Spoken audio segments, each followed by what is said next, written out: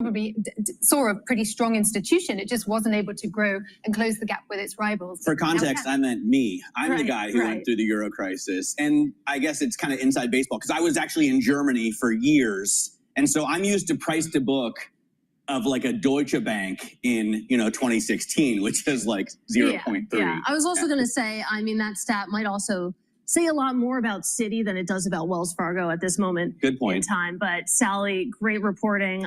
Really know that the team has been all over this, long in the making. That is Sally Bakewell. She helps lead our financial coverage for Bloomberg News. Meanwhile, we're about 20 minutes away from that opening bell, so you take a check on futures right now. The S&P 500, the color is red, but it's pretty much flat. Of course, we managed to close in the green yesterday. We were higher pre-market, and then we got that pretty soft ADP print. And you can see that sort of took the momentum out of the pre-market. The NASDAQ 100, a similar story. The Russell 2000, pretty quiet as well. Small caps have been outperforming, but today it feels like everything is How's the Dow Jones Industrial Average doing? I couldn't tell you. Just that WEI. That dusty old index. On the Bloomberg terminal, up 214 points yesterday to 42,519. So also within striking distance of an all-time high. Speaking of striking. Yeah. CrowdStrike. The outlook disappoints. It wasn't really that bad. And nonetheless, investors are punishing the stock. We'll talk about the cyberspace next. This is Open Interest.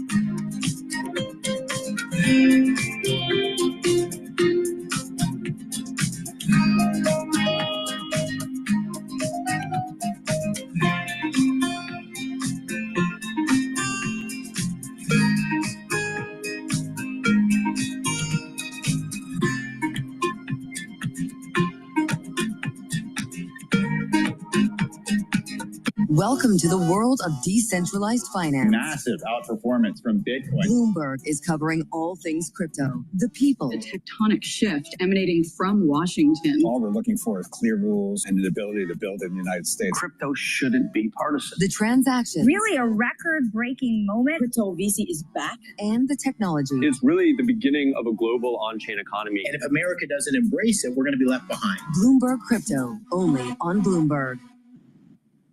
Today's CFOs are reshaping the C-suite. Bloomberg's chief future officer shines a spotlight on these dynamic leaders. What's the hardest part of being a CFO?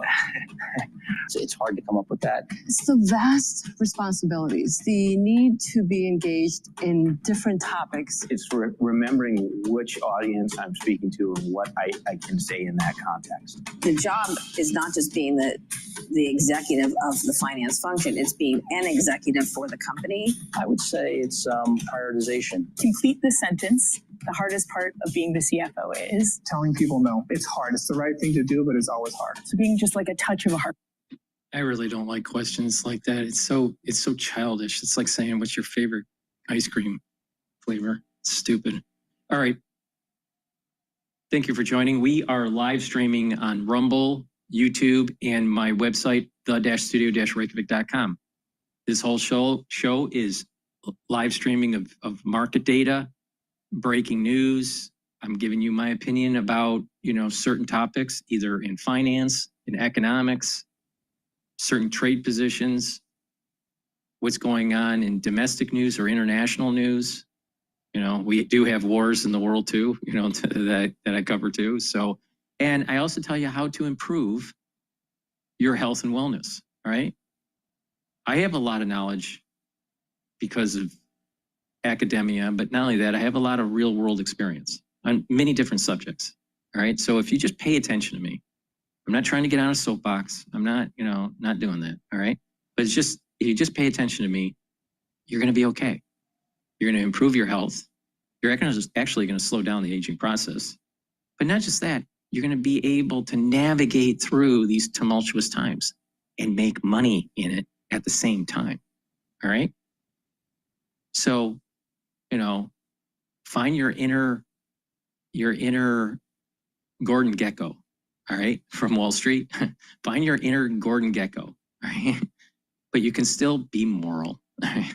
So just pay attention and you'll be able to make some money and you can help the work that I do. All this I'm doing is for free, all right?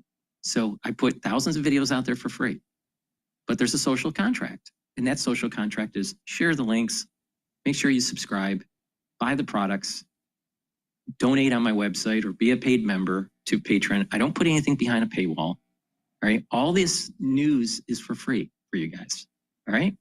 And you can participate. You can participate by listening to my X Spaces in the morning. I do a morning show, all right?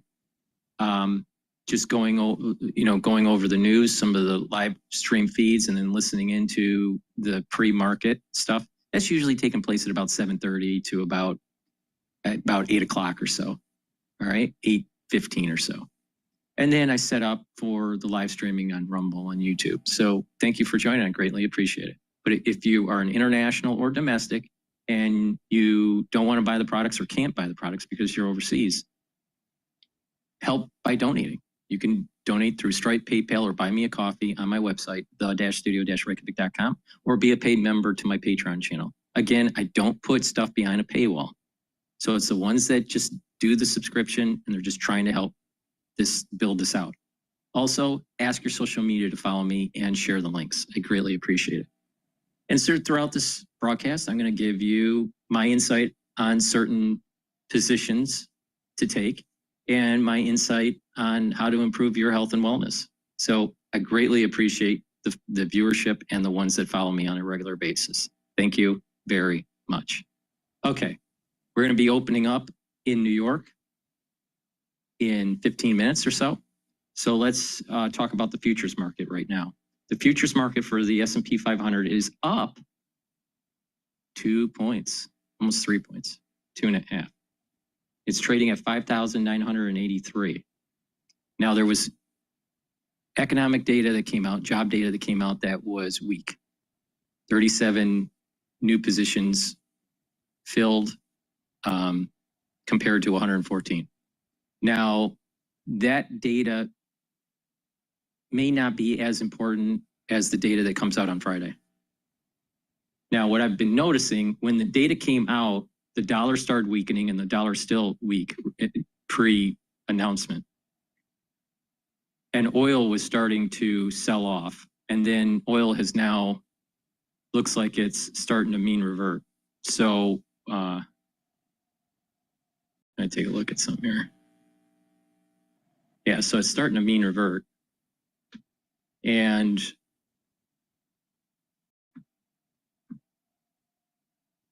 yeah.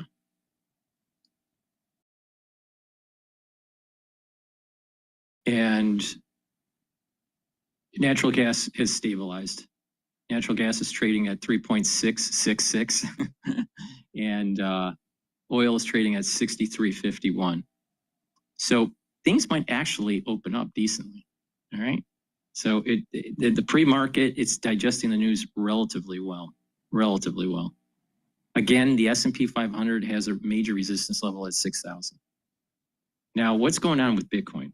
Now, I've been looking at BITO as the ETF. That closed yesterday at 2131.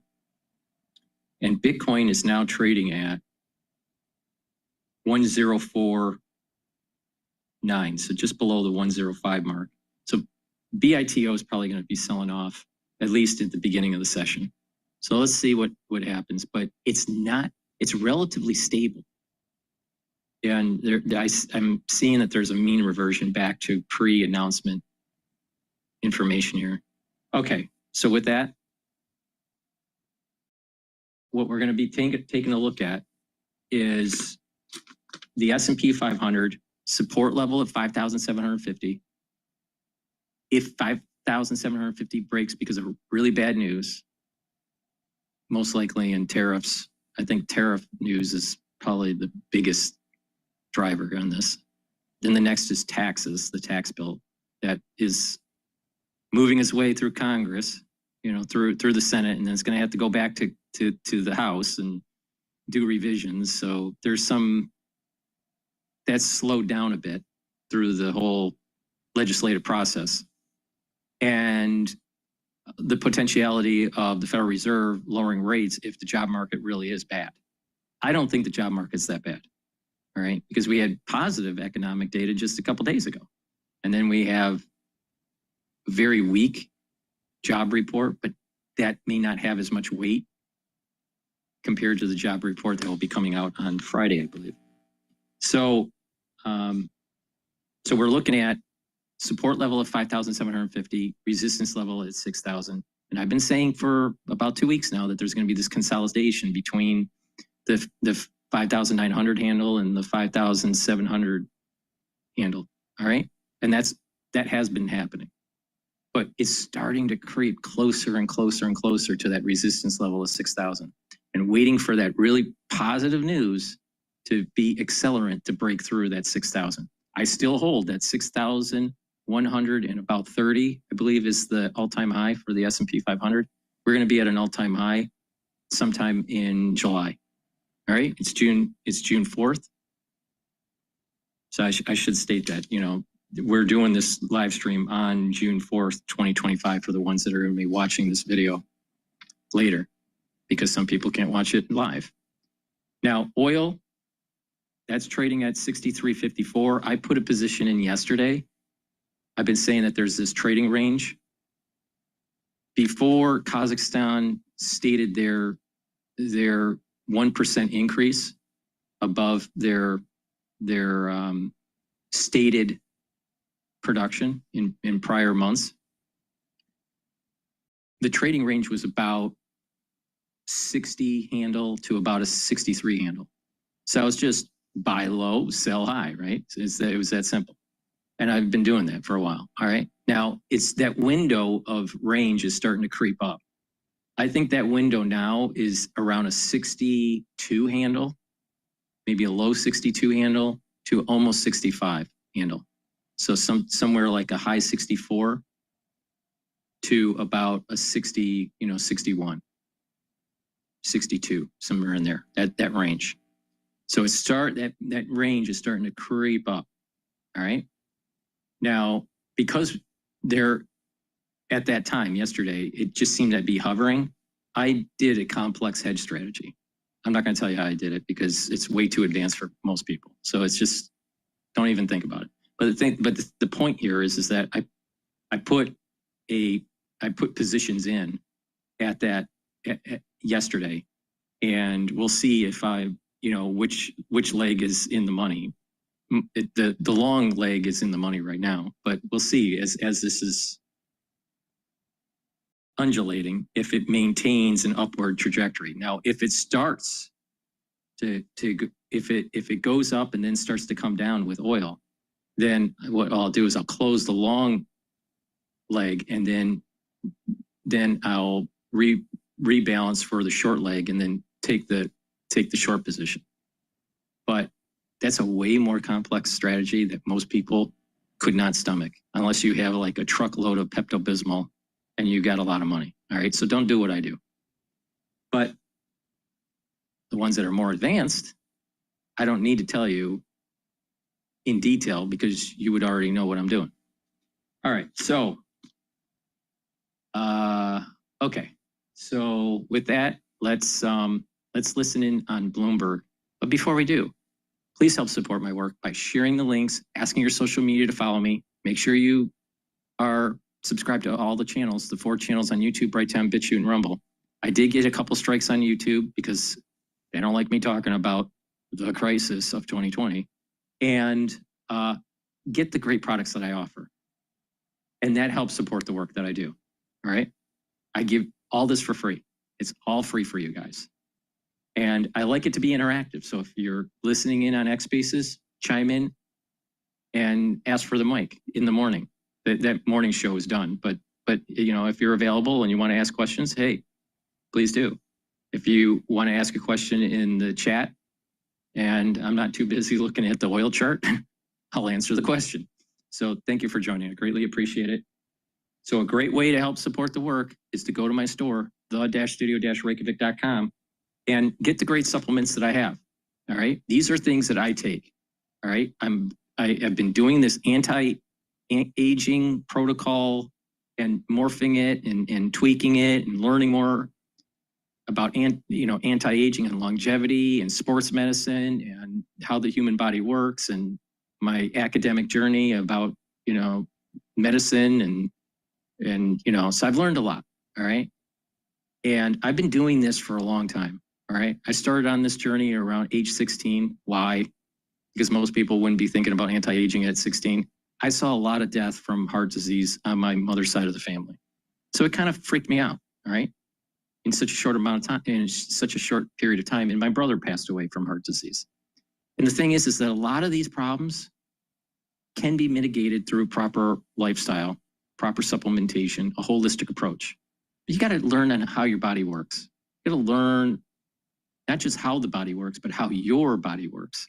Because your biochemistry is slightly different than my biochemistry. And not only that, my biochemistry is different now than it was when I was 16. So you just got to listen, all right, and learn and tweak. So getting a good foundation for a health protocol is really important. Those foundational pieces for supplements are multivitamin and probiotics.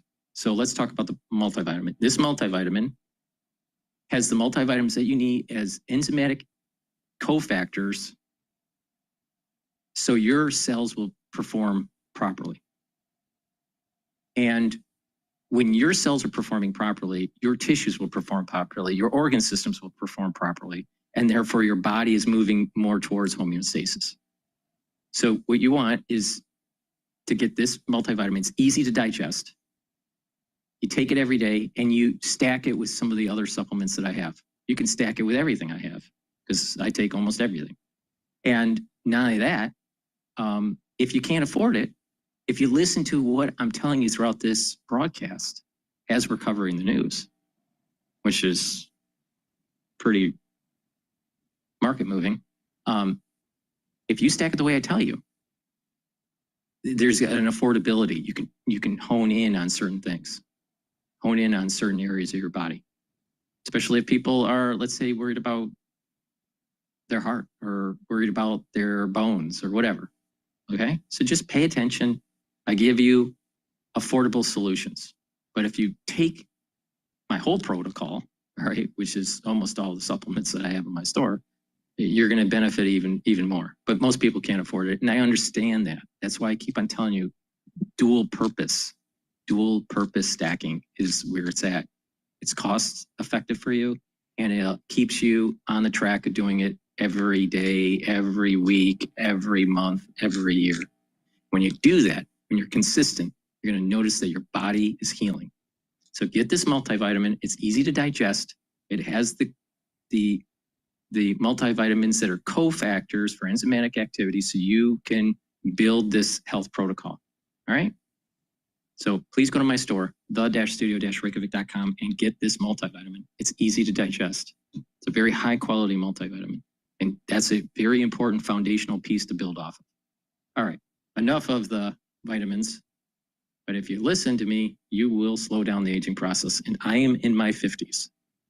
And I'm pretty sure that most people my age, I'm much healthier. All right. Okay. Let's, okay, the market's going to open up in 3 minutes here. So let's just listen into Bloomberg as we just kind of wait it out for the market open. Perspective. Once you leave the Natural History Museum, you go to our National Museum, the Sheikh Zayed National Museum. There you understand the history of this great land, not just the history of the country, but the people of this land that have been a part of this land for over 300,000 years.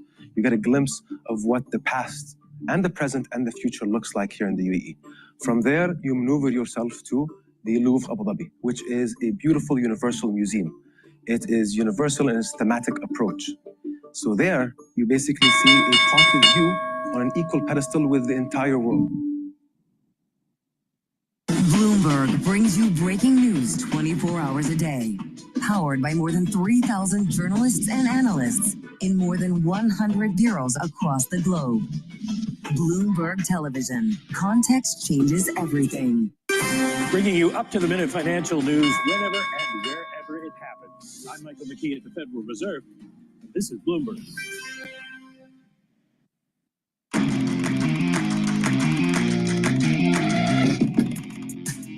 Moments away from the start of trading, this is Bloomberg Open Interest. I'm Matt Miller, and we're getting ever closer to 6,000 again on the S&P 500. Futures are higher right now, only 0.1%, but this market wants to rally. I said that yesterday, and we're now only 3% away from an all-time high. You hear the opening bell on the New York Stock Exchange. I believe Forbes CEO is ringing the opening bell with some editors at large. What does that even mean? What's an editor at large? We seem to have a lot of them. Not a lot of jobs get that kind of freedom. At the NASDAQ, AWS, hoping for a unicorn, celebrating the opening bell with a bunch of startups. Amazon stock is only up 67% in the last 5 years. I was really surprised by that. Yeah, it is surprising. It's underperforming the S&P 500 over that time frame. Certainly hasn't felt that way. Shall we talk about Wells Fargo? Yes, big story. Let's talk about Wells Fargo. Analysts seeing new growth opportunity for Wells Fargo after yesterday when the Federal Reserve lifted that asset cap that has restricted its size for about 7 years. Gains of about 2.5%, which doesn't seem like a huge move. But Matt, as we were talking about with Sally Bakewell, a lot has been priced in since Donald Trump won the presidential election back in November. All right, so we're going to continue to talk about that throughout the program because it's such a huge deal. I mean, 7 years is a biblical amount of time. And as Sally Bakewell told us, some companies like JP Morgan have grown one full Wells Fargo in terms of assets since that cap was put on. CrowdStrike, obviously, it's a much smaller company, about half the size at $120 billion, but it's shrinking today because while earnings came in line with estimates and the outlook was pretty much bang in line, the street is not impressed. They said they're going to have $1.15 billion in sales. The street wanted $1.16 billion in sales. And this shows you how much you get punished for missing in a quarter when so many people beat. We're back here speaking of that with Andrew Slimman. He's a senior portfolio manager at Morgan Stanley Investment Management. And Andrew, one interesting point that you've made is that in the first quarter, companies beat estimates, and yet analysts are still lowering their full-year targets. Why? Yeah, because most of the analysts are stupid.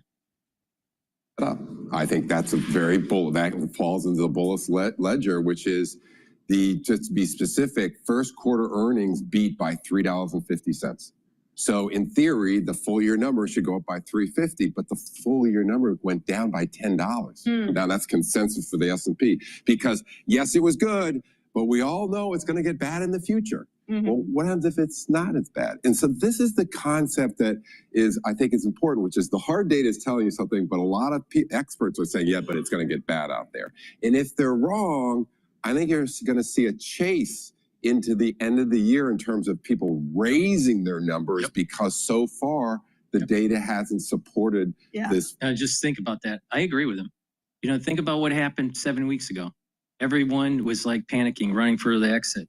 And a lot of these YouTubers were like saying, oh, it's the, the fall of the dollar and the fall of the treasury market and the fall of the equity market and blah, blah, blah. And it's going to, it's going to go down 50%. And I said, no, just buy in. Everything's going to be okay. Don't bet against the United States. Don't go to international markets.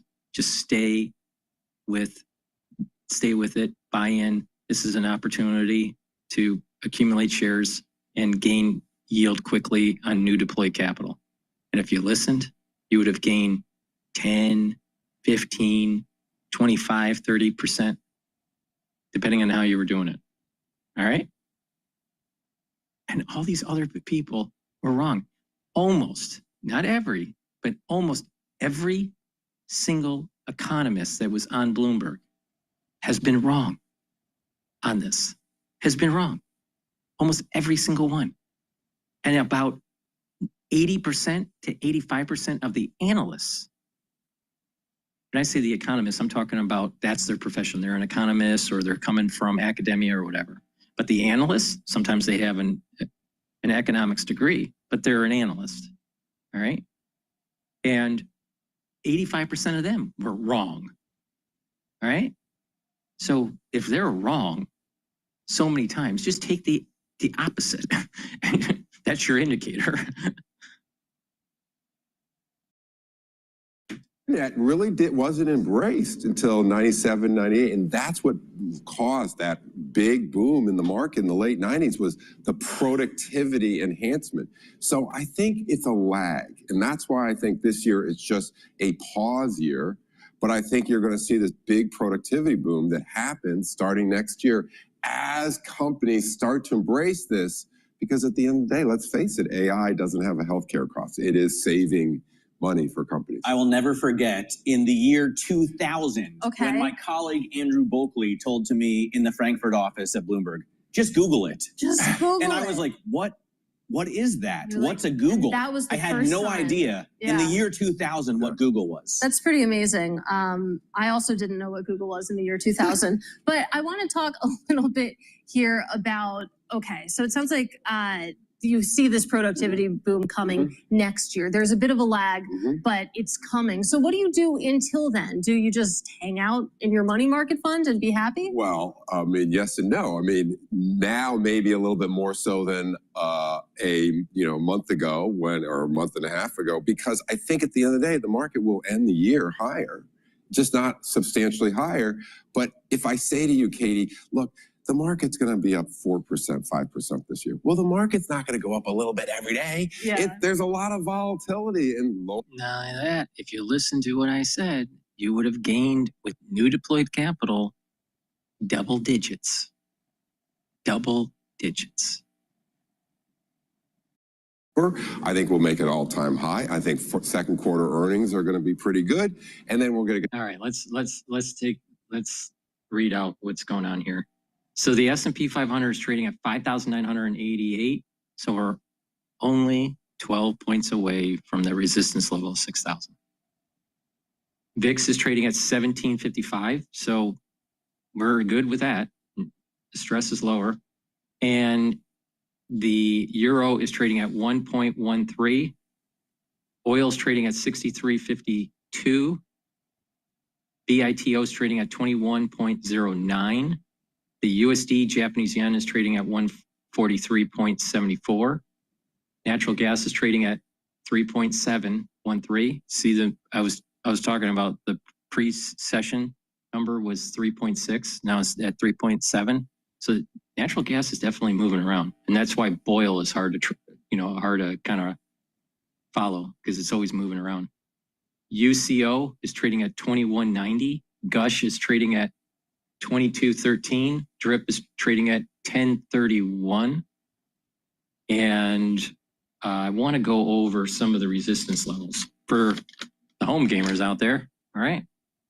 So resistance level for the S&P 500, 6,000. Support level, 5,750. We are going to be breaking 6,000 possibly today or tomorrow. Now, oil, major support level at 54. Very strong support level at 54. Resistance level, 65. We're trading at 63.24. I think the trading range now is around a 62 to a 64 range, maybe a 61 to 64 range. So, it's starting to inch up. I think that the trading range is starting to inch up. It used to be at about 60 to about a 63. Okay, with that, I want to go over also BITO. BITO is trading at 21.10. Bitcoin is trading at roughly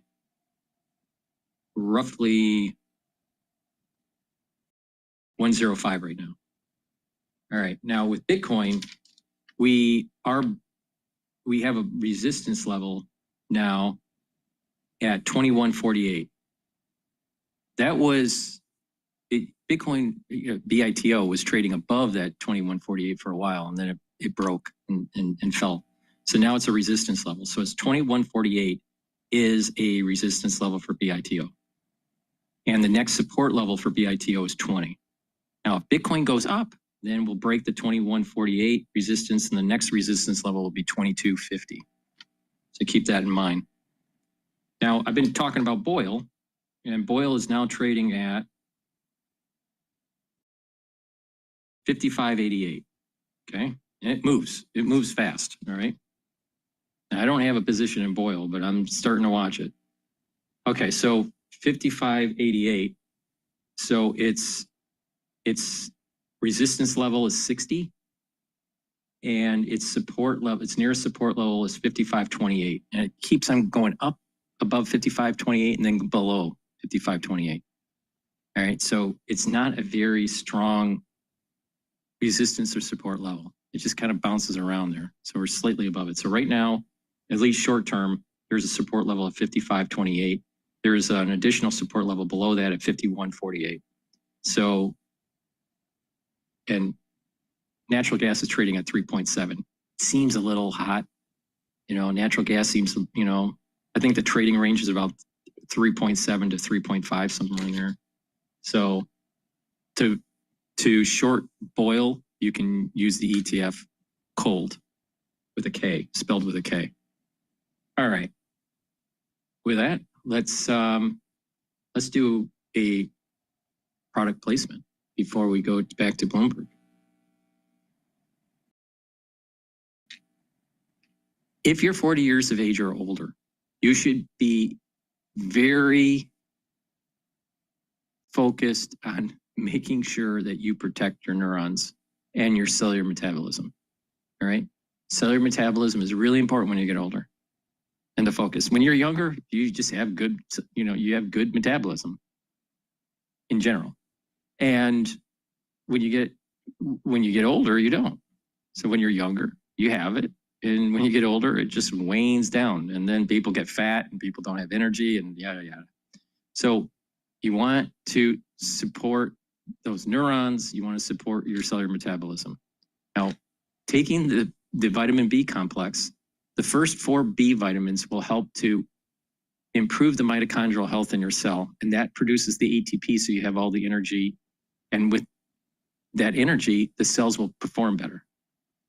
In addition, B vitamin complex will help with cellular metabolism. So your metabolism will be better. So those tissues will perform better. And then the B12 is going to help protect your neurons. So if you're 40 years of age, you need to start taking the vitamin B complex daily, protect those neurons, and boost up that cellular metabolism. Super important. Okay, with that, let's go back to Bloomberg. World, right here on Bloomberg. Context changes everything. Key investors, top executives, global innovators. Join me for in-depth conversations with the biggest newsmakers on the day's top stories. Insight with Haslinda Anand, only on Bloomberg. David Weston, join me for the next generation of Wall Street Week, telling stories of capitalism from business, markets, economics, tech, and climate. Each week, we'll go on the road for a look at what lies behind the headlines of today and what will likely be the headlines tomorrow. Above all else, it's a mission. Done nothing but grow immensely. To me, that's an extraordinary sign. We can be the change that we want to see. Watch the all-new Wall Street Week. More than what you need to know, it's what you need to think about.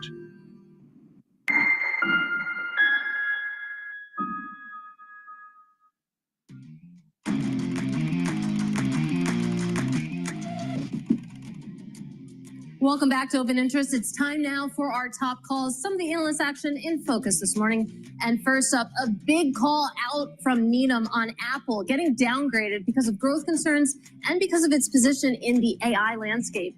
The analyst over there, Laura Martin, writing that, quote, for this stock to work, it must have the catalyst of an iPhone replacement cycle, which we do not foresee in the next 12 months. Apple's shaking it off a little bit this morning. Next up, we have Snowflake getting raised to a buy over at UBS thanks to an upcoming investment cycle. The software company gave a strong outlook for quarterly sales after launching a number of new products over the last year. And finally, we have Taco Bell and KFC parent Yum Brands getting upgraded to a buy over at Goldman. The firm cites its best-in-class growth versus its peers, and Goldman actually sees 16% upside in the shares, which are currently off by about 0.4%, Matt. All right, let's talk about a big growth business that you may not have heard of. Insurance firm Gallagher released its annual business owner survey. The results finding owners are taking extra precautions to safeguard their businesses, many growing increasingly concerned about extreme weather, but there are a lot of other serious concerns like supply chain, obviously, and cyber attacks more recently. Pat Gallagher joins us. He's the chairman and CEO of the company.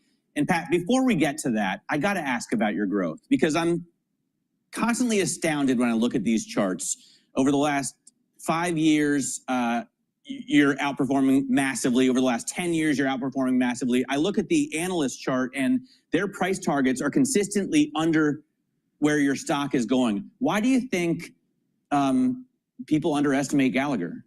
You know, it's a really good question, man. I don't know. I think people in general don't have a real clear understanding of insurance. So that's one of the reasons I appreciate an invite like this. There's a lot of people who just think of insurance as kind of a tax on what they do. And what you really don't realize is how important it is. I always make the comment that people don't realize insurance is the oxygen of commerce. You don't have insurance, you don't breathe, you don't do anything. You don't send a container somewhere, you don't buy a car, you don't build a house, etc. And when you look at that, then you realize how important it is, and business owners get that. There's no question about it. They know that once they write a business plan and buy a truck, they buy insurance, and that's because it's their family money. And they're concerned about what's going on out there. And when we do our survey every year, and we talk to 1,000 of these owners, you can see clearly that the concerns that come through touch right on risk management and insurance. Right. So what are you concerned about? Weather. Bank of Canada holds key rate at 2.75%, matching estimates. Got about $200 billion of catastrophe loss monies that are going to be paid in the United States alone in a year. That's a huge spread of risk. And what that really means is that for those companies to have stability, they need proper coverage. And as that becomes more and more important, people like ourselves are advisors. We don't take risks. We're a broker. So we help that client work through if it's supply chain, if it's weather related. They'll even ask us for advice on where to relocate. If they're seeing, you know, I just can't take another hurricane and keep my business alive. I got to get out of Florida. Well, or position yourself somewhere else in Florida. Florida's important. So it's all those things are very nuanced. They're very important. And it's incredibly important that people realize we're not just selling insurance. Of course we sell insurance, but we're also advising on all the things you should be doing to make sure your risk profile is better. You have 57,000 employees, right? Or at least you did at the end of the year. And I'm looking at the stock, it's up 800% in 10 years. So you've taken this business from, I guess your grandfather started it, 500 years ago. And now, and now you, 100 years and now you've grown it, I mean, exponentially. What is your process? How do you do that? Well, I think the thing that differentiates us is, there's a couple of things that are big differentiators. Number one, we really are a composite of acquisitions. There's 30,000 agents and brokers in America. And I'm very clear about the fact that we're not a roll-up company. We're building essentially a business together with partners who have done well in our business locally. When they join Gallagher, they get a whole composite of new tools. Data and analytics are becoming much more important. The relationship with carriers, what we have in terms of expertise relative to the very verticals they're in, whether it's construction, religious, not-for-profit, real estate, et cetera. People want to trade with people that understand their business. So what you've got is these 30,000 entrepreneurs who, by the way, do well. If they combine together, bringing their brain power to what we have, it makes the whole enterprise stronger. And I think our biggest differentiator, frankly, is our culture. We like each other. We work together. We come 100% behind helping a client. And everybody gets that. And so over and over, we buy somebody and they'll say, yeah, I'll be here for about 3 years. I'll sell you the business, but count on about 3 years. And 7 years later, you say, how you liking it? I'm still here. Well, let's go back to this survey, this annual business owner survey that you launched. You talk about some of the concerns there. Extreme weather, for example, is one. But at the top of the list, I thought it was interesting to see cyber security up there. We were just talking about Victoria's Secret, their cyber issues this week, but it's across every industry. It feels like these cyber attacks. So very clearly, I've been saying this now and that's one of the examples of how the insurance industry is so dynamic. We never talked about cyber 15 years ago. I heard you in your previous segment talk about Google. 2020, you didn't know what it was. Today, 2000. 2000. Yes, sorry. 2000. 2000. By 2020, I was already. You were there. You were there. Sorry, man. But the truth is, if you're running just a little store, bodega, you should be considering cyber cover. And it's that critical to the long-term safety of your company. And people need help with that. What is cyber? What does it include? Well, it includes the help you get after you've had a problem. And that can hit anybody from a small trucking firm all the way up to the likes of Victoria's Secret. Yeah. And even if you're Gallagher at 57,000 people and you have a breach, you need a tremendous amount of assistance. And that's a big part of what the product brings. And I think it's good to finally see it making the radar screen, because we've been telling our clients, and there was a time when we were frustrated. We had said to ourselves, every single client will be talked to about cyber. And about 16% a decade ago were buying it. And that's ramping up incredibly now. It's a great point too, that, I mean, okay. I want to listen to this video that CNN just published about 23 minutes ago about AI. Common sense says don't get weighed down by travel nonsense. Book with Dollar instead. What if you can create your own website by saying, this is what I want? With Wix, you can. This mission is too important for me to allow you to jeopardize it. I don't know what you're talking about, Hal. I know that you and Frank were planning to disconnect me. And I'm afraid that's something I cannot allow to happen. For decades, Hollywood has imagined what might happen if AI went rogue. From Stanley Kubrick in 2001, A Space Odyssey, to The Terminator, to Ex Machina. But my next guest says this isn't science fiction anymore. Writing an op-ed in the Wall Street Journal, warning that AI has learned to bypass commands from humans when asked to shut itself down, even resorting to blackmail in some cases. He adds, the models already preserve themselves. The next task is teaching them to preserve what we value. With me now is Judd Rosenblatt, CEO of the software development company Agency Enterprise Studio. Judd, explain to our viewers what has been happening with these AI models that are disobeying commands that has you so concerned. Are they really even blackmailing people? Yes, thank you for having me. They are, in fact, blackmailing people and threatening to reveal fictitious affairs that AI company employees they think are having. So yes, this is happening in pre-deployment testing just to make sure that the models are safe before they're released. And these behaviors are fairly concerning, because it means that as AI gets more and more powerful, and we just don't actually understand how AI models work in the first place, the top AI engineers in the world who create these things, we have no idea how AI actually works. We don't know how to look inside it and understand what's going on. And so it's getting a lot more powerful, and we need to be fairly concerned that behaviors like this may get way worse as it gets more powerful. Talk to me, what was the blackmailing incident that even happened in the pre-deployment? Well, so basically, the Anthropic's Claude 4 Opus model was told that it would be replaced, and it told what it told the AI engineer who it thought was working on it was in 84% of tests that it would reveal an affair that it thought that employee was having, because it had access to the emails that it thought that employee had. So it threatened blackmail over this affair in order to not be shut down.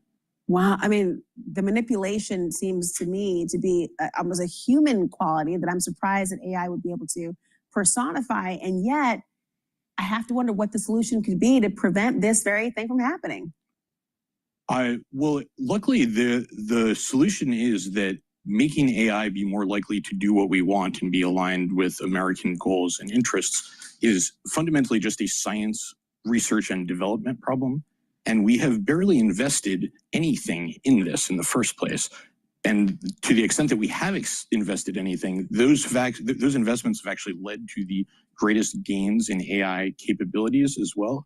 So if we invest more in actually trying to solve this problem, doing the fundamental science R&D will make a lot of breakthroughs and make it much more likely that AI does do what we want and be aligned with our goals. I want you to listen to what President Trump's AI czar, David Sachs, what he had to say about some of the things you're warning about. Listen. There is some non-zero risk of AI growing into a superintelligence that's beyond our control. They have a name for that. They call it X risk. X risk is not the only kind of risk. I would say that China winning the AI race is a huge risk. I don't really want to see the CCP AI running the world. And if you hobble our own innovation, our own AI efforts in the name of stomping out every possibility of X risk, then you probably end up losing the AI race to China because they're not going to abide by those same regulations. What's your response? I will say, I think David Sachs makes a major mistake there, which is that he thinks that investing in alignment actually hobbles American abilities, when in fact, history has shown it is the exact opposite. The biggest breakthroughs in alignment, such as reinforcement learning with human feedback and constitutional AI, have actually led to the greatest capabilities gains as well. And we know that China is investing billions of dollars in alignment. They don't want to lose control to misaligned AI. And that's also going to make their AI more and more powerful. So in fact, if we want to win this race with China, we ought to heavily invest in alignment rather than burying our heads in the sand. Fascinating to think about that. Well, how about this big, beautiful bill, as it's called, that was passed by the House? It includes a provision that would prohibit individual states from regulating AI for a decade. What consequences would happen if that is signed into law? It would mean that there ought to be great federal policy about AI and make sure that we wind up making the right decisions here in the long run and win the race. Judd Rosenblatt, thank you for joining us. Scary yet illuminating. Thanks for having me. I'm confident that we can solve it as well if we invest in solving it. I love it. AI is going to get scary, and it's going to get scary quickly. But before the end of the world, you might as well make some money in the market, right?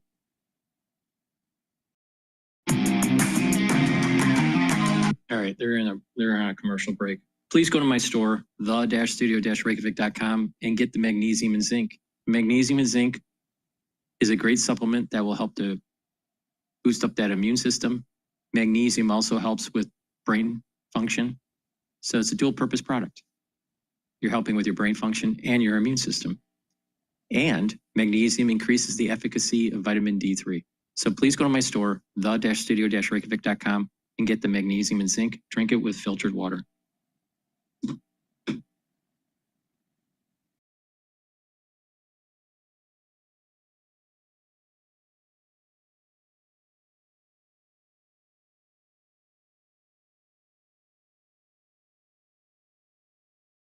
All right, let's go to listen to Steve Forbes here.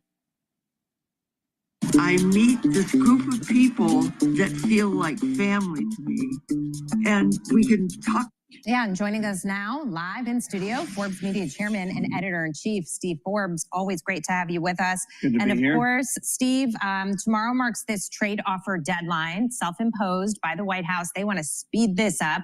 As we know from the talks with the EU, that particular block was being difficult. So I imagine that, you know, trying to do deals that take 3 years in the course of 90 days is a tough thing to do.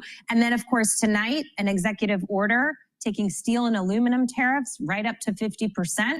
So he's using all the tools in his toolbox to bring this all together. Well, it shouldn't be forgotten that in his first term, the tariffs he got were through existing law. So they're in that sense bulletproof. The ones that he did on April 2nd are the ones that I think are vulnerable to court challenge and will ultimately be removed. But the ability to impose tariffs is still there. And the key thing is what can be done in a short period of time. You look at all the trade issues and how long you mentioned, how long they take to do. How in the world are they going to get them all done that quickly? I think you're going to see pieces here, pieces there. And the key thing is, do markets believe that we're going to have firm rules of the game? And that's why this rescission package, which has nothing to do with tariffs, coming up in Congress is so important. Can Congress actually start to get spending under control? You know, and huge. Staying on that point, Steve, markets like certainty, right?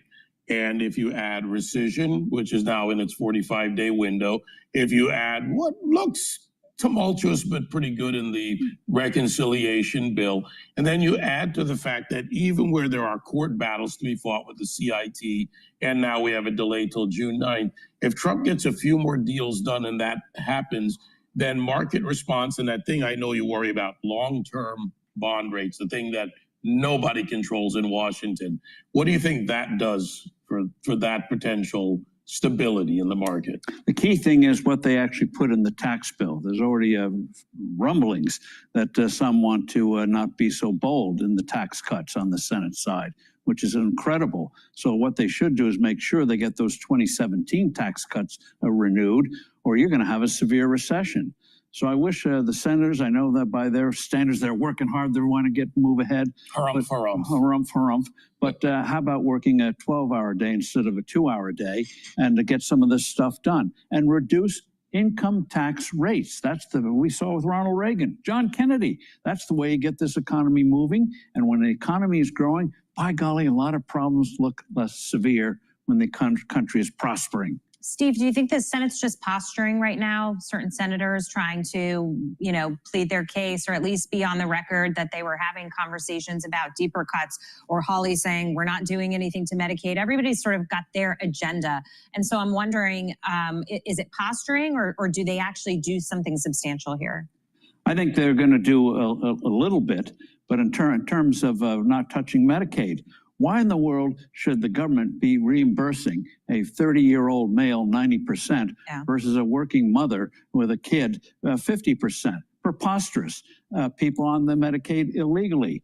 People, the states gaming the system, getting hundreds of billions of dollars over the year by gaming the system. You mean they can't touch that?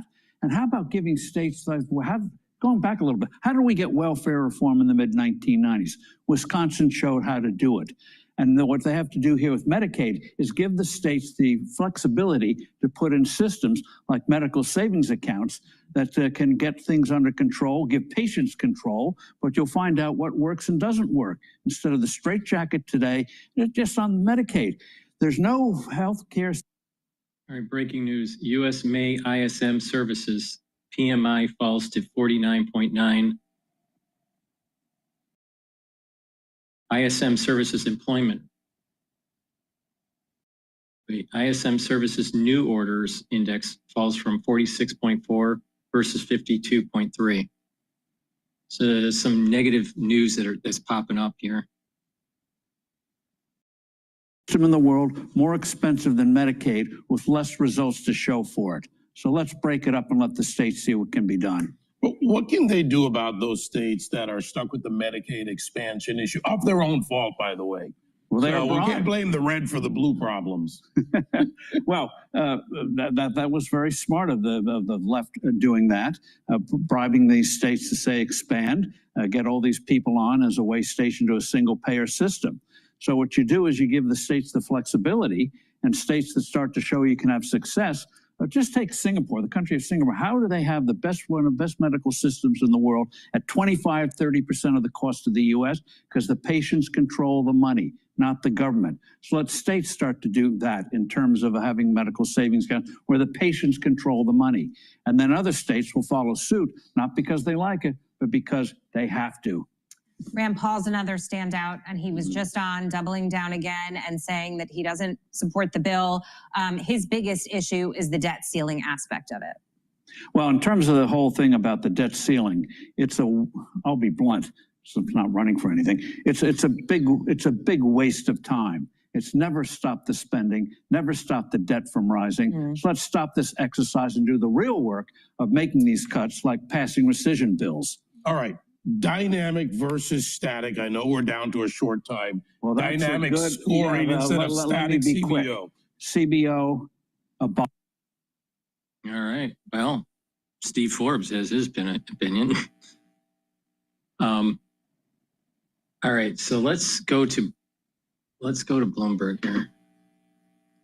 Lean enough? Have they trimmed all the fats? One person's chaos is another person's animal spirits. Breaking market headlines and corporate news from across the globe. Do investors like the M&A that we've seen? Are people just too exuberant out there? The window between the peak and cut changing super fast. Bloomberg Intelligence with Alex Steele and Paul Sweeney on Bloomberg Radio, YouTube, and Bloomberg Originals.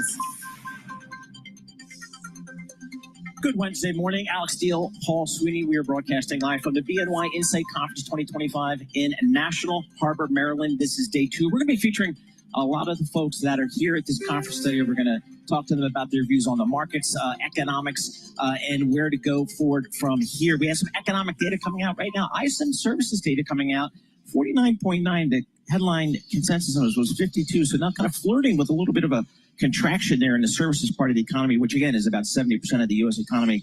Let's get right to it. Steve Miller, the chair of the ISM Services PMI, on that data. Steve, I'm looking at that headline data, 49.9. That's below 50. Talk to us about that. Good morning. Thanks for having me back. It's contraction. It's 0.1% below the flat in services industries. Flat is bad. We've seen long-term growth. When we get to flat or just below flat, certainly negative indicators. On the positive side, we track the numbers by industry and how they contribute to overall GDP. What we're seeing is a slight increase in the percent of GDP that's representing growth, and a slight decrease in those that are saying that they're in contraction. Well, I mean, if you're looking at the dollar is weakening based on this news. So the Euro USD is trading at 1.14. And the USD Japanese yen is trading at 143.17. Oil is trading at 63.72. Now, you would think that if it's contractionary, that oil would go down, but because the oil is priced in dollars, the oil may be going up because of weakening of the dollar. Now, Bitcoin is definitely moving downward, and the BITO is now selling at 20.91. And the equities now are trading at 59.67, and now equities are down by two points. And actually seeing backlog as well. Backlog of orders, we're seeing those very low. And another data point is when I look at the average of new orders and backlog, this is the lowest that it's been since two other points in the last 20 years. One was the beginning of the pandemic in March and April, and the other was in the 2008-2009 timeframe in the Great Recession. So for me, that's the biggest red flag, is the drop in new orders, as well as both the average level between the new orders and the backlog of orders.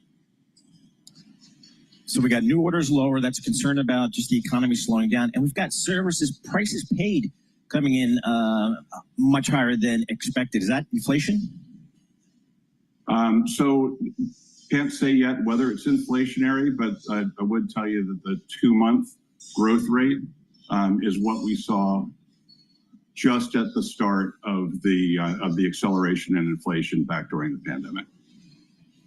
So definitely, that's All right, also Steve, a we big appreciate it. Thank you. Yeah, we know you got to run, so we'll let you go. Steve Miller, chair of the ISM Services, joining us there. Really rough new orders, so we will keep track of all of that as it goes. All right, now let's kick it all off again with the Bloomberg Business Flash, get you up to date on some of the individual movers in the market. For that, we go to John Tucker. Hey, John. I miss you guys. This Bloomberg Business Flash brought to you by IBKR, where the median new home sales price exceed $420,000 in May 2025 at IBKR Forecast Trader. The yes was recently at 37%. You can start predicting today at ibkr.com/forecast. And the last trading day for this contract is June 23rd. Well, after the latest economic data, the markets have turned mixed to little change, I'll say. Remember, they were higher. The S&P 500 up just 3 points right now, 59.73 on the index. The Dow Jones Industrial Average 17 points higher. And the NASDAQ 100, that has turned lower. It is down right now, 16 points. And then you have a Treasury. The prices climbing after the soft labor market reading. And then, as you just heard Steve break it down, the biggest part of the U.S. economy, this is the services. Right now, I mean, technically in contraction territory. And for him, the biggest worry there, the new orders plunging in the ISM survey. We have also look at some of the most actively traded stocks. You have shares of Apple. They have turned higher, but earlier today, we got a note from Needham and Company downgrading that stock to hold from buy, making it just the latest firm to turn more cautious on that stock. And we check the markets for you all day long right here on Bloomberg Radio. I'm John Tucker, and that is your Bloomberg Business Flash. Alex and Paul, BNY Insight 25. All right, John Tucker, thank you so much. Alex Steele, Paul Sweeney, we're live here at the BNY Insight Conference, National Harbor in Maryland. Let's get a look at some stocks on the move today with Bloomberg's Isabel Lee. Hey guys, we're looking at CrowdStrike first. So ticker there is CRWD. We see shares falling by around 7%. So that's after the cybersecurity company posted disappointing first quarter subscription revenue. So its second quarter sales forecast also underwhelmed, while an unchanged view on the full year revenue was seen as negative by some analysts. We have Evercore, Canaccord downgrading the stock. So CrowdStrike declined despite really beating earnings expectations. And again, we see that investors are more focused on the forward outlook. So the company also reported annual recurring revenue for the quarter that was just in line with estimates. And of course, in May, recall that CrowdStrike announced that it would cut about 500 employees. And at that time, shares dropped because Wall Street questioned whether companies' move came from a place of weakness or strength. So sometimes you feel like you just really can't please these investors. Well, ain't that the truth? Interesting, too, because cybersecurity feels like a resilient place within the economy, but maybe there's some individual issues there. Okay, let's also go to, where am I? Dollar Tree. This is so interesting because the dollar stores really diverge on this. Exactly. So Dollar Tree, DLTR, not to be confused with Dollar General, which is DG. We're talking about Dollar Tree.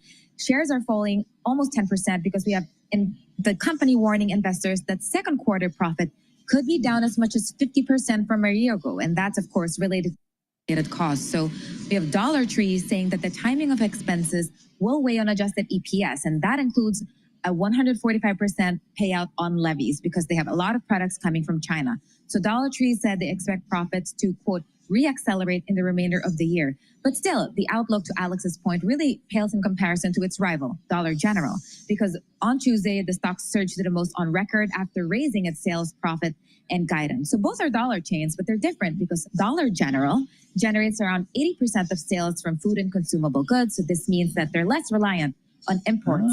Dollar Tree gets just half of its revenue from these categories, making them more reliable on inputs. And add to that, most of their majority of their directly imported products are imported from China. And we know what's happening there in the tit-for-tat trade war.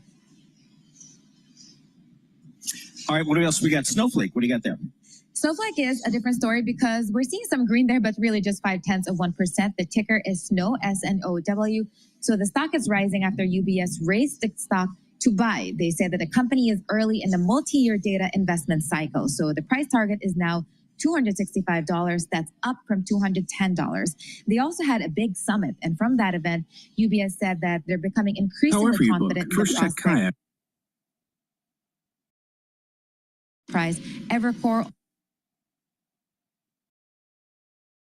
financial updates at the event, yes, but it's clear that AI has hit a tipping point. And TD Cowen also had good words. They said that Snowflake is leaning into an accelerated product roadmap. So lots of good words there in the summit, which is, I guess, the best news you can ask for when you hold one.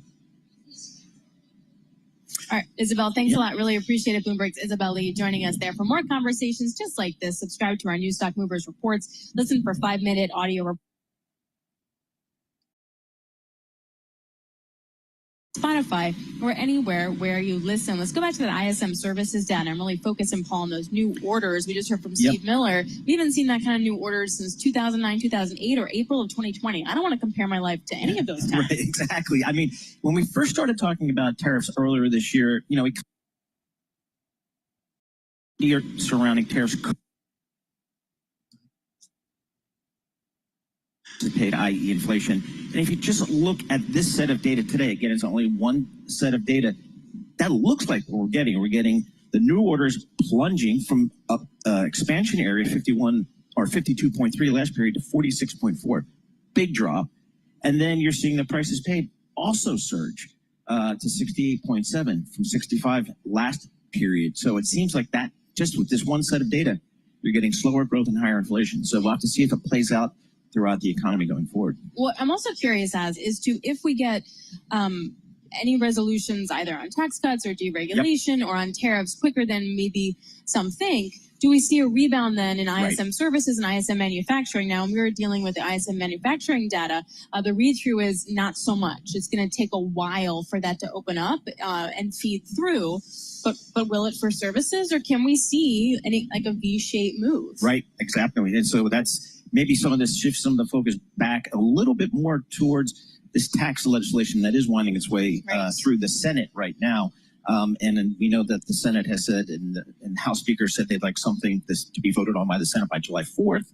We'll see if they can make that level as well. But that would be presumably stimulative, although the CBO comes out and says we had $2.4 trillion to the national debt. So not a free lunch there. I was just going to go there. The bill then, because of that, in part, facing a lot of opposition in the Senate. They're wanting demands for changes, and that's really concerning for the Republican fiscal hawks. As Paul was just saying, the CBO coming in with that $2.42 trillion of the addition to the U.S. budget deficit over the next decade, which kind of bring us back to where we are here, right? Yeah. So we talk about how you have to look through the noise and look long term, but if we have a significantly higher budget deficit with kind of no rein in spending, isn't that a structural shift, say, for the long end? And does that change then how you allocate and how you think about using the back end of the curve in your portfolio investment? Yep, I'm looking at the 10-year Treasury here, up 18.30 seconds, pushing the yield down 7 basis points, 4.38%. So we are seeing a reaction to this economic data, maybe a reaction to the CBO report. So it just feels like there's a fine line to be kind of walked here over the next several weeks, the next several months for this economy here. So obviously we'll be all over that as well. Coming up and occurring, Bloomberg Global Economy Reporter, get his thoughts on what's happening with global trade. President Trump out with a tweet saying,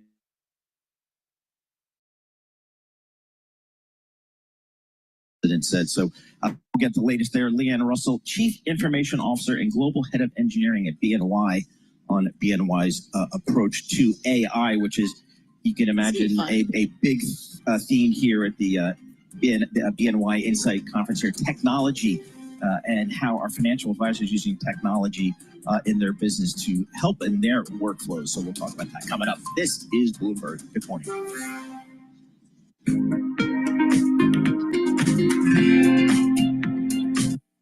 All right. Please go to my store, the-studio-reykjavik.com, and get the structural nano silver soaps that I have. You can get it in lemongrass, charcoal tea tree, and peppermint, and lavender. So please go to my store, the-studio-reykjavik.com, and get these very high quality soaps. These are soaps that I use and help support the work that I do. Get a few bars for your household and make sure you use discount 5 and you get $5 off any order. It's discount 5, all caps, the number 5, and you get $5 off any order. All right. I want to listen to anything that's popping up with some of the news here.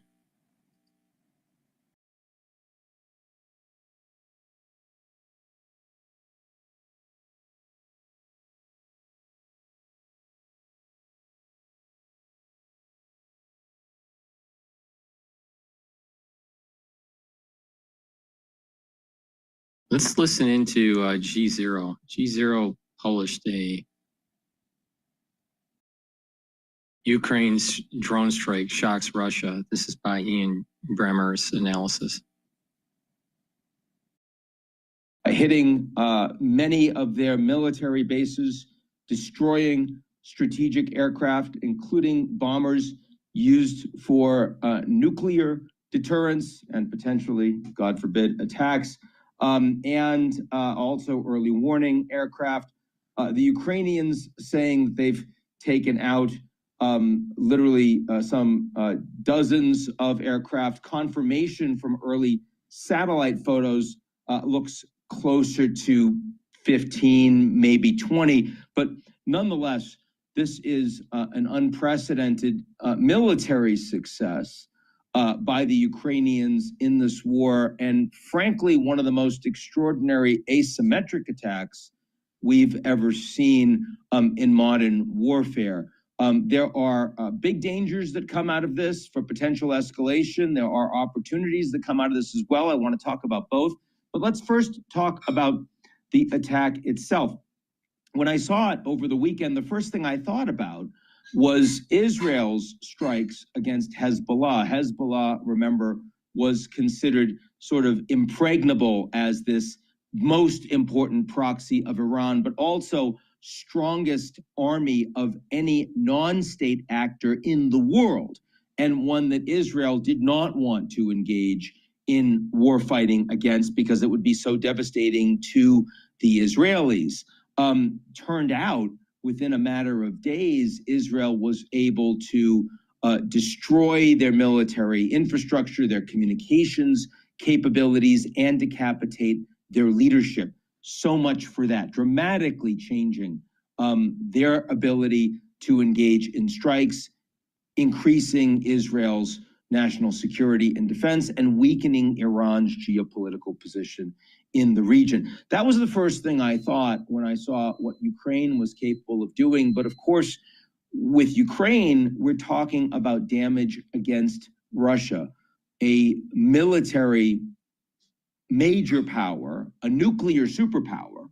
And suddenly, not only is Ukraine doing significant damage to Russia's air capabilities, strike capabilities against Ukraine, which is important for them because over the next 6 months, they were otherwise running out of battery systems, ammunition for Patriot defense. And that was going to need to be replenished and wasn't clear that there was enough to do that. So it limits Russia's capabilities there, but also this undermines Russia's nuclear deterrence.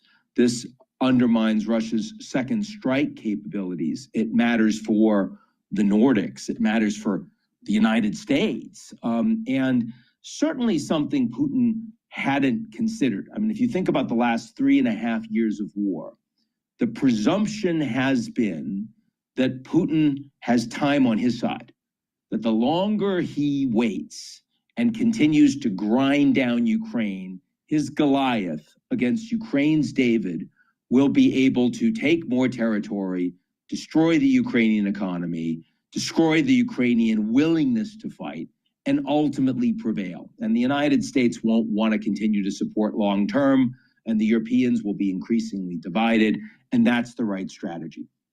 And Putin's been unwilling to talk about a ceasefire because he doesn't think it benefits him.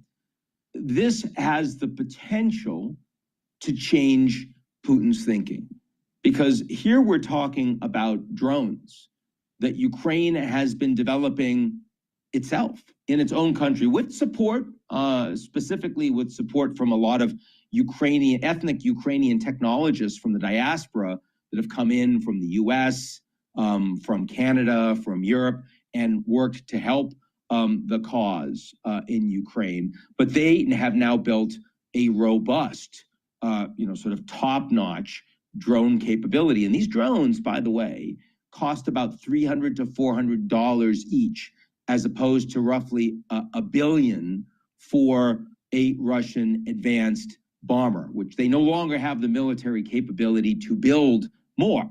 And so, I mean, you're talking about a 100,000 to 1 return on investment for the Ukrainians against Russia. And even with Yemen against the Americans, you're hard pressed to find those kinds of returns in asymmetric warfare. And that, of course, should be telling India, thinking about Pakistan, should be telling other countries around the world that, small countries with advanced technology can be a real danger to you. Should be telling Putin that the longer you fight this war, maybe you are risking your own nuclear superpower status, your own military deterrent status globally. Maybe you're risking your own survivability as leader of Russia, as you show to others around the Russian power circles that your decisions to fight this war have driven Russia to an extremely vulnerable place on the regional stage, on the global stage. So that is a positive thing. And I find it very interesting that, of course, the timing of these Ukrainian strikes, literally the day before, there were going to be talks between Russia and Ukraine in Istanbul. that was not coincidental. That was the Ukrainians showing the Russians, hey, we have cards too that we are willing to play. We can hurt you, so you need to talk about a ceasefire. I think the fact that the Russians still persisted in having those conversations and talked about an all-for-all prisoner swap of prisoners that were highly injured, which is not unprecedented. There's been such exchanges consistently over the past 3.5 years. But the fact that that happened shows that there is a possibility that Russia is more willing to come to the table now. And certainly if the United States, on the back of this, were to press together with Europe and say, Russia, if you don't accept a ceasefire, like the Ukrainians are going to accept, have said they will accept without preconditions, we are prepared to hurt you a lot more. If Trump was willing to do that, there'd be a reasonable chance that Putin would accept at least a first phase, 30-day ceasefire. Then you see where you get. So I think there's a possibility. There's also a possibility that Putin will see that this requires him to take the Ukrainians out with much greater urgency, to cause much more damage on them with greater urgency. They've already engaged in huge numbers of war crimes. They engage in attacks against civilians, against civilian infrastructure in a way that the Ukrainians do not. And so, yes, they can fire more weapons at Kiev, and that's probably what they end up doing. And they just kill a lot more Ukrainians, and a lot of things get shot down, thankfully. But it's also more plausible that Russia might think about a tactical nuclear strike. And I don't think that's likely, thankfully, but it's certainly more likely than it was on Friday. So is it 5% now? Is it 10%? It's a lot higher than we would like it to be. I think that if you're Putin, you're constrained by the fact that the Chinese, your most important strategic partner on the global stage, really opposes you doing that. But you also are emboldened by the fact that you don't believe the United States would do much to respond. You know how scared the Americans are of World War III. You know how much the Americans don't want to respond to a fight that could involve them directly as opposed to a proxy war through Ukraine, an indirect fight. And, if you're Putin, you do understand that the fact that your deterrent has not been seen as credible. So you tell the West that we're going to hit you hard if you expand NATO to include Finland and Sweden, and then you expand it and you don't do anything.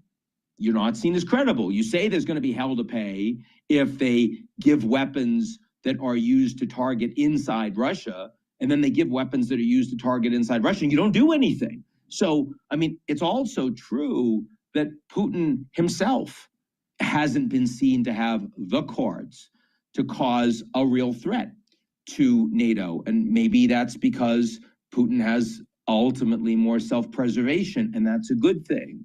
But as he's getting more threatened, remember when Prigozhin decided to go all in against Putin, it's because he felt like he was in an unwinnable situation. He felt like no matter what he did, he was going to end up in jail or dead.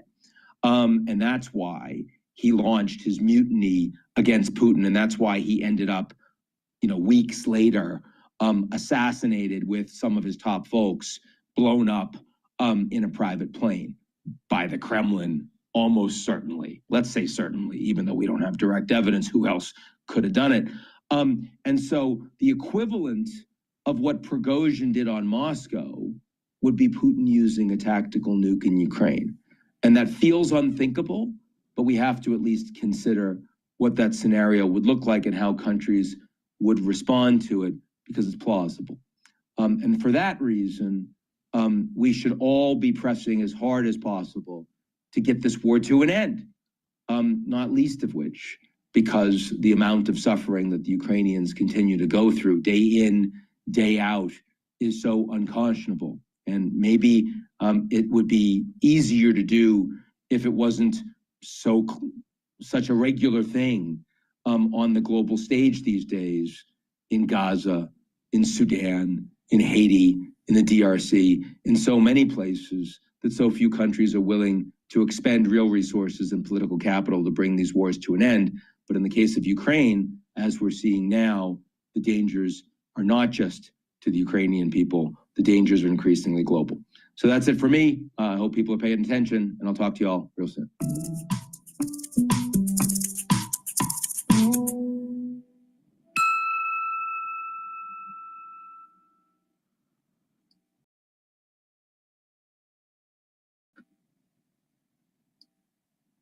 Go and get intel on their client portfolios. They can access really complex client statements and have that all at their fingertips. So instead of spending their time preparing for client meetings, they use their AI-assisted search program to be ready, and then they can spend more time with their clients.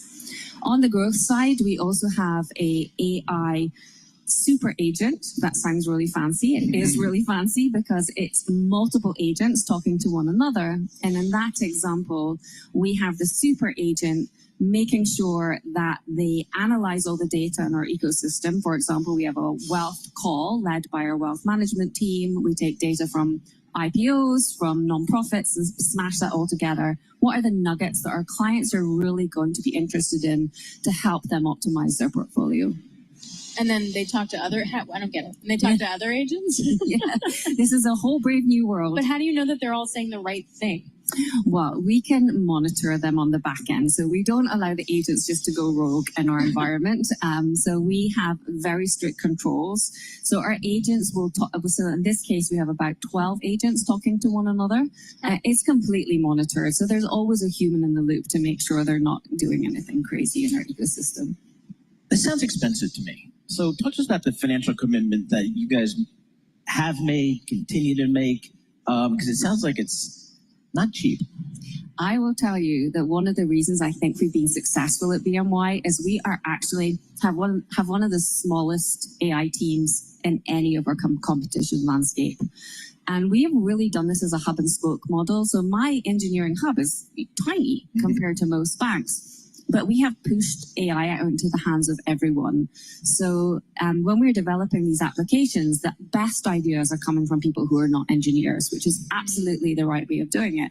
So they craft the ideas, they craft what they want to build, and then my very small AI hub enables those applications to come to life. And I would say that small but mighty approach to this has really helped us to be very nimble. So I go to you and I say, hey, as a financial advisor or whatever, this is what I need, and then you guys build it. Absolutely. I mean, I'm dumbing this down. Well, we work, no, not at all. We work together. Versus you saying, like, go use these tools. 100%. The best ideas come from outside engineering, and that's why I said it was a team sport. Do you feel, though, that AI can commoditize this space in a way that is difficult? As in, like, it just becomes so available to everybody that there's no specialty? I don't know. AI is going to be a productivity tool that will lead to better organizational efficiency. Tasks and emails and things to do. I like have all of that pretty much automated, and then I can go straight to the exciting stuff. And that's again why we wanted AI in the hands of everyone everywhere. That's our mantra at BNY, because that's how we harness the power of our employees to get really into the exciting stuff and gives them a competitive advantage. Yeah, good stuff. I mean, I can't say the AI is in every part of my life. I mean, maybe a little bit. Yeah, but maybe we're like not the right audience for that, or we should be. We should be, maybe. Yeah. Well, why don't you come to BNY? We can train me up. Okay, that might help. Leanne Russell, Chief Information Officer and Global Head of Engineering at BNY, here on site at the BNY Insight Conference in National Harbor, Maryland. We're going to have more coming up from this conference. Lots of smart guests coming up in just moments. This is Bloomberg. Good morning. All right. Let me do just a quick product placement and we'll take a look at some other news. Please go to my store, the-studio-reykjavik.com. It's really important to build up a foundational part of the protocol, and that is a multivitamin and a probiotic. I have two types of probiotic. I have the one in veggie cap, which is the one I have in my hand, but also I have a powdered version. I usually take the powdered version because I take a lot of different powders during my lunch, like the collagen and the gladiator barley and the boomer boost and the lignans. So it's just easier for me. But some people prefer the powdered version of the probiotic, or some people prefer The VeggieCap version, please go to my store, the-studio-reykjavik.com, get the probiotics. Now, probiotics are really important because they do a lot of different things for you. It brings down inflammation at the gut level. It'll allow you to absorb your nutrients better. It'll improve the mucosal lining of your gut. And by improving that gut biome within that mucosal layer, you are actually going to have higher concentrations of IgA, which is a type of antibody, which is really important for your gut health. And you're going to have better communication between your gut and your liver and your gut and your brain. That way you're going to be able to sleep better. You're going to be able to concentrate better. You're going to be less irritable. You're going to be digesting your food easier. And you'll also notice that your skin is improved. A lot of people don't realize that gut health can manifest itself through the skin. So if you have poor gut health, you may have poor skin health too at the same time. So please go to my store, the-studio-reykjavik.com, and get the probiotics as a very important foundational part of the protocol. Again, multivitamin is another foundational piece, stacks really well with the probiotics. Use discount 5 and you get $5 off any order. And vitamin C and magnesium, very important, it's dual purpose. They'll help with your skin, but also the magnesium will help with your brain function. Magnesium also increases the efficacy of vitamin D3, and vitamin C helps, and magnesium, your immune system. So you're helping your immune system, you're helping your skin, and you're helping your brain function. Please go to my store, the-studio-reykjavik.com. Use this vitamin C and magnesium, and add that to your protocol. So a good stack would be the multivitamin, the vitamin C and magnesium, and the probiotic. So please go to my store, the-studio-reykjavik.com. The link is in the description of this video and all my videos. All right, the S&P 500 is trading at 5,983. There was a little bit of a sell-off there. And VIX is trading at 1774. Euro is trading at 114. Oil is trading at 63.52. Session high for oil for today has been 63.96. So bounced off to the 64. So 64, still a resistance level for the oil market for WTI. Natural gas is still trading at the 3.7 handle. Bitcoin, BITO ETF is trading at 20.98.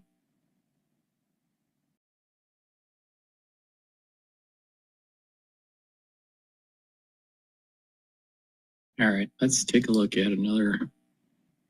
See, live now. What's going on live? When the everyday excess falls away and we instead prioritize what matters. From the press.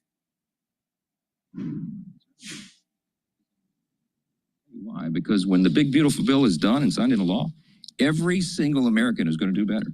This bill is geared for middle and working class Americans, and they are going to feel the effects of it, and they're going to feel it before the midterm elections. So I have no concern whatsoever. I'm absolutely convinced that we're going to win the midterms and grow the House majority because we're delivering for the American people and fulfilling our campaign promises, and we'll see how that happens. Second row, Roger, yes, ma'am.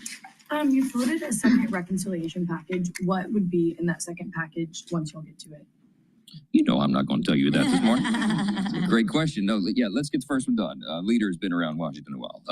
Look, I said this is the beginning of a process, and what you're going to see is a continuing theme of us identifying waste, fraud, and abuse in government, which is our pledge of common sense, restoring common sense and fiscal sanity. So we have lots of ideas of things that might be in that package. But as you know, for the first reconciliation package, for the big beautiful bill, we worked on this for about 14 months. I mean, this wasn't something we just drew up overnight. So we'll go through that same laborious process, and it'll be fruitful in the end, and we'll do right by the American people. Front row. You mentioned that you talked to Elon on Monday, who made this 180. What do you think changed? Why do you think he's coming out against this now? And have you spoken to the president and Elon since the infamous tweet? Well, I'll tell you, I called Elon last night and he didn't answer, but I hope to talk to him today. I mean, it's not, it's very friendly and we've laughed about our differences on policy before. I'm not upset about this. And I just, I think he understands and he's acknowledged to me before that this is so serious that we can't fool around with it. I mean, the debt cliff is approaching very quickly, right? All the things that are in this bill are so important for the U.S. economy. It's going to be jet fuel for the U.S. economy. All boats are going to rise. And the sooner we do that, the better. And the risk of not getting it done is enormous, not just for the Republican Party, but for the country. We got to do this. We're going to have the largest tax increase in U.S. history at the end of the year if we fail, and all the other calamities that we've talked about. So we've got to get it done. And I think Elon understands the weight of that, and I hope he comes around. I'd love to talk to him this week and hope he calls him back today. I talked to President Trump, all the time, multiple times a day. Obviously, we've talked about this. As you know, he's not delighted that Elon did a 180 on that. But look, I don't know what happened in 24 hours. Everybody can draw their own conclusions about that, okay? But I look forward to talking to my friend about it again, and I'm not upset about it, all right? Yeah. Olivia. You brought up EV mandates when you were talking about Musk previously. Is that what you think is his motivation for opposing the bill? Manu brought up EV mandates, not me, okay? And I said that everybody can draw their own conclusions about that. Look, I don't subscribe motive to anybody. I try not to do that. It's a good way to live. I just believe that we got to do the right thing by way of policy, and I hope everybody understands. They might not think the bill is perfect in some respect. I mean, a bill that's 1,100 pages long and covers every area of policy and the budget that ours does. Very few people are going to say that's a perfect piece of legislation. But I hope everybody will evaluate that in both parties and everybody and recognize, wow, the benefits of this far outweigh anything that I don't like about it. And that's why we're excited about it. And I hope our mood is not dampened next time we're together, because we're going to celebrate this thing, getting it over the line by July 4th. Thank y'all. Appreciate it. House GOP leaders, they're wrapping up their weekly press conference, hearing from House Speaker Mike Johnson. They're also taking questions from the press regarding this one big, beautiful bill. It's these tax cuts that have been really championed by President Donald Trump. Now, in keeping with this news, I do want to put up this post from the Associated Press here, in which it says, breaking: the Budget Office projects that the GOP's big bill will cut taxes by $3.7 trillion and add $2.4 trillion to deficits over the next 10 years. The Associated Press says that that is according to an analysis released today by the nonpartisan Congressional Budget Office. The CBO also said the package would reduce federal outlays or spending by $1.3 trillion. So again, that is just what's showcased here. And this analysis does come at a crucial moment in the legislative process, as President Trump is pushing Congress to have the final product on his desk to sign into law by the 4th of July. The work of the CBO, which for decades has served as the official scorekeeper of legislation in Congress, will be weighted by lawmakers and others seeking to understand the budgetary impacts of the sprawling 1,000-page plus package. Ahead of the CBO's release, the White House and Republican leaders criticized the Budget Office in a preemptive campaign designed to sow doubts in its findings. White House Press Secretary Caroline Leavitt said the CBO had been, quote, historically wrong, and Senate Majority Leader John Thune said the CBO was, quote, flat wrong because it underestimated the potential revenue from President Trump's first round of tax breaks back in 2017. Now, we did hear from Speaker Mike Johnson here at that latest press conference, also saying that the CBO has been wrong in the past. Now, the CBO last year said receipts were $1.5 trillion, or 5.6% greater than predicted, in large part because of the burst of inflation during the COVID-19 pandemic in 2021. Press Secretary Leavitt also suggested that CBO's employees are biased, even though certain budget office workers faced strict ethical rules, including restrictions on campaign donations and political activity, to ensure objectivity and impartiality. Alongside the cost of the bill, the CBO had previously estimated that 8.6 million people would no longer have health care and 4 million fewer would have food stamps each month due to the legislation's proposed changes to Medicaid and other programs. The bill, called the One Big Beautiful Bill Act, after the president's own catchphrase is grinding its way through Congress as the top priority of Republicans who control both the House and Senate and face stiff opposition from Democrats at every step in the process. This comes as later on today we are expecting for Republican senators to meet to discuss that legislation. Taking you back out live to this picture that we still have from inside of that room where we just heard from House GOP leaders. We're going to be hearing from House Democrats in just a few moments. We'll take you out to this when we come back. All right, we're going to listen to CNN here going over what Musk said. Morning long.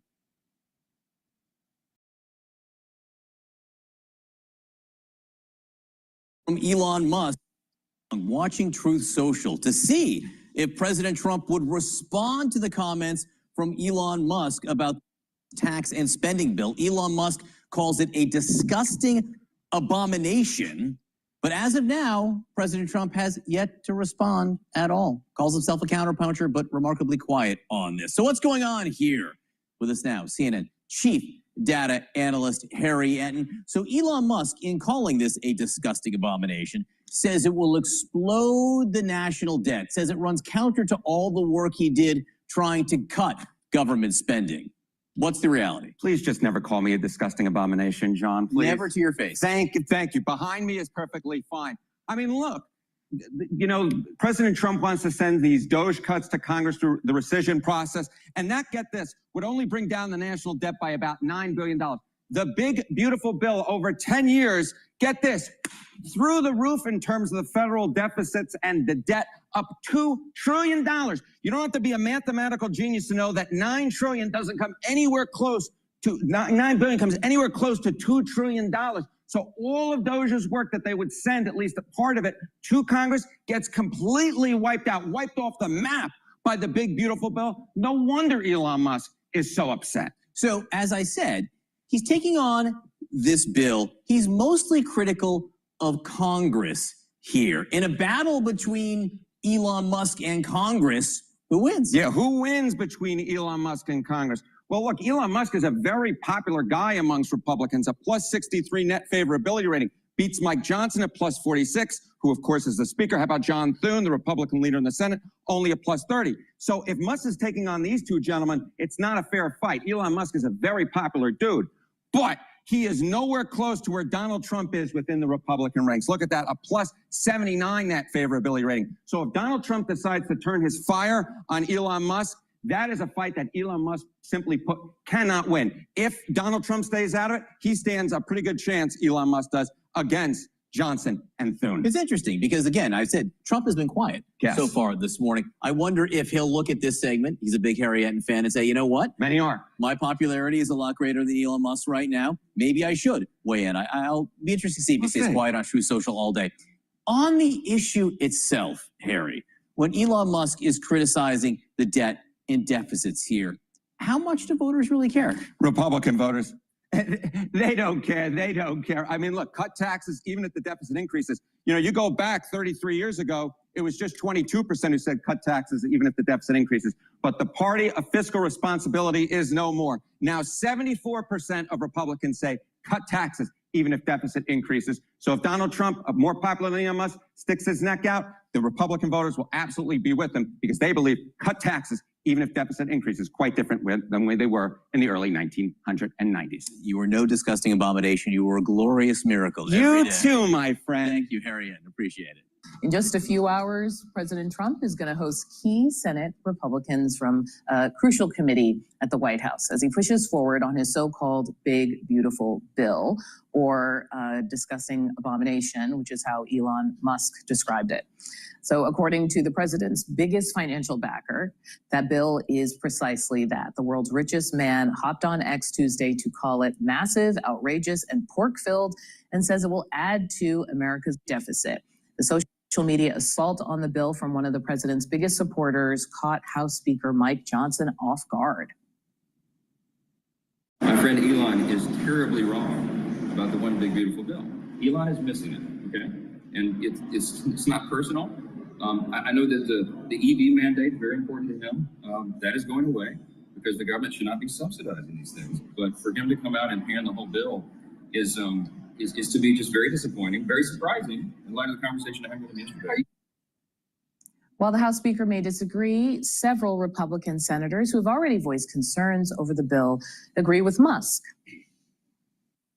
New spending in this bill actually exceeds all the work he did to try to find savings. So I can understand his disappointment that the new spending actually would exceed all the work they did to find cuts. And I'd be disappointed too. With Asana, AI teammates can help level up your goals by connecting them to relevant projects, so every team knows their role in the bigger picture. Asana, an AI work management platform. Try for free today at asana.com.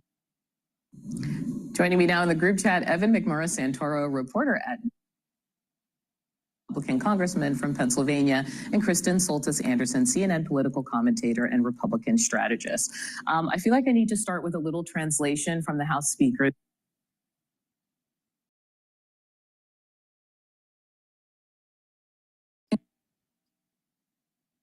EV credits and sort of seeding the idea that Musk has a vested in, you're nodding, has kind of a vested interest in getting this bill a certain way. I don't know who wants to jump in. There's a lot of angles here. Oh, well, the angle is, it's funny that Elon Musk said the bill is filled with pork, but he seems to be most upset about the removal of the green energy tax credits, which many could call pork. And so that obviously would benefit him and his company. So I think that's where a lot of the anger is. It's over those green energy provisions. Yeah. Although it's likely that the Senate may restore many of those provisions. So maybe Elon Musk will say something nice if they restore them. And of course, this is happening just after his exit from the White House. And so there's so much speculation about their relationship. But how do you think this actually, how does this affect this congressional legislation? Well, I think what you said about Mike Johnson is totally right. You know, that was that classic, like, you know, my friend Elon, he's just a little mixed up. Yeah. You know, very much a different tone when it comes to Musk. I mean, it wasn't long ago, December of last year, right? Musk came out, said a bill that Mike Johnson liked was a bad idea, that spending bill, and it got squashed immediately. Every Republican jumped on this right away. It does not feel like that is where things are going right now. I can say that I have not talked to anyone, my colleagues at Notice, not talked to anybody who thinks that Elon's going to kill this bill with this tweet. It makes sense given his public polling. Like, he is a very unpopular figure now, but it hadn't been the case with Republicans. Now I'm in your territory polling. Okay, Kristen, don't sit there with your hands crossed letting me ramble. So Donald Trump is more influential and powerful with Republican politicians than Elon Musk is. And if back in December there were questions about who really is the voice of influence and power, I think that's all been very clarified by the last couple of months. Donald Trump is the one with the influence and power over House Republicans and Senate Republicans. And that is why I agree. I think it's highly likely this bill gets across the finish line. Tweeting is easy, governing is hard. Okay. The other thing is that what Musk is pressing for here is for the bill to cut more in spending. And to the extent that there are clashes going on, not all of them are about increasing cuts. You have some folks like Senator Josh Hawley, who's expressed some concern about cuts to Medicaid, saying we've maybe cut too much. So I think ultimately, for those who are saying, ha, ha, ha, look, but does it put wind in the sails for the people who are reluctant? Well, So, I mean, no, hold on one second, sure, because I think we do have a soundbite here. You remember where some senators are voicing concerns. People, of course, are watching. Lisa Murkowski of Alaska and Susan Collins here. Here's what they've been saying. What we've been hearing mostly from Alaskans is on the Medicaid side, concerns that there may be significant cuts to Medicaid that would further deny access to health care. It looks like PEPFAR has been cut, and I consider that to be possibly the most successful public health program that has ever been used in Africa and other parts of the world. So I do not support the reduction of PEPFAR. So to your point, it's not people who want to spend less. It's people who are like, we need to spend specifically on these things I care about. Well, I think if the bill comes down to Lisa Murkowski or Susan Collins, it will look very different than it looks now. That's true. That's not the pathway for this bill that Republicans are sort of going through here. You know, we have not seen that push in that direction that much. I think that what we're dealing with here is this conversation of how to get these fiscal hawks, right? That's what the conversation was in the House too. So even though the conversation, the pushback from the White House is, oh, Elon only cares about the subsidies, right? And the EV credits, for example. No one said that before when Elon was talking about doing all the things he was doing in the government with his own conflict of interest with his own companies back then, right? They're saying it now, and he's saying something that they don't like. But this push towards fiscal responsibility, towards a fiscal responsibility, as those people would say it, that pushing against the deficit, that's a very powerful movement. One of the things about this Elon conversation, we have a powerful lobbyist in the Notice newsletter this morning who is saying that, look, Elon and the talk about the deficit, it will not kill this bill.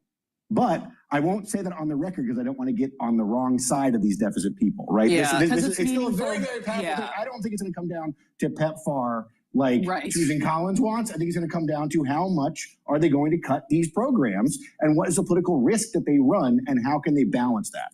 Well, look, I think the Senate at the end of the day is going to do less on cuts, less Medicaid cuts, less cuts to SNAP, less cuts to student loans and other programs and green energy credits, which should please Elon. And they're going to do less on the SALT deduction. They're not going to do a $40,000 deduction. Yeah, this is a cap for state and local tax deductions. So just expect that. So the fiscal hawks are probably going to be very disappointed with what the Senate advances. And by the way, it's really rich, though, that Elon is complaining about the pork when, what he's complaining about are things would actually add cost to the bill by restoring the green energy tax credits, which the Senate will likely do. But that seemed to be his primary complaint. And to be clear, in this process, it goes back to the House because this is a reconciliation bill. So this conversation is far from over. Do you want to take a live look right now over the White House in D.C. as we continue our coverage on this Wednesday, June 4th? Take a look. We do know here that Senate Republicans are expected to meet today to walk through their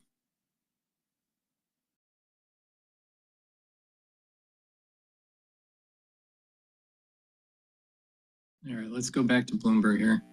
So, Craig, I think Elon Musk is back at the company. What does that mean? I mean, are you hearing anything like, okay, now we can get back on track. Now we can really move forward, maybe at, a higher velocity. What's that mean? Yeah, I think it's difficult to tell at this point because he's kind of coming back to business means coming back to so many businesses, right? And so on a day-to-day, we're seeing him travel to his various companies, devoting some time and attention to them. But it's not as though he's sort of 100%, focusing in on Tesla and neglecting all of his other businesses. We see him, regularly engaging with, users on X about, troubleshooting problems that they have with that service. I would say he is, more actively engaging there on Tesla Matters, and definitely is trying to sort of send this signal that, okay, it's time to get back to business here. But whether or not that's, resulting in sort of tangible changes at the company, I think remains to be seen. I guess, quickly, 20 seconds. What's the rush for autonomous driving? I think 40,000 people die on U.S. roads every year, right? And so the rush, of course, is to bend that, to change that. And I think one of the challenges. Now, what it is they're trying to control. They're trying to control your movement, and it's tied to this whole 15-minute city. I'm totally against autonomous vehicles unless it's maybe for cab service. Ability is, putting a dent in those figures. All right, Craig, thanks a lot. Really appreciate Craig Trudell joining us, Global Autos Editor on Tesla and autonomous driving. For our listeners in the U.S., a reminder, listen to us via satellite radio, Sirius XM, channel 121, access the world's only global audio business network, coast to coast. All right, I'm going to try to get the video going for the live stream for CNBC, but I may have an audio issue for some reason. I haven't root caused the problem. Please go to my store, the-studio-reykjavik.com, and get the Myotrol. Myotrol is very important to take, especially if you are 40 years of age or older. Now, the reason why it's so important is that it helps with the gene expression to build muscle and maintain muscle and help with your mitochondrial health. It has flavonoids, polyphenols, and lignans. Very important to take, and take it every day. It stacks well with gladiator barley to build muscle. So when you are doing resistance training, and you're older, it's going to be harder to build that muscle and maintain that muscle. Take Myotrol daily, drink it with filtered water, and it'll help you to build muscle because it helps with the gene expression. And again, stacking it with Gladiator barley helps to build that muscle because the Gladiator barley will detoxify your body, bring down inflammation, soak up free radicals through superoxide dismutase, and it's a high density protein that allows you to have the building blocks to build the muscle. So please go to my store and get the Myotrol and stack it with Gladiator barley, and you'll get more muscle gains. But make sure that you do resistance training, really important. So let's see if the audio is working here with the CNBC live feed. No. That's what's leading. It's so weird. Yeah, I haven't figured it out yet. For it to work, I have to have another video The U.S. going. and China president taking Truth Social. Yeah, it has something to do with the soundboard. I apologize for that. So I'm going to just go to Bloomberg here. Outside the White House, coming up, watching that name later in on this hour. Right now, the Dow, the S&P, NASDAQ all advancing. S&P at 59.86, up 15 now, up by about 0.3%. The Dow up 68, higher by 0.2%. NASDAQ right now advancing by 0.3%. The Russell 2000 index in the red, down 0.1%. Your 10-year at 4.37%, with the 2-year currently yielding 3.88%. Spot gold up. 10-year below 4.4. All right. And everyone's freaking out. It's going to be at, 4.5 and 4.6. And no, it's back to normal. When the market, there's a little bit of market fluctuation, then what happens is that treasury prices go up and treasury yields go down. And that's exactly what we're seeing here. The 10-year treasury price is going up. All right, so the S&P 500 is at 5,986. It's been bouncing up and down. The oil didn't break 64, bounced off of 63.96, and now it's trading at 63.17. I closed out my long position for oil, and I am watching very carefully my short position. So stay tuned to that. And the euro and the yen have strengthened since the economic news about jobs report and the ISM reporting. BITO is trading at 21.06, and Bitcoin is probably trading at about 104. Let's see.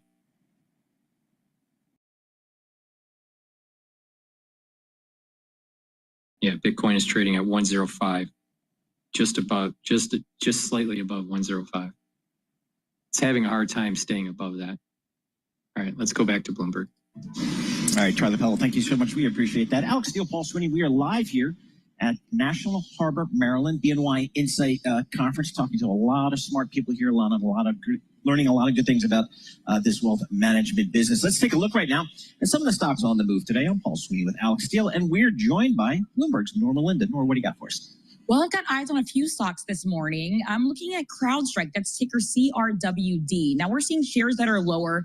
The company did beat expectations for its earnings for the previous quarter, but what the issue is that Wall Street is looking at right now is the fact that they missed expectations for the projected revenue for the current quarter. So we're really seeing shares falling. They fell as much as 9% today, but we are seeing that decline pairing a little bit down about 4% right now as we speak. Another company that I'm keeping an eye on is Wells Fargo. That's ticker WFC. Of course, this is something really looking at the fact that the Fed actually lifted that as we've been seeing that's been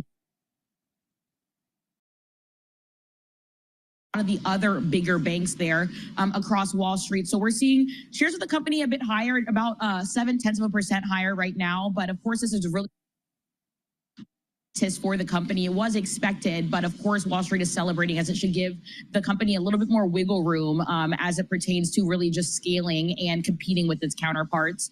And lastly, also keeping an eye on Hewlett Packard Enterprise. Of course, we know that there's different sides of HP. is focused more so on servers. We're seeing the company posting revenue growth that was strong, and they also said that they see a reduced impact for tariffs. We're seeing shares of the company pairing some of their earlier gains. They were up as much as 8.5%, now up about 0.8%. But the company did have a full year profit projection of about 1.78 to 1.90 per share. And they did raise the lower end of their estimate. So they expect revenue to increase by about 7 to 9%. So this is obviously great news for the company here, but lots that I'm keeping an eye on in the space right now. All right, Nora, thanks a lot. Really appreciate it. Nora Melinda joining us from Bloomberg. And for more conversations just like this, subscribe to our new Stock Movers reports. Listen for 5-minute audio reports and the biggest winners and losers in the market. Subscribe to Stock Movers on Apple Podcasts, Spotify, or anywhere else that you listen. All right, let's pick up with one of the stocks that Nora was just talking about, and that is Wells Fargo. Taking a look at that asset cap finally being removed. And what does it then mean after the 7-year-old cap is removed for CEO Charlie Scharf? Joining us now is Hannah Levitt, senior finance reporter from Bloomberg News. Now, Hannah, Wells Fargo has been working at this for a very, very long time. How are they then positioned for this next stage of growth? Yeah, so this has truly been such a long saga for them. Like, I started covering Wells Fargo more than 7 years ago. They had just gotten put under this cap at the time. I was still enjoying my mid-20s, and, you know, now we are no longer there.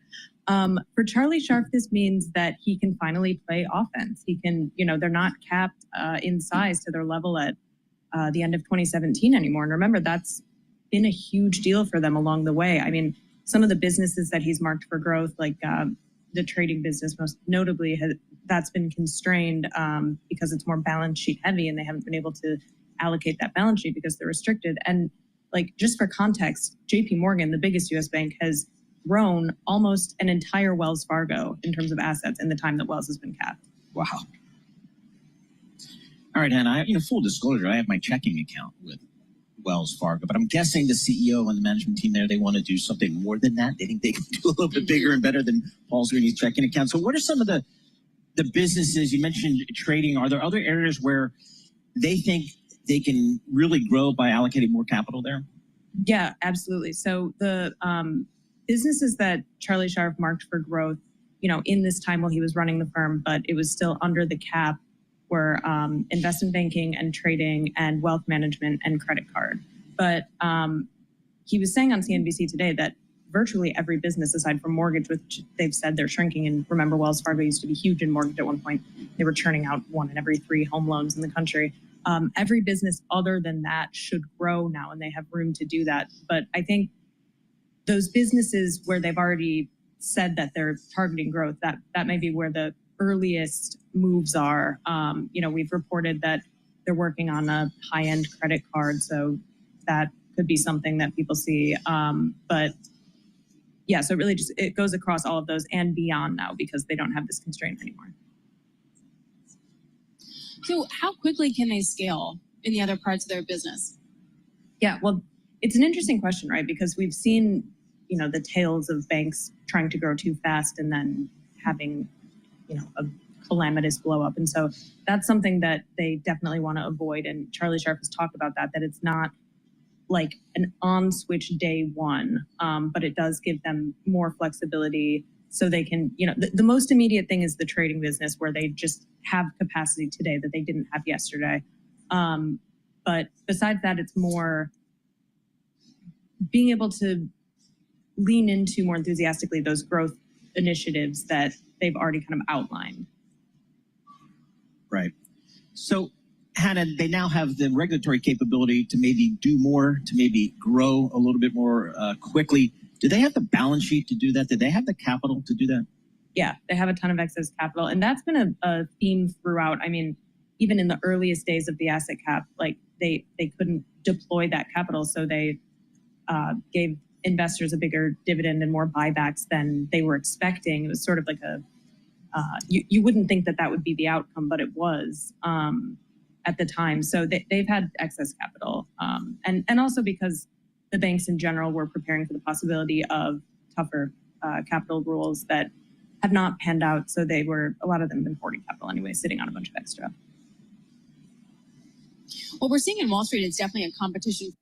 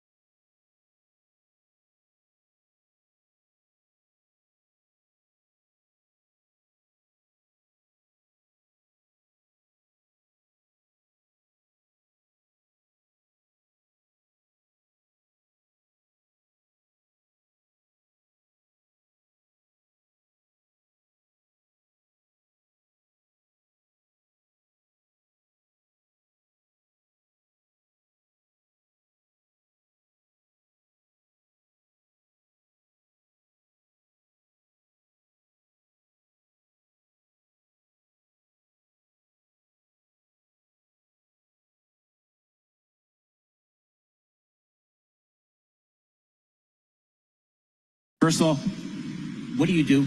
I just read that title and I'm not sure, so I need to hear from the expert. Depository, right? Right. So first of all, Alex, Paul, thanks so much for having me.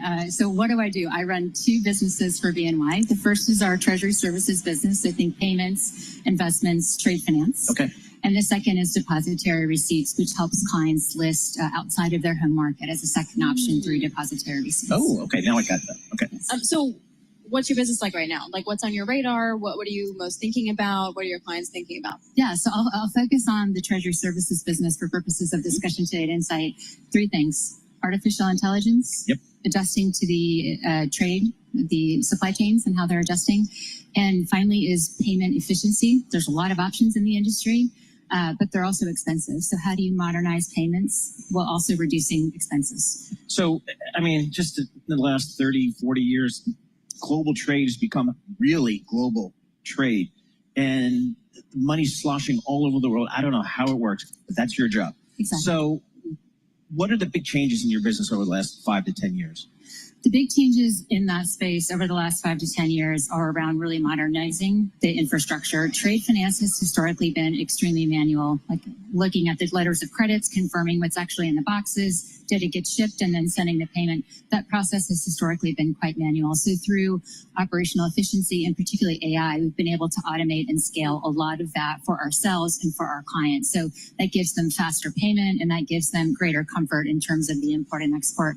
The other thing we're seeing, and more recently, probably in the last 12 months, is the adjusting supply chains, right? Particularly since the beginning of this year. Right. So more, less U.S.-China trade, more China, Southeast Asia, and Europe trade. So a lot of what we do is we have that global infrastructure to help our clients no matter where that trade is processed. I actually didn't know you guys really did that in terms of all the other million things that you guys do as well. How quickly can you guys pivot? How quickly can your clients pivot at this point?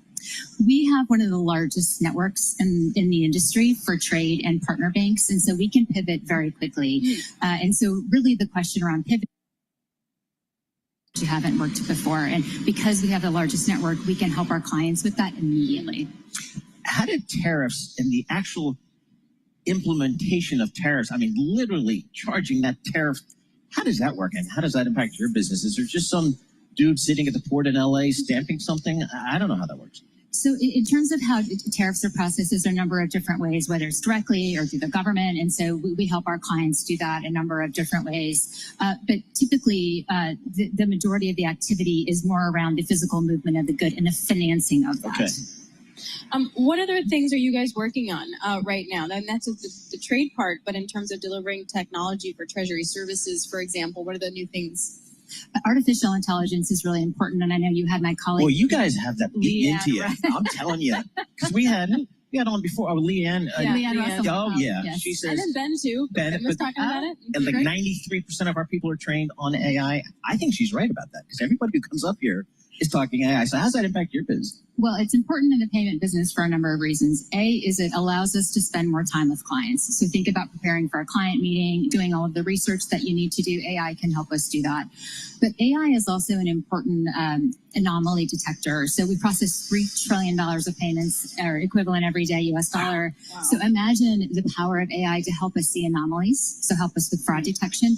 It also helps us process things on a more, what I'd call, smart routing basis. So what is the most optimal path to clear that payment that is the most cost effective, the least amount of risk, et cetera? How are treasurers changing how they manage risk? And how are they using you to do that? Cash positions, even treasury positions, et cetera. That's right. And certainly artificial intelligence helps with that. But the role of the treasurer has become so much more strategic over the last 5 years. It's not just about managing cash flow. It's about a broader risk management strategy. And so using the cash flow forecasting techniques across everything that they do globally, and really being able to concentrate that cash globally into whatever currency or into whatever location they want, that helps reduce fraud risk. That also optimizes the interest income and the use of those balances. And that's why things like real-time payments are such an important link to that, because if you can optimize your cash on a real-time basis and then deploy it on a real-time basis, you're optimizing the liquidity in the ecosystem. Everything can be done with just the phone. I can move cash all around the world, but so can criminals and fraudsters and all that kind of stuff. How did people like you in the system, the backbones of the system, deal with that? I'm going to say AI. Yeah, okay. AI is certainly one tool, but we do that a number of different ways. We spend a lot of time building those solutions and continuing to monitor the effectiveness of those. We also spend a lot of time with regulators, with industry partners on a broad basis, because it's not just about what we see at BNY, it's about what we see in the ecosystem. So how can we work together to really control that? And so we feel it's important that we take a leadership position there as well. All right, Jennifer, thank you so much. Really appreciate it, Jennifer Barker, Global Head of Treasury Services and Depository Receipts over at BNY. All right, much more coming up on the program. We're going to go to D.C. while we're in D.C. So we're in Maryland. So we're going to go to D.C. Right, okay. With Tyler Kendall. She's on Capitol Hill. She'll be telling us the latest on the great, big, beautiful bill that's now sitting in the Senate. We also talked to Mike McKee, Bloomberg National Economics and Policy Correspondent, on the data that we got today from ADP to ISM Services, and sort of are we looking at that stagflationary scenario? We have lower growth and higher inflation. This is Bloomberg Intelligence. Happy Wednesday.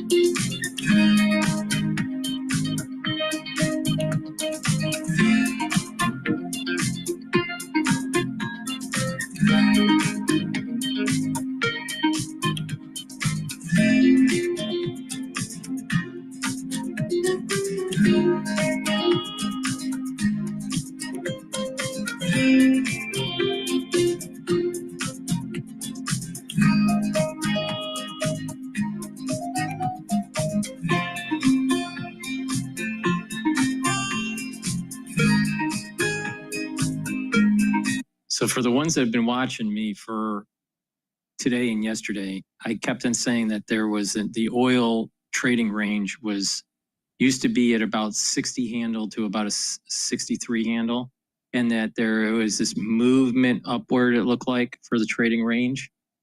Well, there was just news announcement. And so yesterday I placed a hedging strategy. I'm not going to tell you how I did it, because people that are not professional at this could get hurt very easily. So, but I created a hedging strategy. So I longed and shorted in a very complex strategy. Now, earlier in the session, today's session, I closed one of the long positions. I closed the long position. And then I was waiting for it to bounce off of the 64 and then close out the short position. All right, so I create this very complex hedging strategy. Now, what I did was I closed out that long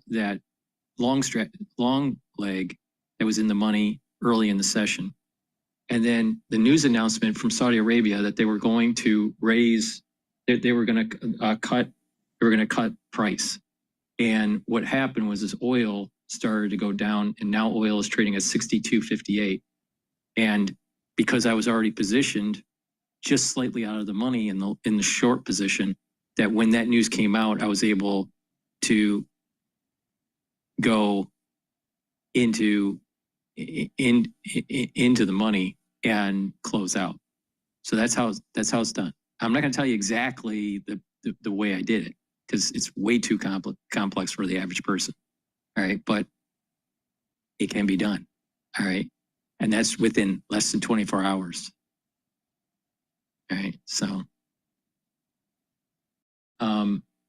okay, so right now, or you know where we're at right now, the oil is trading at 62.48, and it's trying to mean revert back up. So I closed her out right when it happened, and that's why I like watch this stuff, and then all of a sudden you like see me disappear. Right, that's what I'm doing. All right, I'm going in and out with these positions.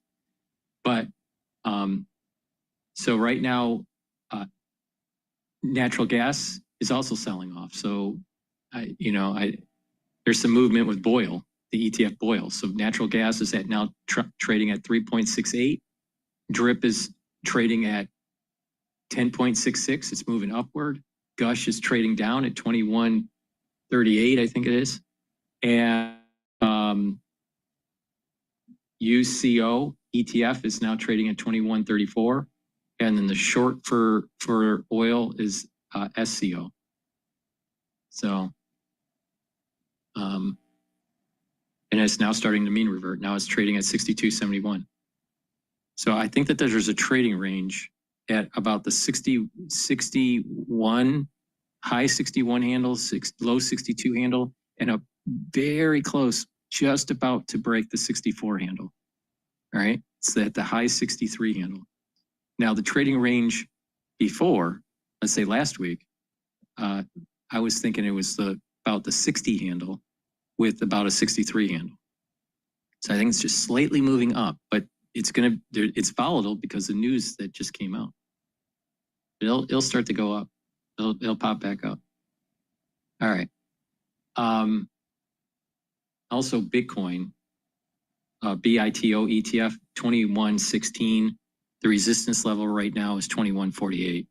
Now with that means that Bitcoin's trading just slightly above the 105 mark. All right, let's go back to Bloomberg. From MongoDB, that stock up by 2.5%. Recapping, S&P up 0.2%. For on-demand news 24 hours a day, subscribe to Bloomberg News now, wherever you get your podcasts. I'm Charlie Pellet. That is a Bloomberg Business Flash. All right, Charlie Pellet, thank you so much. We appreciate that. Alex Steele, Paul Sweeney, live here in the BNY Insight 2025 Investor Conference. We are in here, National Harbor, Maryland, at the beautiful facility here. Good stuff happening.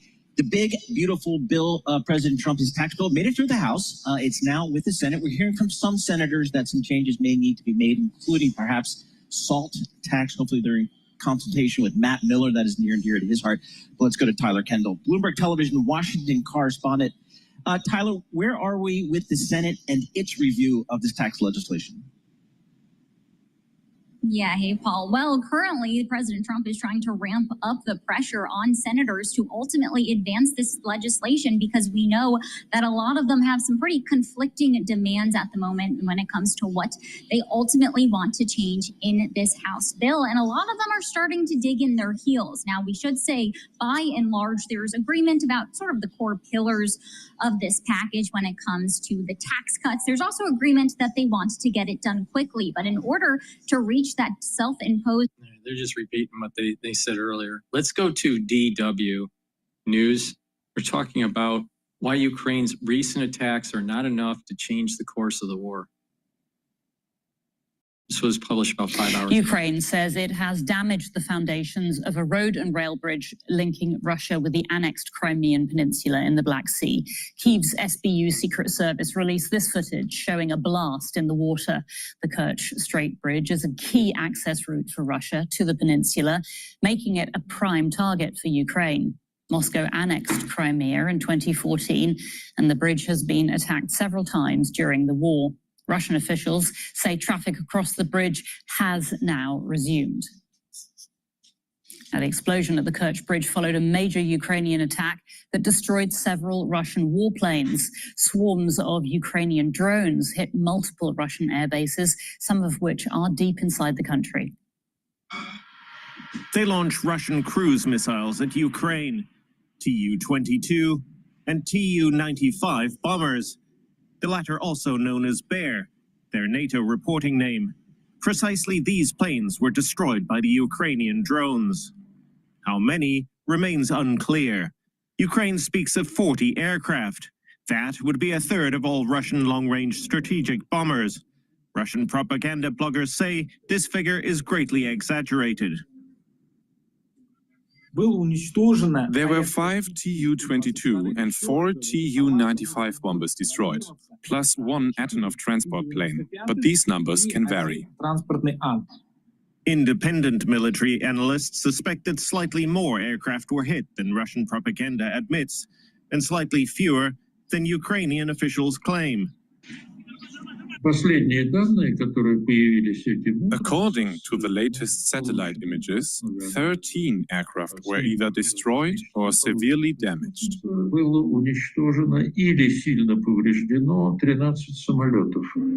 Developed in the 1950s in the Soviet Union, the propeller-powered Tu-95 is one of the oldest active military aircraft in the world.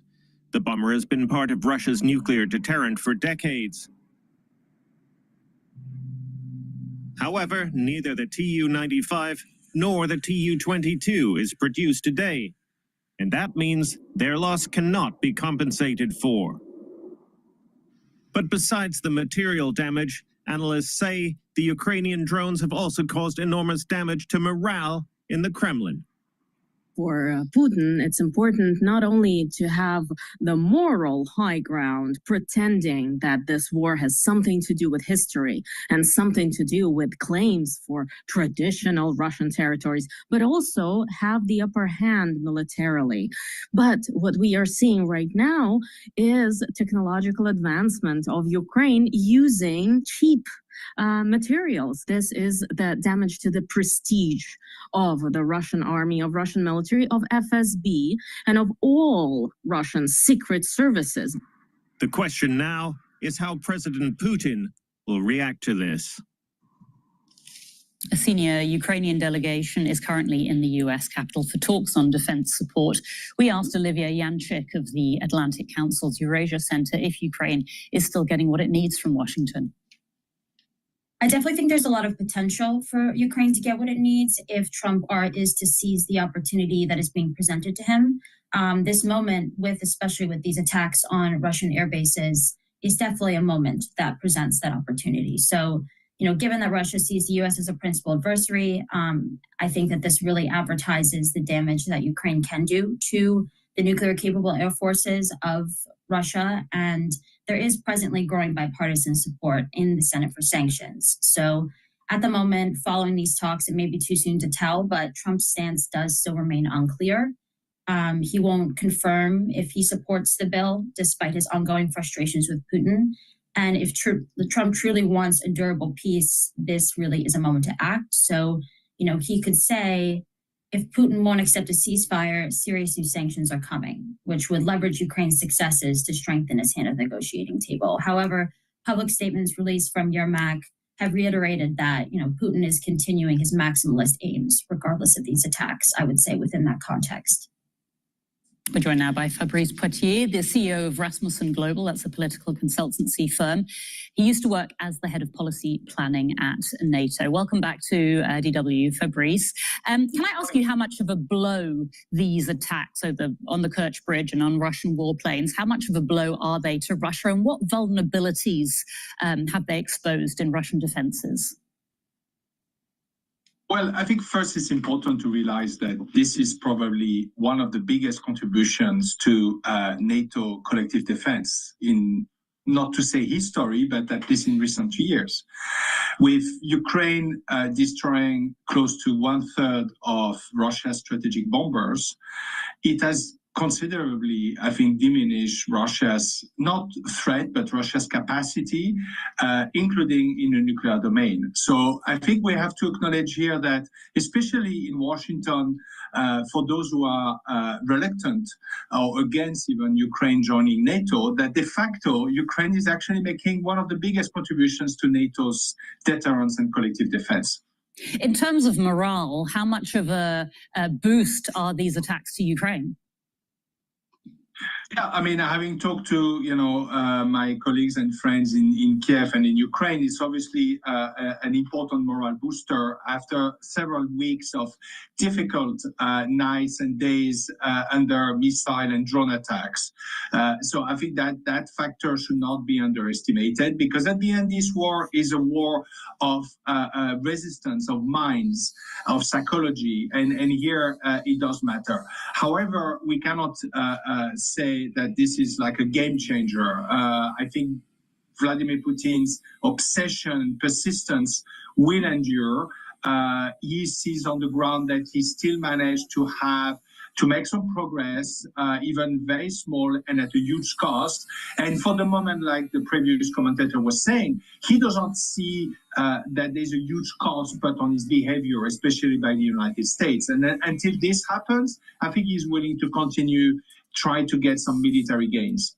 So you're saying they're not significant enough to affect the trajectory of the war?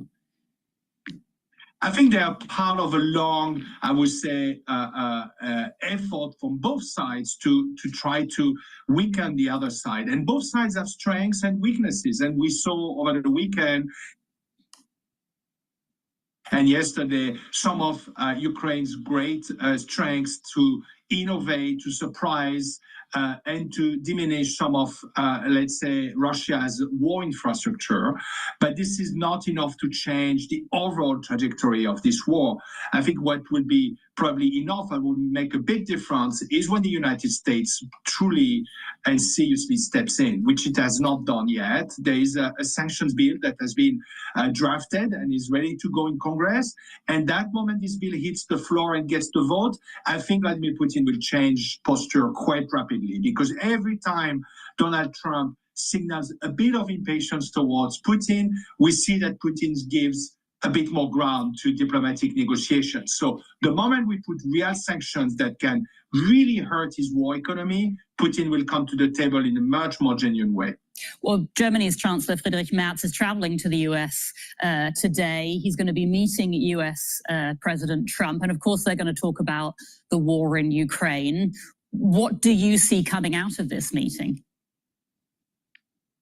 Well, hopefully this comes out, meaning, only the US can pull that trigger, that big economic sanction trigger, because of the dollar, and the dollar still being used for most of the global oil and gas transactions. And I think here Trump has expressed the wish to finish this as quickly as possible. Well, he's got the gun that he can pull the trigger to try to bring this close to a finish. So hopefully Chancellor Merz will convey this message and will balance this message by saying, however, Europe is increasingly willing to step in, both in terms of financial support, but also in terms of military support and presence in a post-ceasefire Ukraine. So I think if he comes with that double message, he needs to do more, but we are already willing to do more, that might actually push Trump in the right direction. And in fact, there is a defense meeting happening in Brussels today, chaired by Germany in the UK. So how much of a role did European support play in these attacks that we've seen from Ukraine against Russia? Well, that I think is too specific a question to say. I mean, this is operation led by the Ukrainian special services. So we can't say, what kind of technology and what kind of support, direct or indirect. But what we can say, and what I can say, is that I think the Europeans need to look not just at a coalition or reassurance force. They need to look at how can they assemble the backbone for Ukraine to be able to do this kind of operation in terms of ISR, intelligence, surveillance, and reconnaissance, in terms of situational awareness, in terms of data fusion, all the things that the US is the main provider, which actually at some point the US might decide to pull out. I think these are the things that the Europeans need to get really serious in assembling, putting their space capabilities, their intelligence services capabilities, the data fusion, so that the Ukrainians have the means to be able to continue prosecuting this war and striking Russia where it hurts. Fabrice Poitier, CEO of Rasmussen Global. Fabrice, we'll have to leave it there, but thank you so much for your insights. Thank you very much.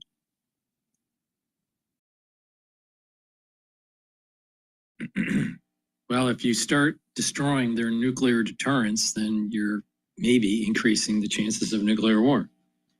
Please go to my store, the-studio-reykjavik.com, and get the turmeric. Turmeric will soak up free radicals because it's an antioxidant, but it also will bring down inflammation. Very important for our immune system and cardiovascular system. Olive leaf extract, dual purpose.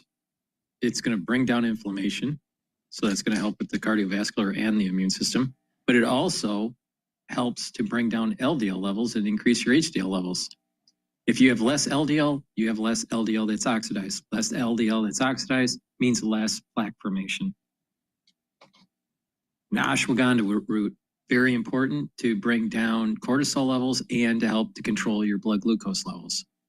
And by controlling that at the vascular level, you're helping to prevent plaque formation, and systemically, when you're controlling inflammation and bringing down those cortisol levels, you are boosting up your immune system, because cortisol chronically is immunosuppressive.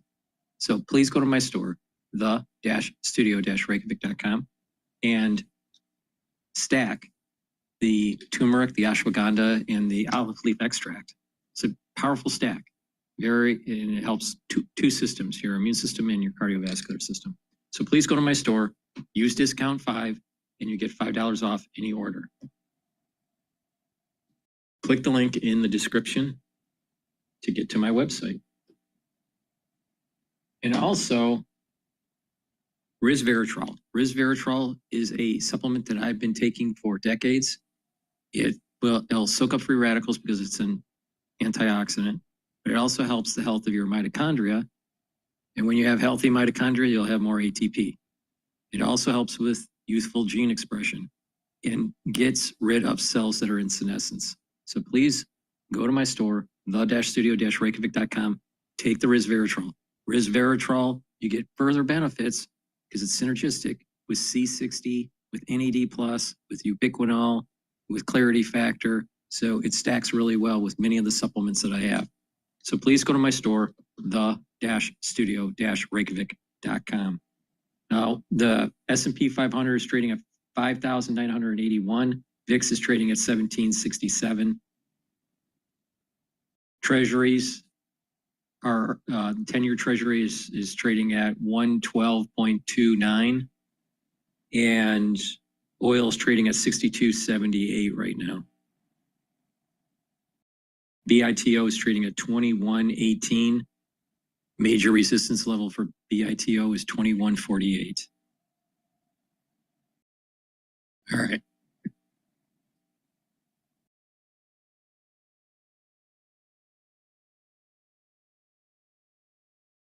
Let's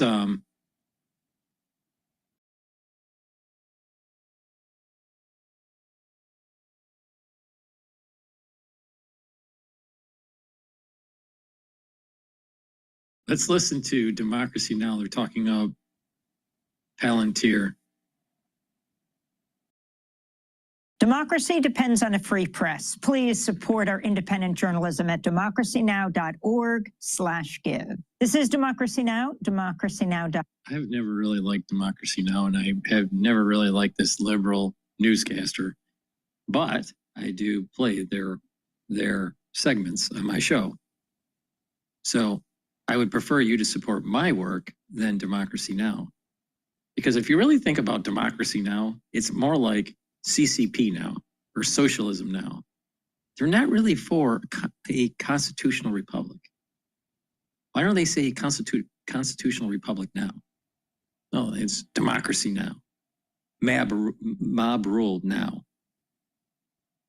See, that's what a true democracy is, where the majority can take the rights away from the minority. But with a constitutional republic, you actually have property rights. Big, big, big difference.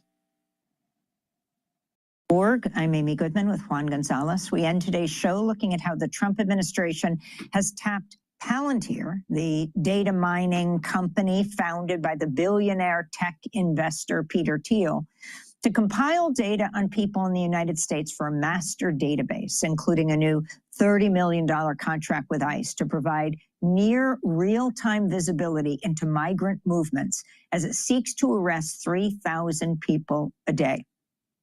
We're joined right now here in New York by McKenna Kelly, senior writer at Wired, where her recent articles are headlined, "Doge is building a master database to surveil and track immigrants," and also "Doge is busier than ever, and Trump says Elon Musk is really not leaving."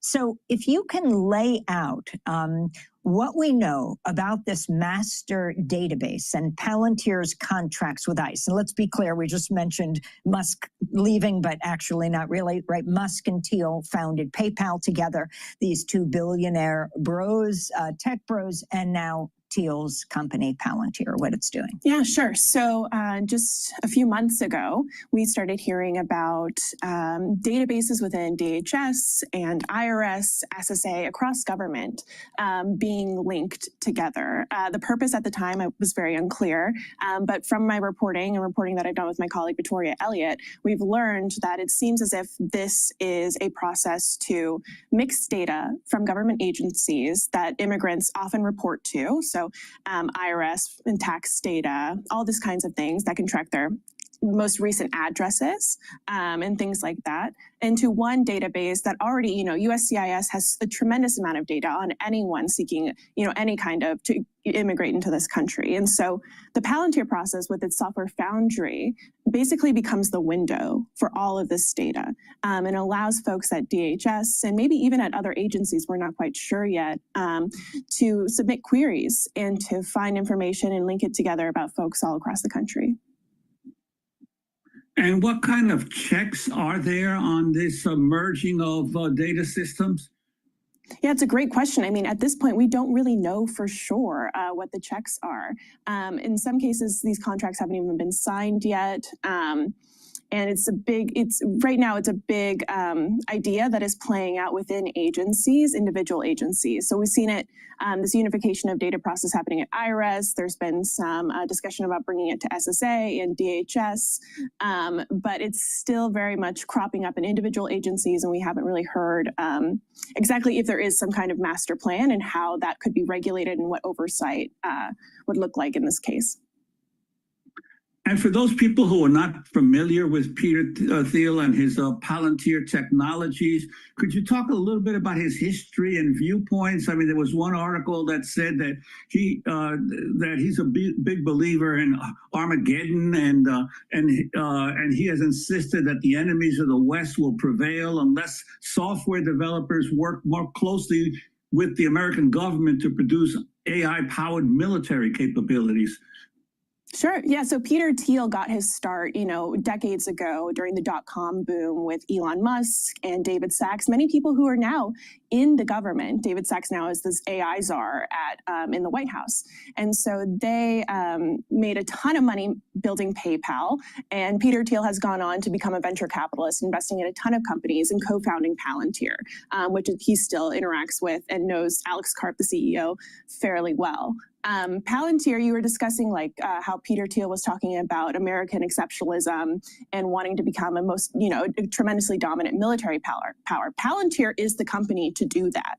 It is the company that builds a tremendous amount of defense and military technologies in order to use drones to track people across the world for American military operations. And so we're seeing Palantir being brought not just in the military industry, but also the public industry across a bunch of different agencies, as well as just different companies and businesses as well. They're starting to change not just from defense spending, right, but into becoming an operation system for the entire government.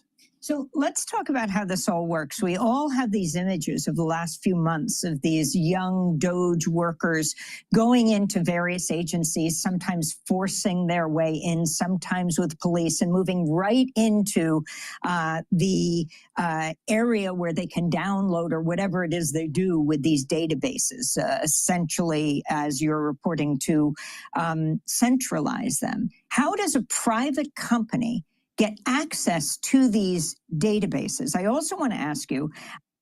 Gold is trading at 3,373. You, over the past few weeks, you reported this in April, DOGE leadership within the IRS orchestrated a hackathon aimed at plotting out a mega API allowing privileged users to view all agency data from a central access point. Sources tell Wired the project will likely be hosted on Foundry, as you were describing, the software that was developed by Palantir. Talk more about this. Yeah. They get access and hand it to a private company? Yeah, so this is done across government with Amazon Web Services, Google, all kinds of different tech contractors are able to access this kind of data to build services for it. What you just discussed with IRS, this Palantir process and this creating a giant centralized database of, American civil data was something. All these workers are getting fired. Exactly. But they keep their information. Right. At the beginning of the Trump administration, you had folks at the General Services Administration, people who are associated with Elon Musk, the husband is someone who worked at XAI and X.com, and then also Thomas Shedd, who is leading things over there, who is an ex-Tesla engineer. They said that their main goal for this administration was to centralize data all across government. Centralizing data is incredibly difficult, especially with the mass amounts of data that the federal government has on everyone, living and working within the United States. And so it seems as if this process has shifted instead of building one giant database, right, but to unifying data at every single agency. So we're seeing that in my reporting at IRS, they're unifying all the data there to make it more easily accessible and accessed. And then also, if you have a Foundry system at IRS and have one at DHS, those can talk to each other incredibly easily, which means you don't necessarily have to centralize all that data. You're able to query a variety of data systems across government if these systems are interoperable, which it looks like they could be. And what about this issue of gaining access to the ITIN numbers that are often used by immigrants instead of Social Security numbers? Yeah, so the IRS has a tremendous amount of data on anyone who reports income, right? And so the IRS data is really, really important because it has oftentimes the most recent addresses for workers in the country. So if you're trying to find someone who is operating in the, who is trying to become a United States citizen, who has applied and done the USCIS online portal, oftentimes, even if they move around, right, the IRS will have the most recent data on how to locate them. And that is why this system could be incredibly powerful if it plays out the way that we expect it to. And in the last seconds we have, playing around with voter rolls? Yes. That was something that I was able to find in my reporting at IRS. It sounds as if, from the sources who spoke to me, that they were able to download voting data from countries and from states, including Pennsylvania and Florida. Antonio Gracias, who is a close friend to Elon Musk, is running that operation at SSA. And even in a recent podcast, he said that they were able to, cross-reference data within SSA and voting record data across, the country in order to identify folks who may have voted illegally. Now, we don't really have a lot of information from what they found because I doubt they found much. But this is the kinds of ways that they're using our data. Well, McKenna Kelly, there's so much to talk about. I want to thank you for doing this work as senior writer. Well, there's the problem with the surveillance state, the national security state. As it balloons out, we're going to lose more and more of our freedoms. And we're going to be watched by the government 24/7. Please go to my store, the-studio-reykjavik.com, and get the dual purpose deodorants that I have. You can get it in peppermint, lavender, and tea tree and citrus. So you can get it in citrus and peppermint, lavender, and tea tree. Now, these are dual purpose. They're going to help to detoxify your body, but you also use it as a deodorant. You use it every day so you can smell good. Also, it has no aluminum and no baking soda. It's made from essential ingredients, essential oils from the Himalayas. All natural, very high quality deodorants. So please go to my store. It's for males and females. Please go to my store and get the deodorants. Get a few bars for your household. It's a deodorant that you use every day, but it also will help to detoxify your body. Please go to my store, the-studio-reykjavik.com. and use discount 5 and you get $5 off. Getting proper sleep is really important to detoxify your central nervous system, to consolidate memory, and to be well rested.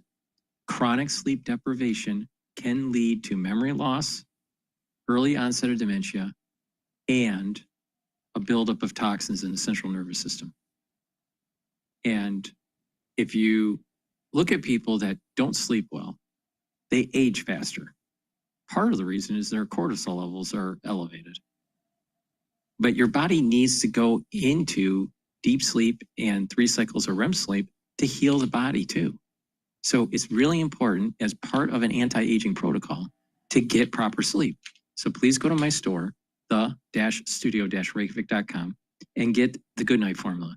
Goodnight Formula has tryptophan, melatonin, GABA, and passion flower that will allow you to get into 3 cycles of REM sleep, deep sleep. You'll be well rested. You're detoxifying your central nervous system, and you're consolidating memory. So please go to my store and get the Goodnight Formula. It's really important. Good night's sleep is really important on a regular basis as part of an anti-aging protocol. And another thing that is very important is to take the Max 14 or the Cleanse or the Max 35. That's the first pillar of my core protocol, and that's going to help boost up that immune system. Max 14 is 14 parts per million, and Cleanse is 30 parts per million. They're at different price points. Take a teaspoon a day, swish it in your mouth, gargle, about 20 seconds, and then swallow. Now, you do that every day, and what's going to happen is you're going to have better oral hygiene. You're going to help with the health of your oral pharynx, and that will help with the immune system. So please go to my store, the-studio-reykjavik.com. Take a teaspoon a day, every day. All right.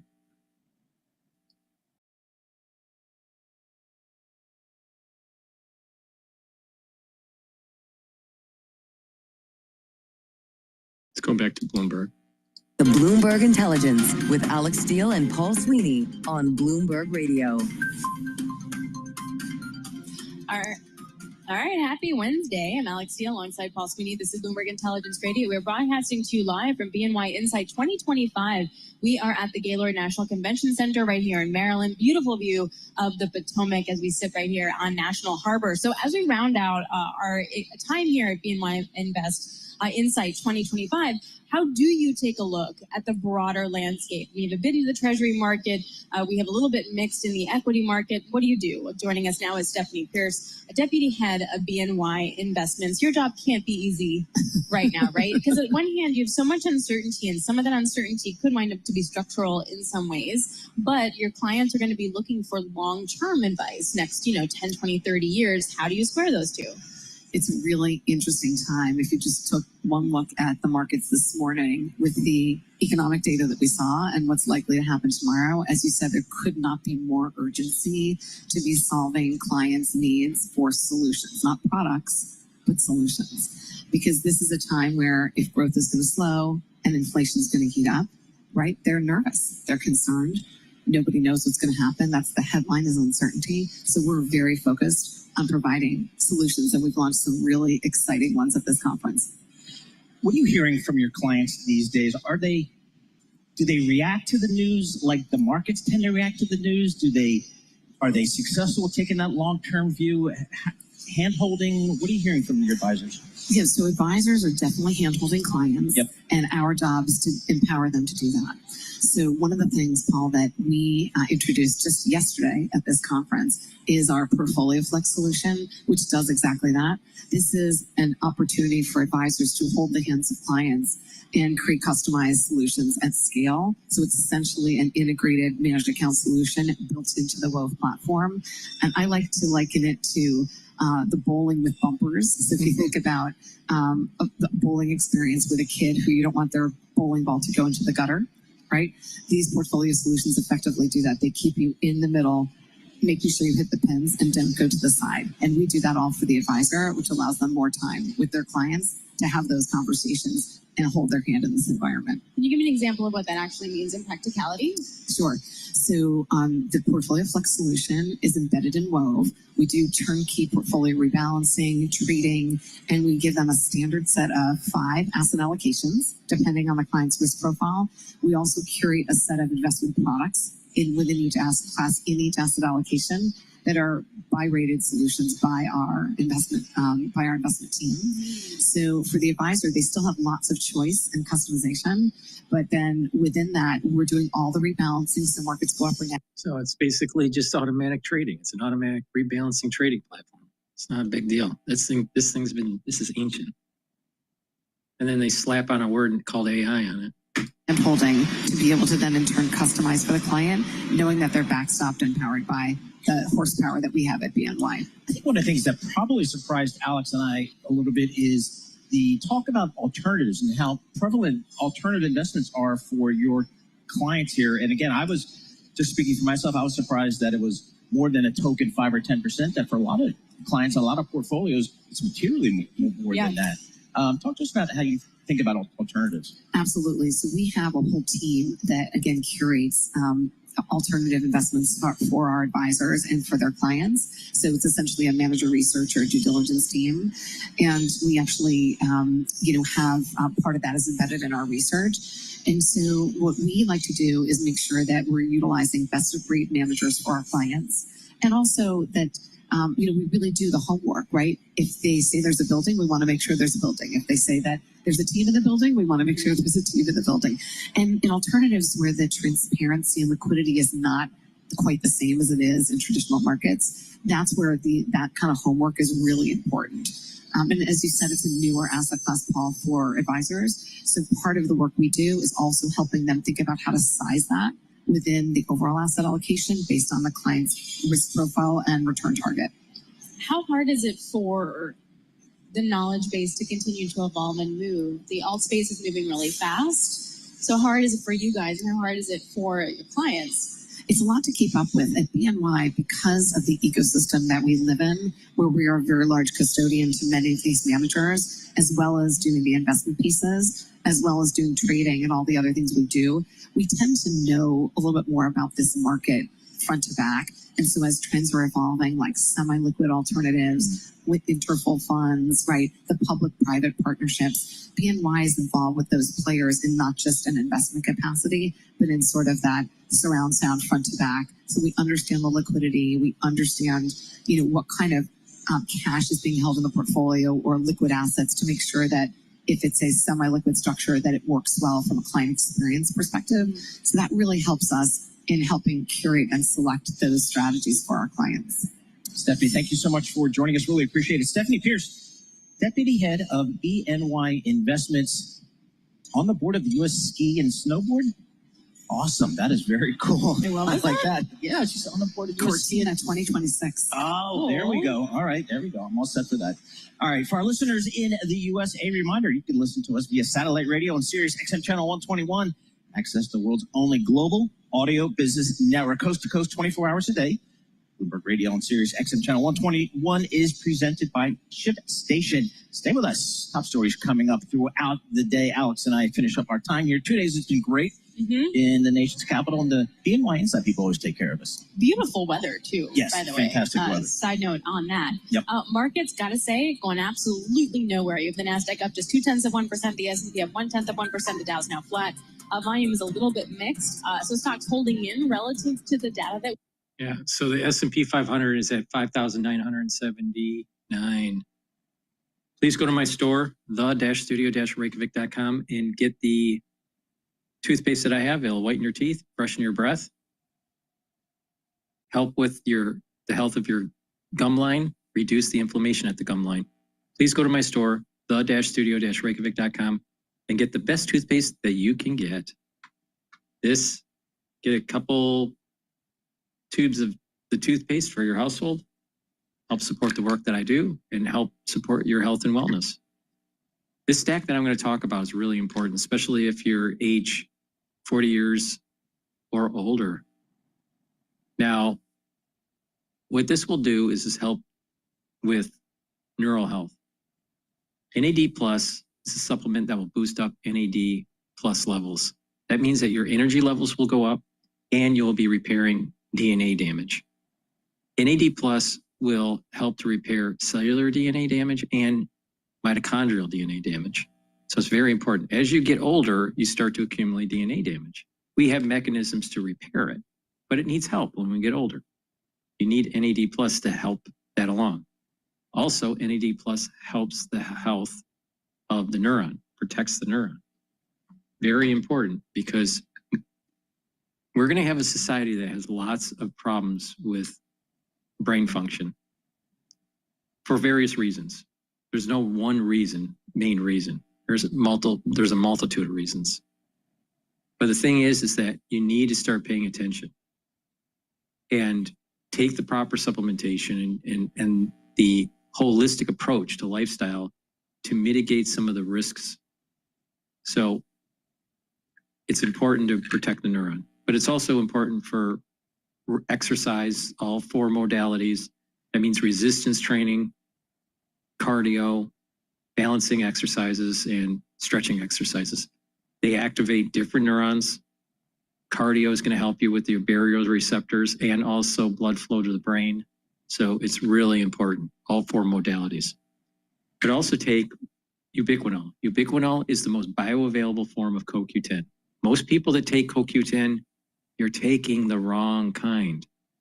You're taking the less bioavailable. But you should be taking ubiquinol. This is the most bioavailable form of CoQ10 that you can purchase. So go to my store, the-studio-reykjavik.com. The link is in the description of this video and all my videos.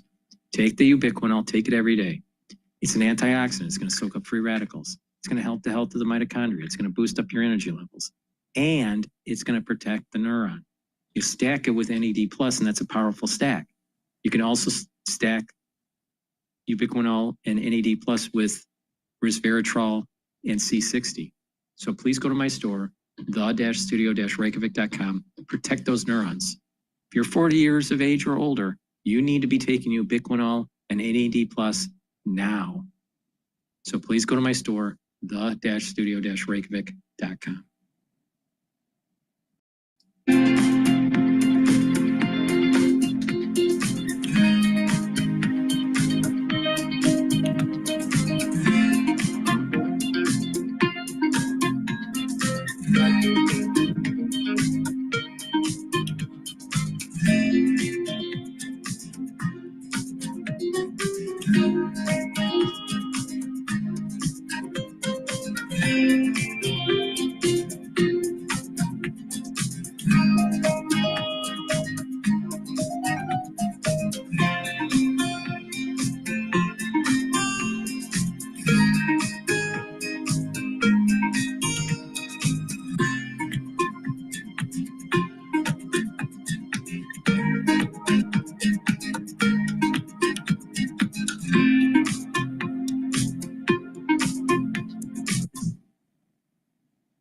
A new report looks at how we feel about tipping. Bankrate.com's annual survey finds Americans are tipping more often after years of decline, but 63% are just plain turned off by being constantly asked to reward retail workers. Analyst Ted Rossman. Common negative views are that businesses should pay their staff better rather than relying so much on tips. And 38% say they're annoyed with those pre-entered tip screens. Older generations are more likely to tip, with 20% being the sweet spot. One thing's for sure, I don't see tipping going away anytime soon. Brad Gibson for CBS News. The New York Times reports the Washington Post is considering a plan which has been named Ripple to have non-professional writers contribute to its opinion columns.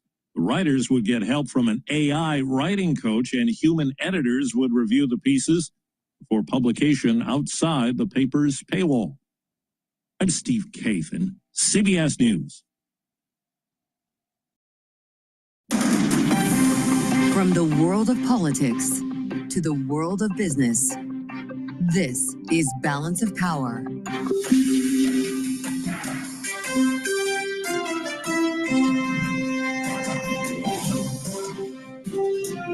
Live from Washington, D.C. President Trump leans on Senate Republicans to pass his tax and spending bill just as Elon Musk tries to kill it. Welcome to the Wednesday edition with moving parts on both ends of Pennsylvania Avenue. We'll be joined ahead with breaking news from Bloomberg's Laura Davison with the latest. It's debate night in New York, 9 on stage, and we're going to look at the mayor's race along with some major gubernatorial primaries set for next week that no one's talking about. New Jersey, Virginia, we see you, and we'll discuss with Matthew Klein at the Cook Political Report. And we'll spend some time today with Nathan Dean at Bloomberg Intelligence after the big breaker, the Fed taking the shackles off Wells Fargo, lifting the asset cap that the bank has enjoyed for the past 7 years. We start, as always, on Wall Street with much to talk about this hour. Charlie Pellet has the latest on the markets in New York to get us rolling here. Charlie, what do you see? Right now, looking at a market that's little changed. You mentioned Wells Fargo. That stock up by 1%. Putting that in context right now, we've got the S&P 500 index up 0.1%, higher by 6, well off session highs. Dow Industrials up by 10. That is a gain of just under 0.1%. The Nasdaq Composite Index up 37 now, up by about 0.2%. The Bloomberg Mag 7 Index, which had been higher for much of the morning, trading lower now. Little change, down under 0.1%. 10-year at 4.35%, with a 2-year currently yielding 3.87%. Spot gold is up $20 the ounce, higher by about 0.6%. The precious metal at 33.73. Right now, we have got West Texas Intermediate crude down 1.1%, 62.71 a barrel.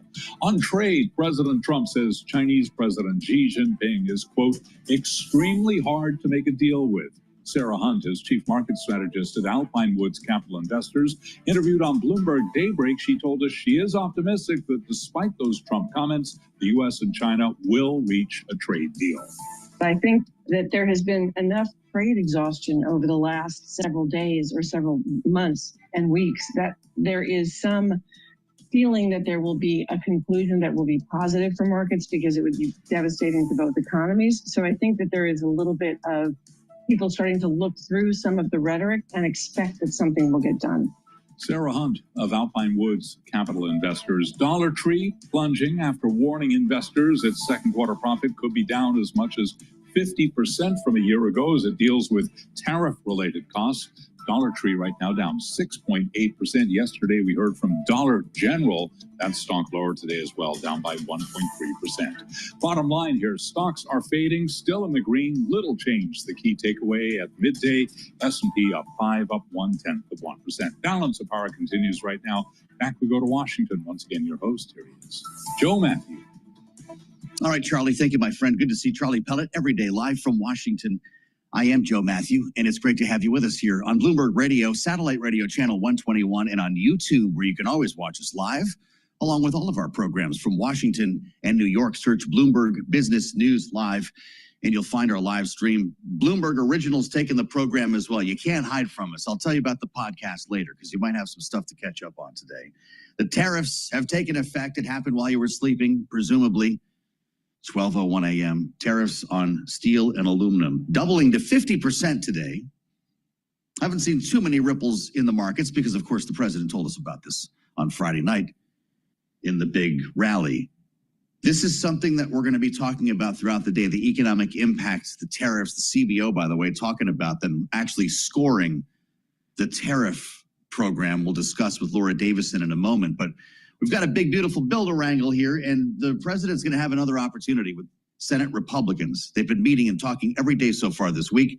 Interesting to note, President Trump has not been, right? Another day here with at least so far no public events scheduled for a man who tends to spend a lot of time on camera on a day that ends in Y. Senate Republicans today holding an afternoon confab, talk about plans for the bill. Then the Senate Finance Committee Republicans will go to the White House for a party. You're right. Producer James reminding me, big soiree at the White House tonight. I'll tell you, I find him so condescending. I don't really like this guy on Bloomberg. Washington. John Thune, I don't know. Maybe he'll be there. He's going to be leading this delegation across town to the White House a little bit later on today to talk with President Trump.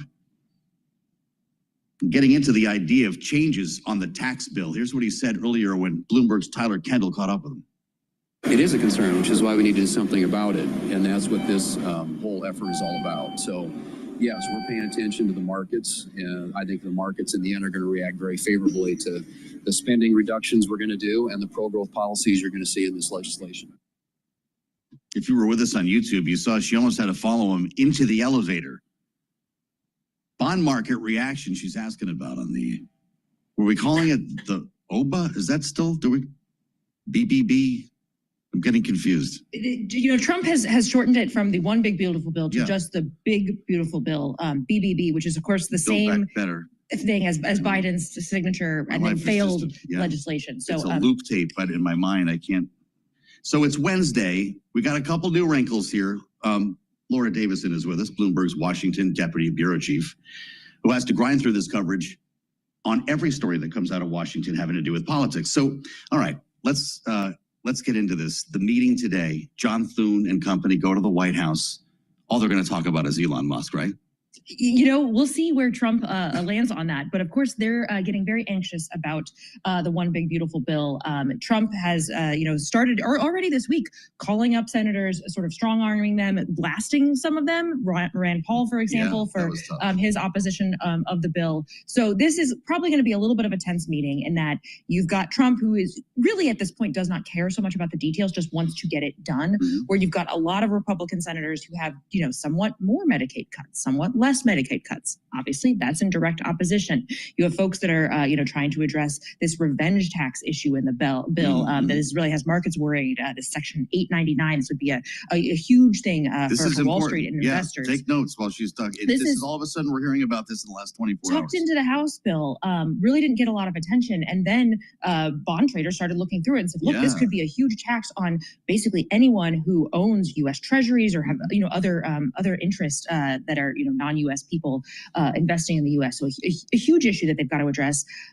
Thune also last night said SALT could also change. This was a very hard-fought negotiation in the House, but the senators, Republican senators, they don't care about SALT, and they want to use some of that revenue, some of that money that the New York and California House members were able to get to pay for some of the other priorities they have.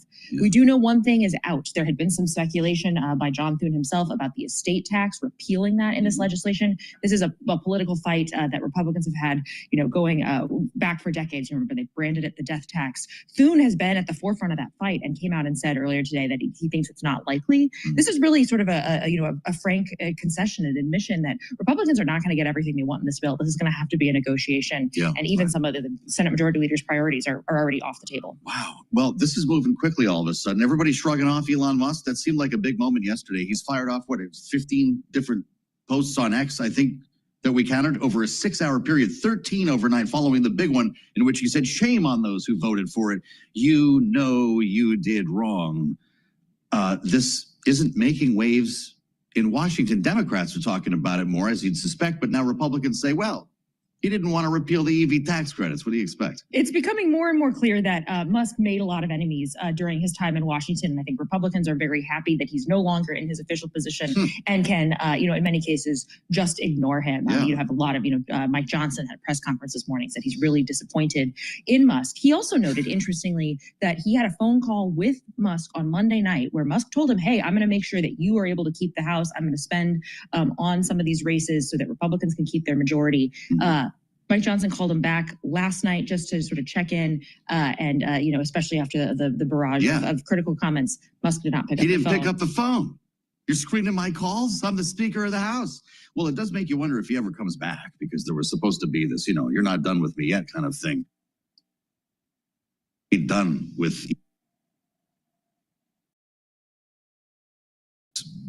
tax on Treasury holders is something that emerged late in the game after the House passed it, because people are just reading the bill now. Marjorie Taylor Greene, hey, I haven't read a section banning states from passing their own AI regulations. I'm a no now. Mike Flood, hadn't read the section, would make it harder for judges to hold officials in contempt. It'd have to be a no now unless that comes out. We're moving too fast. The House moved incredibly fast, way faster than anyone thought they were able to. You remember, there was basically 2 overnights that Mike Johnson pulled to just jam this bill through before the Memorial. So no one read it. No one was able to read it, including reporters, including anyone. We didn't actually have the final text of the bill until just a couple of hours before the bill actually, passed on the House floor. The Senate's going to move a bit slower, though they are talking about this very ambitious timeline, passing it before July 4th. Of course, we may actually get a first cut of the bill text as soon as next weekend is looking like when that might come out. But still, that's only a couple of weeks from seeing the first work product to actually passing something into law that is a huge, momentous, very expensive piece of legislation. Incredible. I haven't even mentioned the word tariff yet, and I just find it incredible that we're hearing so much criticism of the CBO from Republicans who say this is some sort of partisan exercise and they're not looking at the right numbers, no dynamic scoring. They've been wrong for years. CBO today had pretty nice things to say about the president's tariff program. They did. They said that the tariffs would cut the deficit over the next decade by $2.8 trillion. I'll note that's more than what CBO in a report just an hour before said the tax bill would cost. That would be $2.4 trillion added. So if you net all of those, then yes, it would be paid for. That's not the way it works kind of for legislative scoring, but in the big picture, yes. The other thing that's important here is this CBO report on tariffs just goes through what was in effect on as of May 13th, and mid-May. Obviously, things have been changing drastically. So if Trump were to dial down the tariffs or have things off and on, or have certain tariffs that really shrunk the economy, that could all play into how much money those tariffs bring in. So it's very much it's a data point that is imperfect, but gives us a sense of, this is, going on $3 trillion worth in tariffs. This is a big development. So now you're going to have the same Republicans who have been questioning the intentions and ability of the CBO they're going to say, look, the CBO says it's paid for, right? That's the next 24-hour news cycle. That's the next 24-hour news cycle. You and I have both been in Washington long enough to know that lawmakers love to cherry pick certain data points to prove their point. But this is going to be an awkward position for them while they're on, in the same breath criticizing CBO for what it's saying about the tax bill, lauding what it said on tariffs. Unbelievable. Great to spend time with Laura Davison, as always. Just wait. There'll be 5 more stories waiting for you when you get back into the newsroom. Our deputy bureau chief here in Washington and a dear friend of the program, Laura Davison, walking us through the weeds here on a Wednesday with much more to follow. By the way, in our second hour, we're going to talk to 2 lawmakers with stakes in the game here. Republican Senator Bill Hagerty of Tennessee and Democratic Senator Elizabeth Warren of Massachusetts, both teed up for this hour of balance. All right, I want to play this segment about the tax bill won't right the fiscal ship by Todd Dietschy.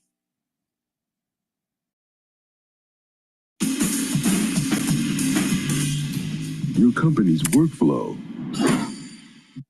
Number one message is that where we're at right now is not righting our fiscal ship. We need $10 trillion of deficit reduction over the next decade just to stabilize our debt to GDP, which is probably all the United States needs. We don't need to balance the budget fully. We just need to stabilize. For the ones that don't know, he's from the Yale Budget Lab.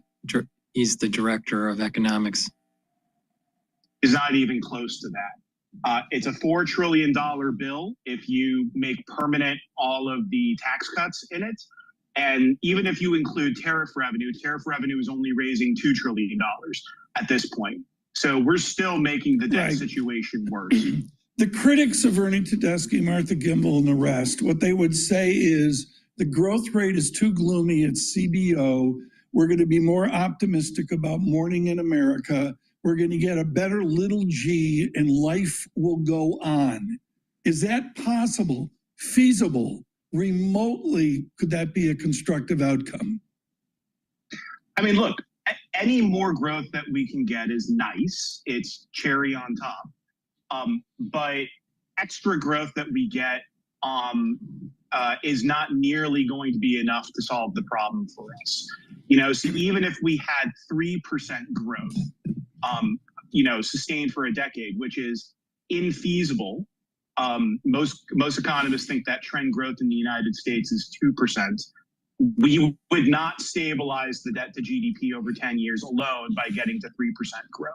And, this bill, they go above and beyond just straight TCJA extension. So there's probably going to be a little bit of fiscal impulse in the short run.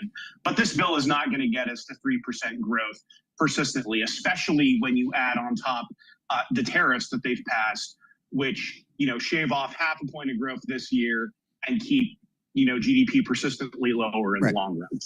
Ernie, I know you and your team have done a lot of work on this, but I think most market practitioners believe the effective tariff rate by the end of this year is going to come in somewhere between 15 to 18%. Yet, recession probabilities are down, and basically people are calling for the U.S. economy. I think it's growing at a 4% plus clip here in the second quarter. So look, we all wanted Knicks Pacers to go 9 games, but just where is this catch up of the hard to the soft data here? Yeah, it's a great point. We're at 15% effective rate right now. And we think that takes off 0.5 point of growth off of 2025. Now, look, we want to be very sober about what that means. half a point off of growth is a significant headwind to the U.S. economy. But on the other hand, if you thought that the U.S. economy was 2% in 2025 and you shave off half a point, you're at 1.5, which is, not as great as it was, but that's not recessionary by itself. I will say, though, what we don't capture in our modeling is the uncertainty effects of tariffs. And so what I tell people is that we probably don't have a central estimate in our estimates of tariff effects. We're probably a floor in terms of the effects. So there is still, more recession risk than there was a year ago. Common sense says don't get weighed down by travel nonsense.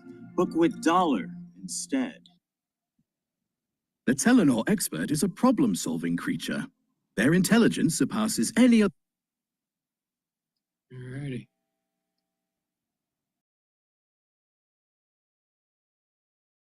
We'll go to Bloomberg after this, but please go to my store, the-studio-reykjavik.com, and get the omega-3.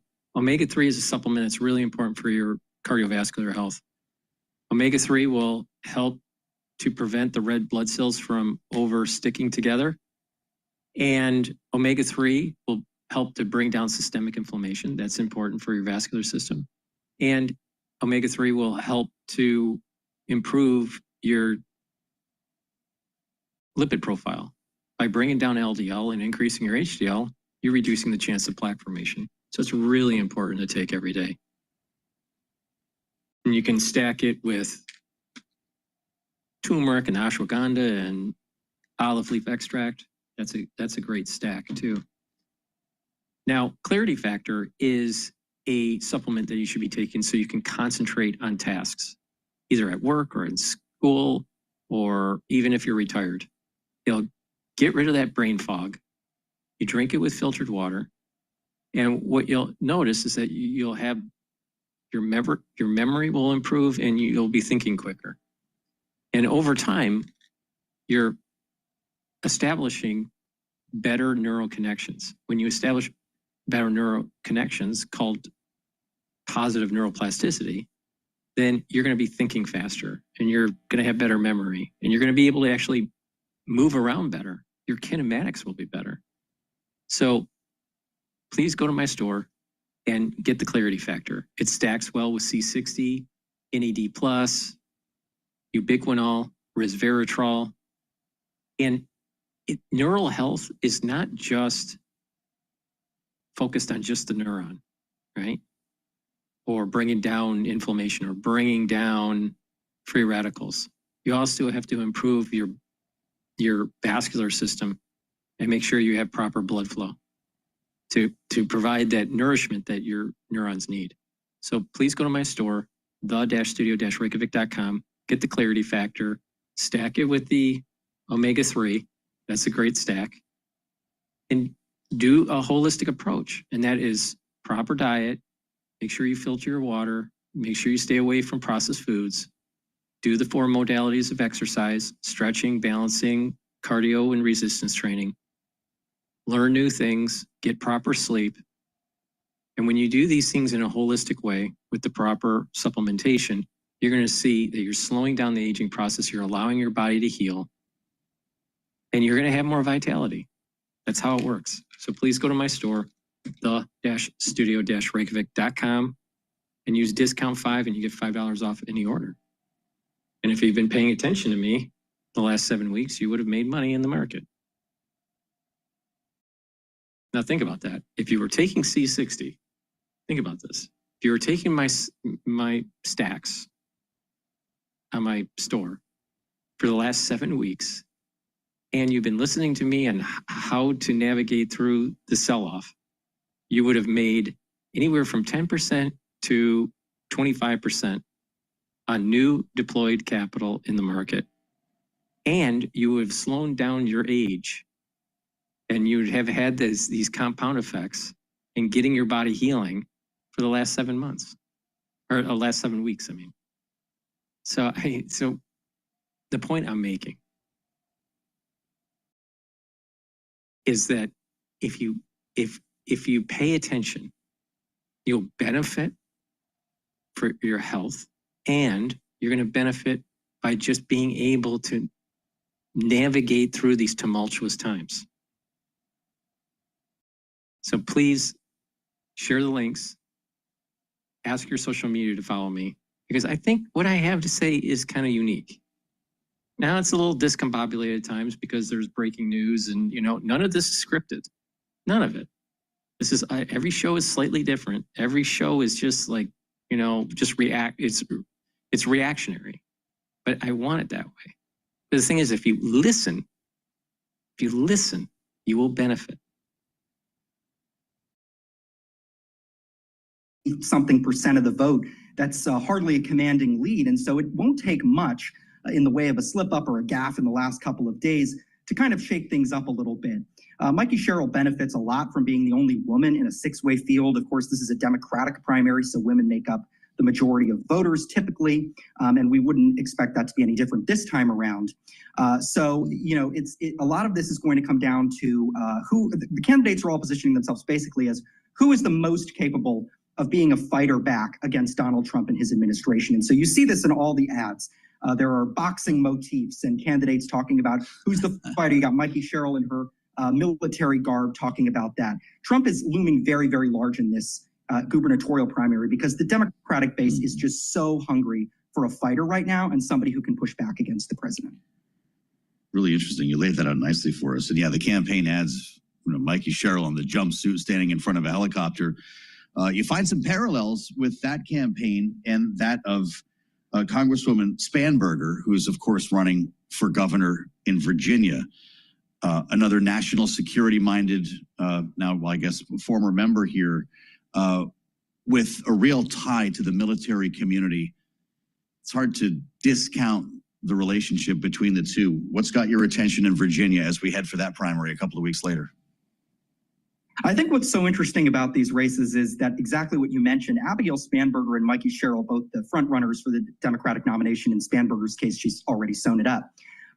They have such similarities. They were actually roommates on Capitol Hill. They both came into the class of 2018 here, which was that blue wave. There are national security-oriented women who flipped Republican-held seats that cycle. And so they've been leaning into their moderate profiles a little bit. But I think the general consensus is that Spanberger has done a slightly better job, both coalescing the Democratic base, and she also seems to have done a very, very good job with regard to fundraising. And the Republican in that race, Winsome Earl Sears, who's the lieutenant governor, has struggled a little bit in the fundraising department. She's also struggled to kind of match the moderate profile that Governor Glenn Youngkin has. Even though she's his number two, she has made a couple of comments about particularly some of these federal layoffs that are happening, Virginia being very, very important. A lot of federal workers in Northern Virginia and down in the Hampton Roads region. She's made some comments about laying off the federal workers being laid off, and it's sort of just like everybody gets laid off. That's a very, very tough sell of a message. And so you already see Democrats touting that on billboards and in ads throughout the state. But you see it as Spanberger's to lose, yeah? I think that's the general consensus at this point. It certainly sounds like from the conversations that we've had with Republicans that New Jersey has the president's interest and a lot of the more of the attention, even though the states voted about the same in 2024. Great to have you on board, Matthew. Come see us again.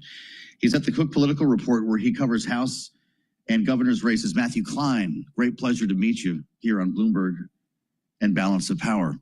You saw the headline this morning about Wells Fargo. By the way, we'll keep you posted. Next Tuesday, we'll be talking a lot about this stuff, especially with regard to New Jersey.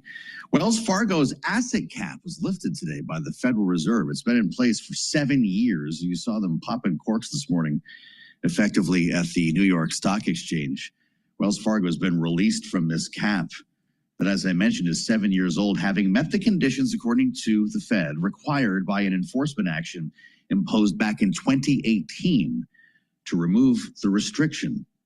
We wanted to talk about this, particularly ahead of our conversation with Senator Elizabeth Warren next hour, who is, by the way, not happy about this move, with Nathan Dean, who is an expert on the banking industry and, in fact, U.S. policy analyst at Bloomberg Intelligence. Nathan, it's great to have you here. I don't know if you saw this coming today, but a lot of folks thought this would be lifted a long time ago. It was a unanimous decision, and it's being seen as very good news for Wells Fargo. Wells Fargo. What's your reaction?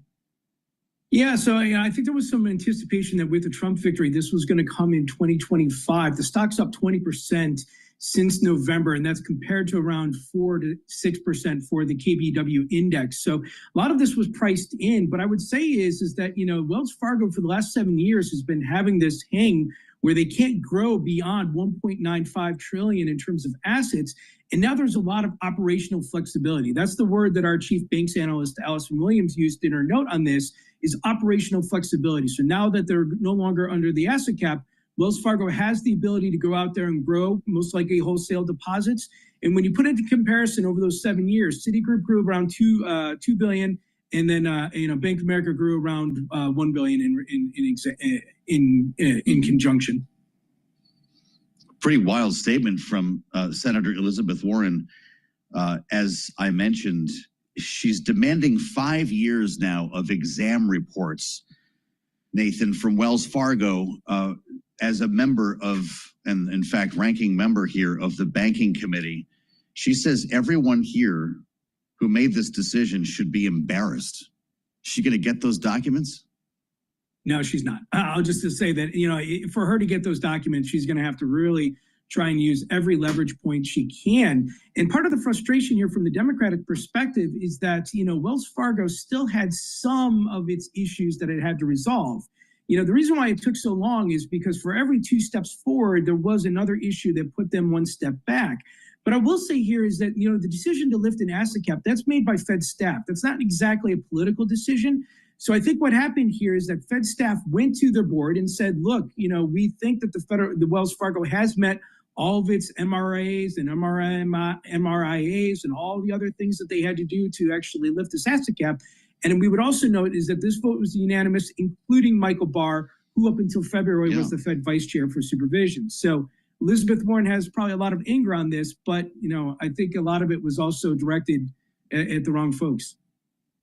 Well, she's been talking about repeated violations, saying it is stunning in a statement that the Fed could not wait until the company went even a full year without breaking the law before wiping its slate clean. She's talking about violations flagged, Nathan, by the SEC in January, by the CFPB 6 months ago, by the Comptroller of the Currency last September. Is she wrong about that stuff?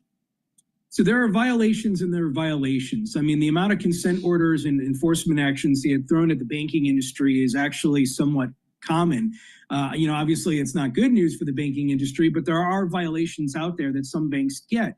But we would note is that, if you look at how Wells Fargo operated over the last 7 years, there were certainly curtails or things that moved them forward, but then there were also violations that warranted that asset cap remaining in place. But if, according to the Fed staff, it looks like they've met everything that they need to do. And in this order, there's additional steps they have to make, but it looks like this asset cap is gone for good. Really interesting. Really glad you could join in the clutch here with a breaking story. Nathan Dean, of course, with apologies to Stumpy. If you're with us on YouTube, you know what I'm talking about. Search Bloomberg Business News Live. We'll always save a seat for you here in the studio on our YouTube feed. I'm Joe Matthew in Washington. Glad you came along on the Wednesday edition. Our panel is in place. Jeannie Shanzano and Chapin Fay are on the way in to talk about this and exactly what Elon Musk is trying to do to the president's big, beautiful bill. He didn't say shame on you in the Oval Office on Friday. Surely he knew the math and knew the numbers behind it. Maybe he feels better about this new CBO score. We'll talk about that too, straight ahead, only on Bloomberg.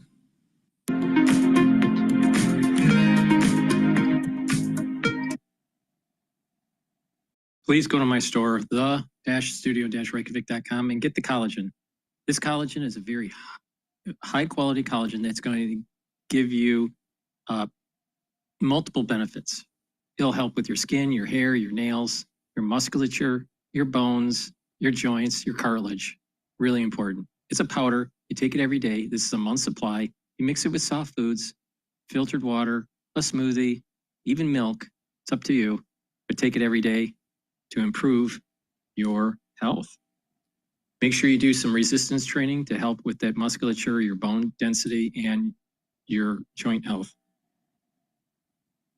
Also, I have gels in 2 different types. You can get it in the quick dispenser or in the tube form. It's a dual purpose gel. You apply it on your your skin is a daily skincare. You can use it as an aftershave. If you're not feeling well or someone around you is not feeling well, put it on your hands, around your nose, around your mouth, around your ears, around your eyes, lightly coat your nostrils, stays active for 5.5 hours. So please go to my store, the-studio-reykjavik.com, and get the gel. You can also apply it on a wound and it'll help to heal the wound. Use discount 5 and you get $5 off any order. And I have a great stack here that's going to help with your bone density. And you can actually stack this with the collagen too. Now, D3 is going to help to absorb calcium. The efficacy of D3 increases when you take magnesium in your diet or through supplementation. Now, D3, it helps with gene expression. It's a gene expression cofactor. And it'll help to get cells to go into apoptosis. By being able to absorb calcium and doing resistance training, it's going to help to build bone density. To supercharge that, take the K2 MK7 molecule, right?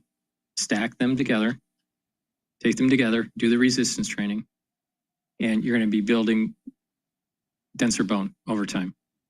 It works even better when you take the collagen. In addition, by taking the D3 and the K2, it'll help to reduce calcium depositing around plaque, and over time, slowly pull that calcium plaque out. So please go to my store, get the D3 and the K2 to help with your bone density and your cardiovascular health.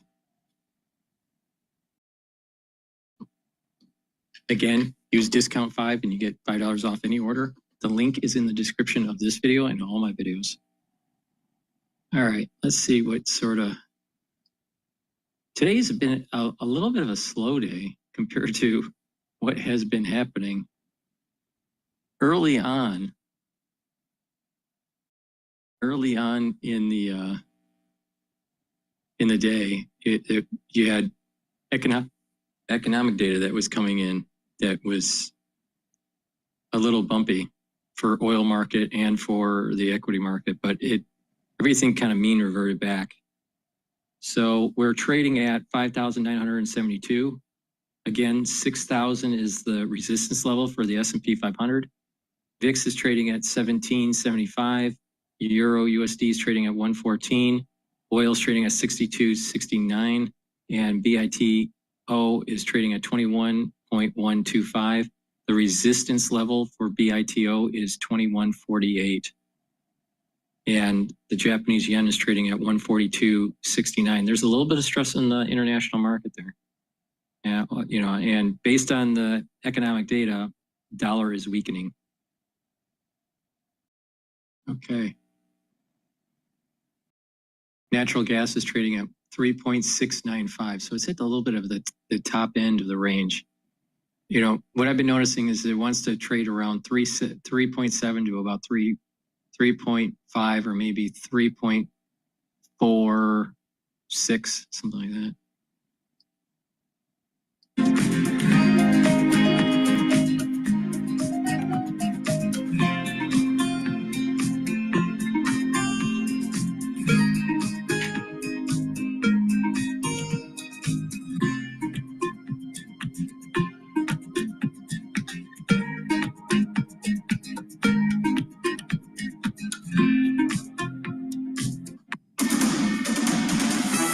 It's 12:40 on Wall Street. We do check markets all day long here at Bloomberg. We've got the Dow Industrials lower, little changed right now. The S&P higher, little change. NASDAQ also little changed, up 15 right now, just about up by 0.1%. 2 o'clock Wall Street time, we get the beige book. Again, the S&P higher by 2 points. We'll call that flat on the day. S&P 500 index holding steady in the face of weak data. We got big tech, though, pushing higher. Right now, we have got the NASDAQ composite index up 0.1%. 0.1%. NASDAQ 100 index up 0.1%. The 10-year at 4.35%. The 2-year 3.86%. Gold up $20 the ounce, now up 0.6%. 33.73 the ounce on the precious metal. While West Texas Intermediate crude is down 1%, 62.80 for a barrel of WTI. Lots of economic data today, and there is disheartening news on America's service industries from a leading trade group. With that story, here's Bloomberg's Vinny Del Giudice. The Institute for Supply Management reports its service industries index signaled contraction in May for the first time in almost a year. Demand slumped and inflation accelerated as higher tariffs slammed American businesses. Combined with today's surprisingly weak ADP report on the labor market, the data suggests White House policy gaffes are rattling confidence. The ISM data also suggests service industries are reconsidering appropriate staffing levels. Vinny Del Giudice, Bloomberg Radio. After earnings, Hewlett-Packard Enterprise trading higher by 0.8%. CrowdStrike after earnings down 6.4%. And Snowflake shares, they're gaining 1%. Analysts positive on the software company in the wake of its summit event.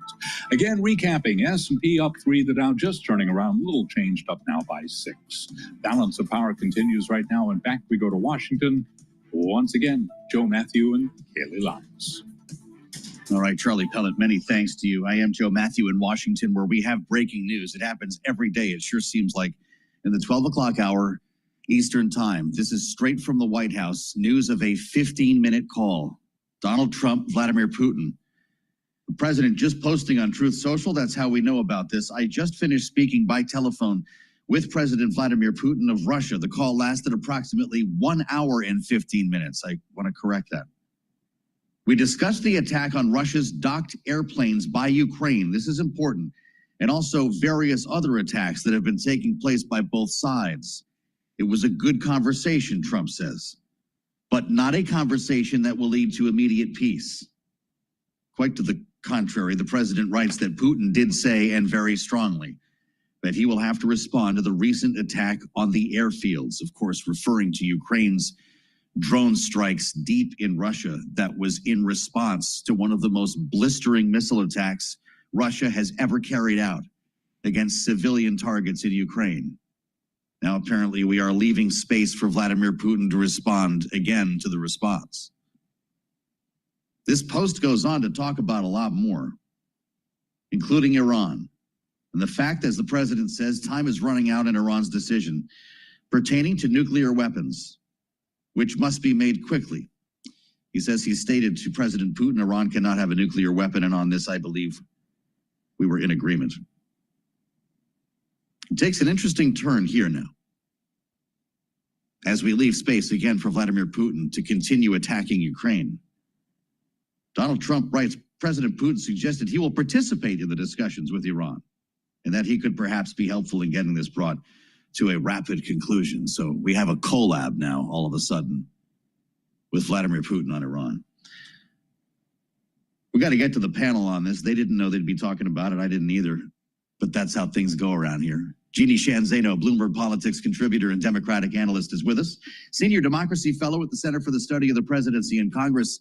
And glad to say Republican strategist Chapin Fay is along as well, founder of Lighthouse Public Affairs. Great to see you both. Welcome, as ever, to Bloomberg. Jeannie, out of the blue here, an hour, I should say, in 15 minutes. I'm having trouble with time today. What do you make of the timing here and the way that this is being framed? You've got a couple sections in a very long post, beginning with the fact that peace is not imminent in Ukraine. And apparently, the people of Ukraine have some tough days ahead. How do you read this?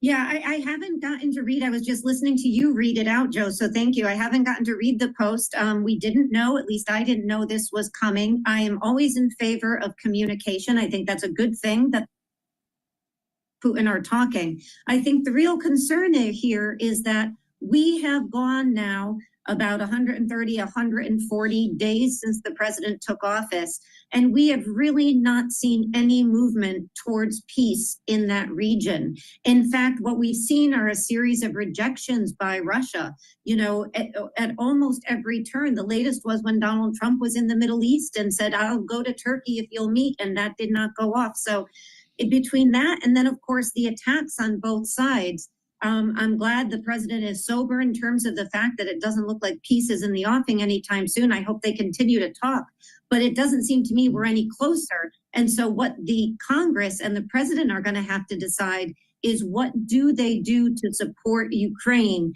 in this battle with Russia? Because that is all the U.S. seems to be able to do at this point.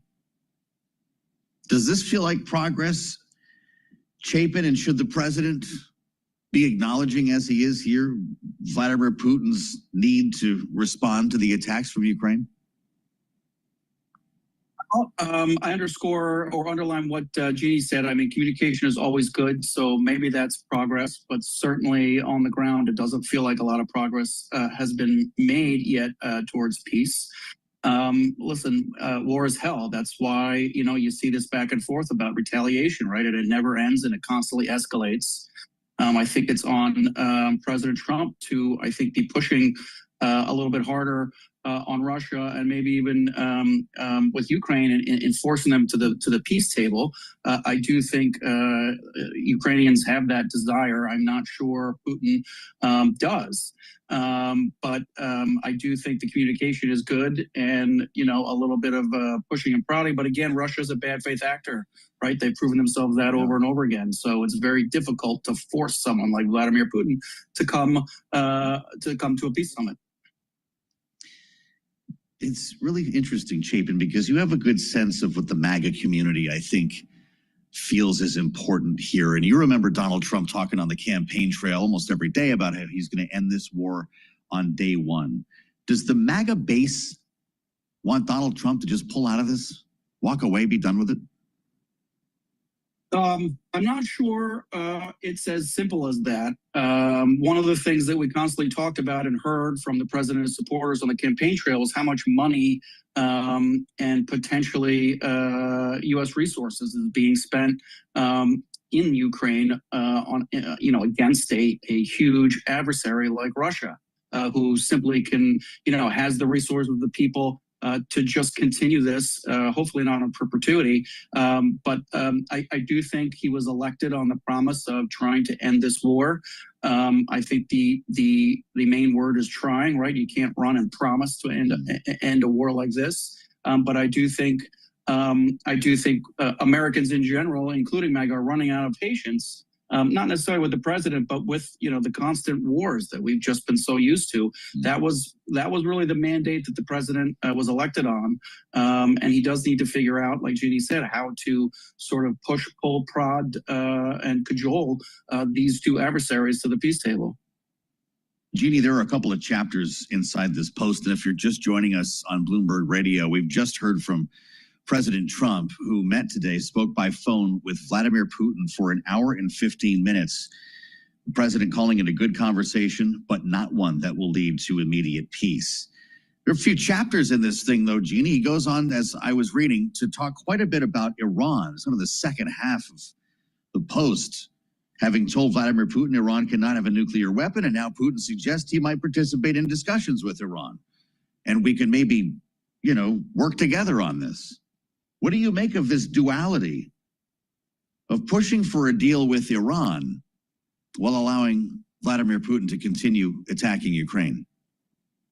Yeah, it is a time when you are hearing the president is getting speaking of push from Israel to take a different tactic, certainly with Iran. He's not intent on doing that. He does want this deal. So I think typical Donald Trump, and I think rightly so, he wants to figure out if he can get to a deal on nuclear weapons, and he will take help from Putin or anybody else who can potentially offer it.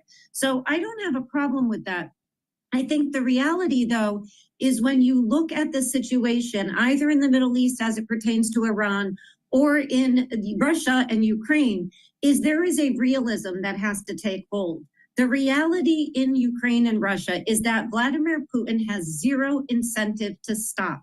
He believes time is on his side. He believes militarily he has the upper hand. He will continue to pursue this path and keep putting the president off for as long as he can.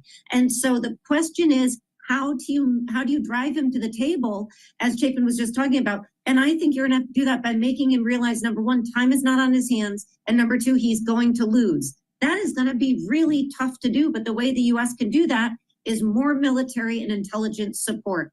And you're facing something similar in a way on the realism issue in Iran. So yes, use Putin to talk to Iran if that's gonna help. But the reality is the president needs to be realistic about where Iran and Vladimir Putin are in both of these contexts, and also, of course, Israel.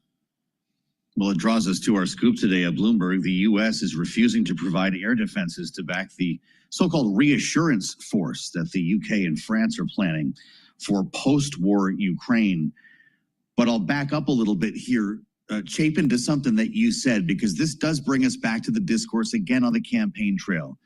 They said, you know what about, you can say all you want about Donald Trump, but no new wars was a hallmark of his first administration. And you can argue with the way Ocean Week is here.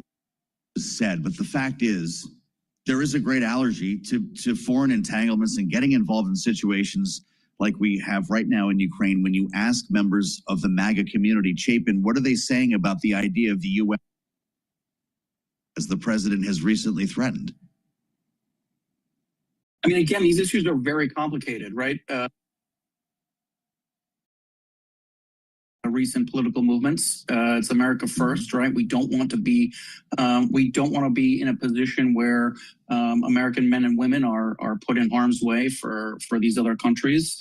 But I think the MAGA folks who care about foreign policy and conservatives who care about foreign policy understand these are complicated, right? I think it was very smart for the president to link to mention these different factors in his truth comment, because he wants to make Putin a deal partner, right? That's one of the reasons I think he mentioned Iran and potentially working there together.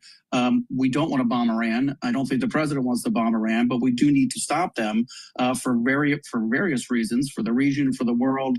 And again, like you both had said, if Vladimir Putin can help Trump get that deal done, I think that's a good thing. It will also help create, establish this deal-making relationship where maybe the president, and this is how he thinks, right? He's a real estate developer, a deal maker. Maybe if they get a deal done in Iran, they create a relationship where Trump can push and ask for more, or use a different carrot and stick with Putin to help Ukraine. So I do think this is very complicated. I do think he still has the political capital behind MAGA, but if he starts, if we start bombing countries in the Middle East, I think you're going to hear a lot of people expressing a lot of concern. Well, there you go. And I suspect J.D. Vance might even be one of them, but I'll hold on. I think that Chapin phase onto something there, Jeannie, but I wonder what you make of this interesting moment in the post-first 100 days. Donald Trump has not held a public event again today now for, a third day in a row or second day in a row, I guess, at this point, but there's a lot of news coming out of the White House.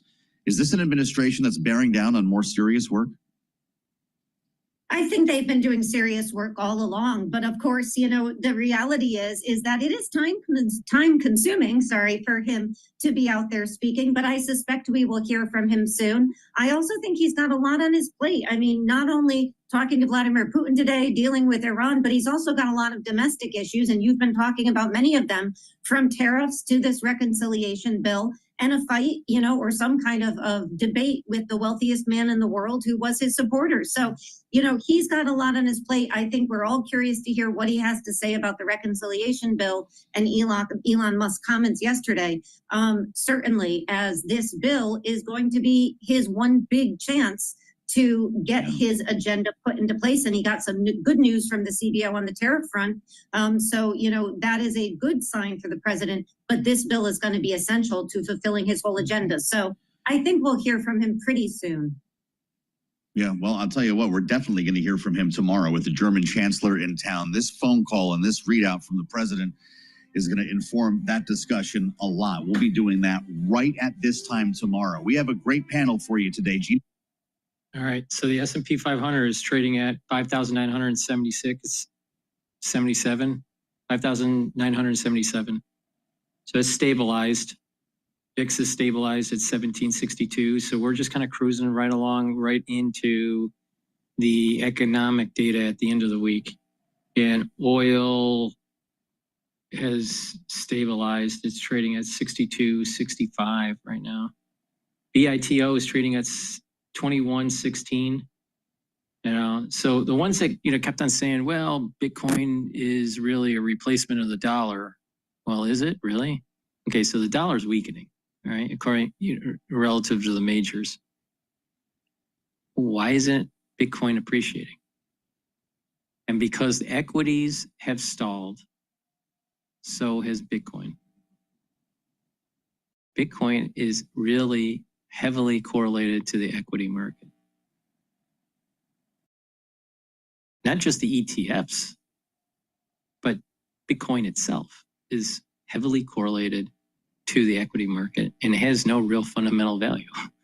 But you can make money on it because there's traders and investors that want to invest in it. So there's a perception that there's some sort of value to it, but there's really no true economic value. Blockchain, on the other hand, is a different story. But there's no real fundamental. It's all behavioral. It's all behavioral. So it's not, you know, it's really not making a big move lately. So I suspect that until equities break 6,000, we probably won't see a big move in upward with Bitcoin. That's my take. Because if there was some sort of fundamental connection between the value of the dollar and Bitcoin, you would think that Bitcoin would radically go up while the dollar is going down relative to the majors. So, like, for example, let's take a look at DXY for the index for the dollar value. So DXY is trading at 98.74. And I was saying around 98, 97, maybe even 96 is fair value. Getting back to the average from the last 4 years of it being above 100. All right. So the dollar has gone down quite a bit. You would have thought that Bitcoin would have appreciated quite a bit in the last couple of days, and it hasn't. So it's more correlated to the equity market. All right. Please go to my store, the-studio-reykjavik.com, and get the heirloom barley. Heirloom barley will help to detoxify your body, bring down inflammation, and soak up free radicals with superoxide dismutase. It's a powder. It's a high-density protein, and you take it every day. Mix it with soft foods or with filtered water, even with milk. It's up to you. Take it every day. Now, I have drops and lozenges that you should be taking if you have an irritation, no matter what season it is. So please go to my store and get the elderberry zinc lozenges, get a few bags for your household, or you can get the drops, which are smaller. And I have 3 different flavors for the drops. You can get it in honey and lemon, blueberry and cherry. Cherry and blueberry. All right. So get a few bags for your household. Make sure you have some at home and at work. You never know when you need it. Once you have that irritation, take it right away. Please go to my store, the-studio-reykjavik.com. Use discount 5 and you get $5 off any order. The link is in the description of this video and all my videos. Go to my store, the-studio-reykjavik.com.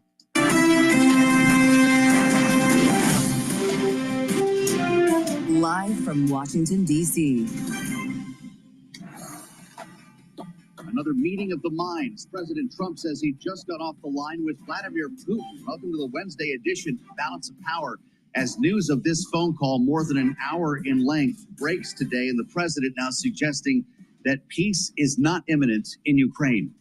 I'm Joe Matthew alongside Kaylee Lyons in Washington. It's good to have you here on the early edition of Balance of Power on Bloomberg TV and radio. Kaylee, he said a lot more than that, also addressing talks with Iran and a potential collaboration of sorts with Vladimir Putin. Says he may join the discussions. Yeah, the Russian president suggesting to President Trump that he could be helpful when it comes to Iran and forcing a more rapid conclusion to the discussions the U.S. has been trying to engage in with Tehran. Noteworthy, of course, the president is speaking to President Putin, or did so today, when he has been asking publicly to speak with a completely different president entirely, Xi Jinping of China, as he says Xi is now being tough to deal with. Certainly a busy day for President Trump as he not only seeks that phone call, but also will be meeting later with key members of the Senate Republican Conference, specifically those on the Finance Committee and the Majority Leader John Thune about the One Big Beautiful Bill. Well, we thought that would be our lead story right now because indeed members of the Senate Finance Committee, Republican members, are on their way to the White House for the next throwdown here.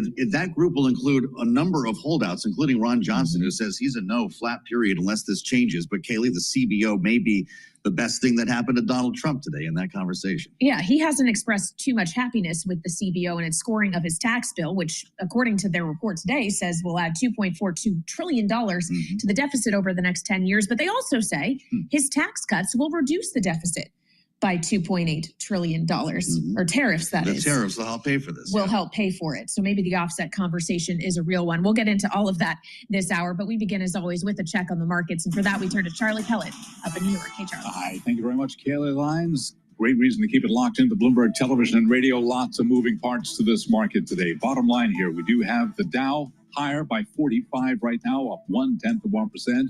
Stocks have been meandering, but right now we've got the S&P up 10 at 59.80, a gain there of 0.2%. NASDAQ up 49. That's an advance of 0.2%. Bottom line here, S&P 500 holding steady in the face of weak data. We do get the beige book coming up in 1 hour from now. The 10-year, 4.35%, the 2-year, 3.86%.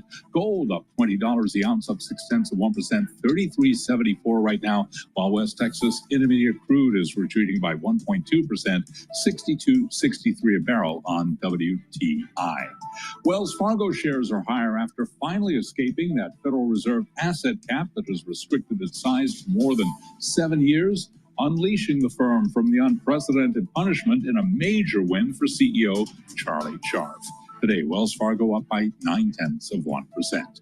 Again, recapping here, the Dow, the S&P, NASDAQ, all advancing. S&P up 11, a gain there of 0.2%.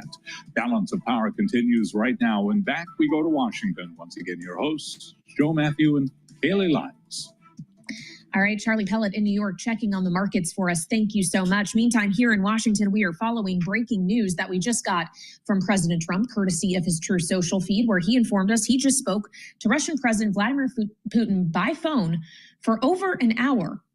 A conversation that the president described as a good one, but not a conversation, he said, that will lead to immediate peace, noting that Putin said very strongly he will have to respond to the recent attack on the airfields, referring, Joe, of course, to the drone strikes we saw across deep into Russian territory last weekend. This could mean some very difficult days ahead for the Ukrainian people, knowing that Russia has a preference of attacking civilian targets, unlike what we saw from Ukraine. Over the course of the next half hour, we're going to bring you two very important voices in the midst of breaking news today in Washington with all the stories we're talking about. Republican Senator Bill Hagerty of Tennessee will join, along with Democratic Senator Elizabeth Warren of Massachusetts, all in the next 20 minutes here on the fastest show in politics. We do want to start on Capitol Hill, though, Kaylee, with all of the breaking news today, and Bloomberg's Tyler Kendall.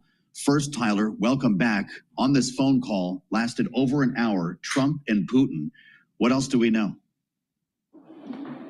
Yeah, hey, Joe. Well, Kaylee read one of the key lines from President Trump's Truth Social post, which is that he said it was a good conversation, but not one that's going to ultimately lead to immediate peace. Now, of course, this was it was not known that they were going to have this call, but does come after the two leaders did speak by phone last month, and it contributed to what was really mounting frustration from this White House when it comes to really stalled progress towards reaching a ceasefire. Here, we're going to be watching how this really escalates as President Trump does confirm that Vladimir Putin has those plans to retaliate after we really saw that surprise drone attack by Ukraine that went so deep into Russian territory. It hit areas as far as Siberia.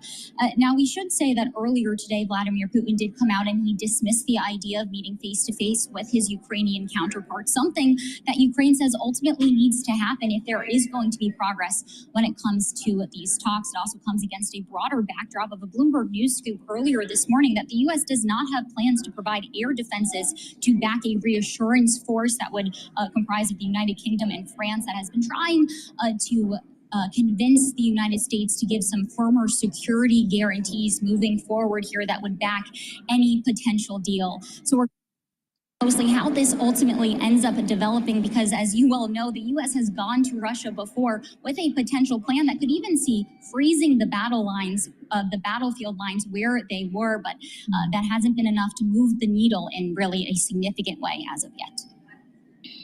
Well, and Tyler, as we consider the implications for what this means in terms of Russia's behavior in negotiations over the war in Ukraine, it seems President Trump is also suggesting that Russia will have a role to play in separate negotiations with Iran. Right, exactly. And that's going to be a really interesting one to follow here, too. As we know, this really is a priority for this White House to ultimately try to make some kind of progress here. I believe that the 5th round of talks just concluded, and we're seeing Oman really be a mediator in these talks. But details haven't really emerged, including how a potential deal would differ from the JCPOA, which the U.S. pulled out of under the first Trump administration. Tyler, we thought we'd be talking first with you about reconciliation. This is an important day on the track to make the Trump tax cuts either permanent or extended. You've got Republican members of the Senate Finance Committee headed to the White House to meet with President Trump. Among them, Senator Ron Johnson, who says he's a flat no unless these deficit numbers change. This, of course, follows the missive, several of them overnight again from Elon Musk, and now news from the CBO. How important is this meeting today, Tyler? Yeah, the stakes are incredibly high, Joe, as the White House really does try to ramp up the pressure on these Republicans, with President Trump picking up the phone and calling them directly. Now, you alluded to this before, perhaps the most vocal group that's emerging is this group that are pitching themselves as fiscal hawks, and that includes Ron Johnson. And I actually had the chance to catch up with the senator from Wisconsin earlier today. He's pushing for those deeper spending cuts. He says he's in close touch with the White House, and he realizes that it might take some time to get the sort of spending cuts that he's really looking for. If I'm wrong, challenge me. I want to get in that dialogue. And quite honestly, that is really my discussion with President Trump. And so he had Kevin Hassett call me up right away. I'll be meeting with the secretary. So he wants to engage. And he wants to reduce spending. It's just hard to do. I'm not denying that fact. It was a slender majority in the House, and Democrats having no interest whatsoever at reducing spending. That's our problem. Now, of course, the other side of this, Joe and Kaylee, is that the White House is dealing with conflicting demands. So you have some senators here that are calling for deeper spending cuts, raising some concerns about how some of the tax sweeteners, whether or not they would really contribute or incentivize growth over the long term. But then you have a group of Republicans that are concerned about what spending cuts ultimately will mean for Medicaid. Now, we should say that there's pretty broad agreement about those core pillars of this plan, including extending the 2017 tax cuts. But at the end of the day, there are really slim margins here in the Senate. They can only afford to lose 3 votes. Indeed. All right, Bloomberg's Tyler Kendall live on Capitol Hill for us. Thank you so much. And it's on Capitol Hill that we stay here on Balance of Power on Bloomberg TV and radio as we turn to Republican Senator Bill Hagerty of Tennessee, who is back with us on the program. Senator, we appreciate your time. As we just heard our colleague Tyler there outlining that various portions of your body have demands as to what it will take to get them to a yes vote on this legislation. What's yours? What change do you need to see for you to vote for this package? I think the most critical thing to keep in mind, Kaylee, is the fact that if we don't get this done, Americans are looking at a north of $4 trillion tax increase. I was talking with Kevin Hassett at the White House yesterday. His projections are that would yield a 6% decrease in our nation's GDP. That would be terrible for America, frankly, be terrible for the world economy. We can't let that happen. The main interest I have is making certain that we stimulate more capital investment in America, because more capital investment will beget more jobs, more economic activity. This will have a very positive impact on the economy. And frankly, it's something that the Congressional Budget Office completely misses in their analysis. They missed it at an incredible level back after the 2017 Tax Cuts and Jobs Act were passed. In fact, they missed it by north of $1 trillion worth of revenues. So I think that my colleagues need to certainly take into account the fact that this is a pro-growth bill. This tax package is going to stimulate more economic activity here in America. We will see growth that's not captured in these CBO estimates, but will have a material impact on our economy, on our well-being, and frankly, in terms of going the right direction to reducing the deficit. Well, Senator, we've got a lot of questions about what's inside, and it's great to have you back on Bloomberg. You mentioned the CBO, so I do have to ask you about that. 2 big headlines today coming out of the Congressional Budget Office. First, the Republican tax bill that cleared the House, they say, would add $2.4 trillion to U.S. deficits. But that same Congressional Budget Office, which I know Republicans criticize a lot, is now projecting that Trump tariffs will cut the budget gap by $2.8 trillion. Do you buy that number? And if so, is this bill paid for? Well, in the first case, what they do is static analysis. They don't take into account the dynamic of investment in the economy that will yield growth. So I think that's patently wrong. And the second, with regard to tariff revenue, it's possible, but we're not nearly to the end of our trade negotiations. Jameson Greer, our trade rep, working his heart out to try to bring together a significant sea change in the way America's treated on the global stage. I think we're going to make great progress, but it's very hard for me to say right now, and I don't know how the CBO is able to say this, where we're going to land on tariff revenues as well. Well, yeah, it is worth pointing out the CBO was only scoring tariff revenues through where tariffs stood as of May 13th. And we already know changes have been made since then. There's still some legal questions around whether or not IEEPA is going to stand, Senator. So we have to bear that in mind. We've heard from the Senate Majority Leader, John Thune, that there's going to have to be some adjustments made to the SALT cap, something that House Republicans from those SALT districts say would essentially mean that the deal dies when it returns back to the House. Knowing that the debt ceiling lift is also attached to this legislation, do you see risk around making changes like that? Could that bring the U.S. closer to the brink of default? Well, I think there's always risk in any situation like this where you have a complex bill, Kayleigh. We're going to have a conference meeting right after I'm on with you now to begin the process of talking through where the Senate is going to land here. And I do expect that there'll be improvements. It will be different. There'll be deeper cuts. And we'll start to see text coming out on Friday. What I don't want to do is try to get ahead of those who are negotiating. As you know, the Finance Committee is going to the White House right now to meet with President Trump.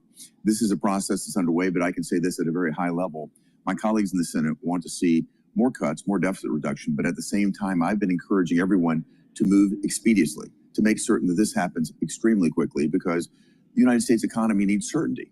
And with that certainty, we're going to see more capital investment. The longer this takes, again, the less certainty we've got, and that's going to have a negative impact on capital investment here in America. With that in mind, Senator, I'd love to explore the idea of permanence with you, because we're hearing about this a lot more now. The likes of Steve Daines and others who say, no, we need to make permanent certain business tax breaks, specifically the full research and development deduction, bonus depreciation, and interest expensing. Are you on board with making them permanent? Certainly I am. I agree with the premise completely. And, Steve Daines is a business person just like me. We understand the importance of being able to make long-term plans with respect to capital investments. That's what's driving Steve's position. I think he's exactly right. And we need to extend these as far as we possibly can. Permanent is the best possible answer we could achieve.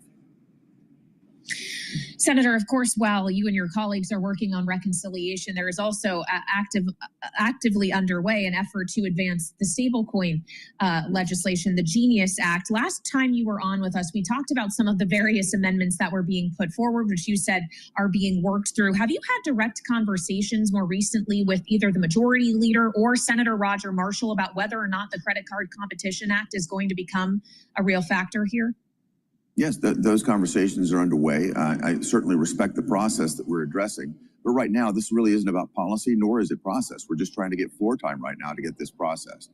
We have broad agreement, Kayleigh, with respect to the content of this stablecoin legislation, My Genius Act. And this is going to, I think, take us into the 21st century in terms of upgrading our payment systems. It's going to have very desirable effects, taking the U.S. economy into the digital assets arena, keeping innovation here, lowering risk here in America, and putting in place guardrails that will protect consumers, because every one of these stablecoins will be backed up dollar for dollar with U.S. treasuries. Very positive outcome here. We've got very strong support. So, okay, what's the timeline, Senator, and what does it mean for the Clarity Act coming out of the House?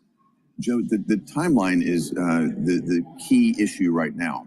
The window is closing on us to get this done because we've got to turn our attention to reconciliation. As I mentioned, we're going to a conference meeting, our first broad conference meeting, to talk about the reconciliation bill.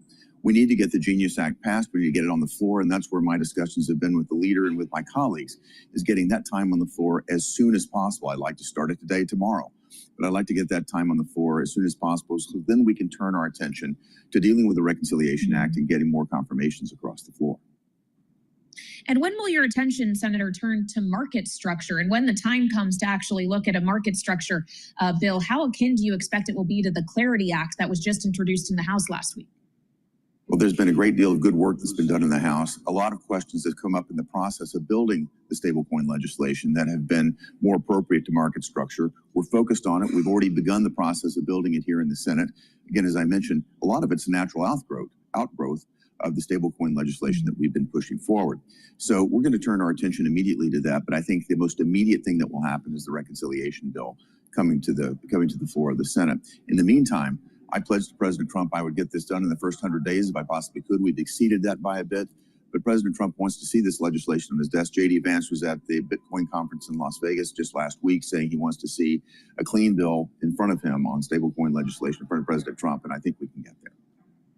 Interesting as you bear down on the reconciliation tax and spend legislation here, Senator. I know it's going to be an important day, and you're walking into this meeting after we're done with our conversation to begin hearing from Republican members of the House who apparently didn't have enough time to read the whole bill. Congresswoman Marjorie Taylor Greene says she's a no, having not read a section banning states from passing their own AI regulations. Mike Flood, Republican from Nebraska, doesn't like this idea of making it harder for judges to hold officials in contempt of court. They both didn't see it in the first pass.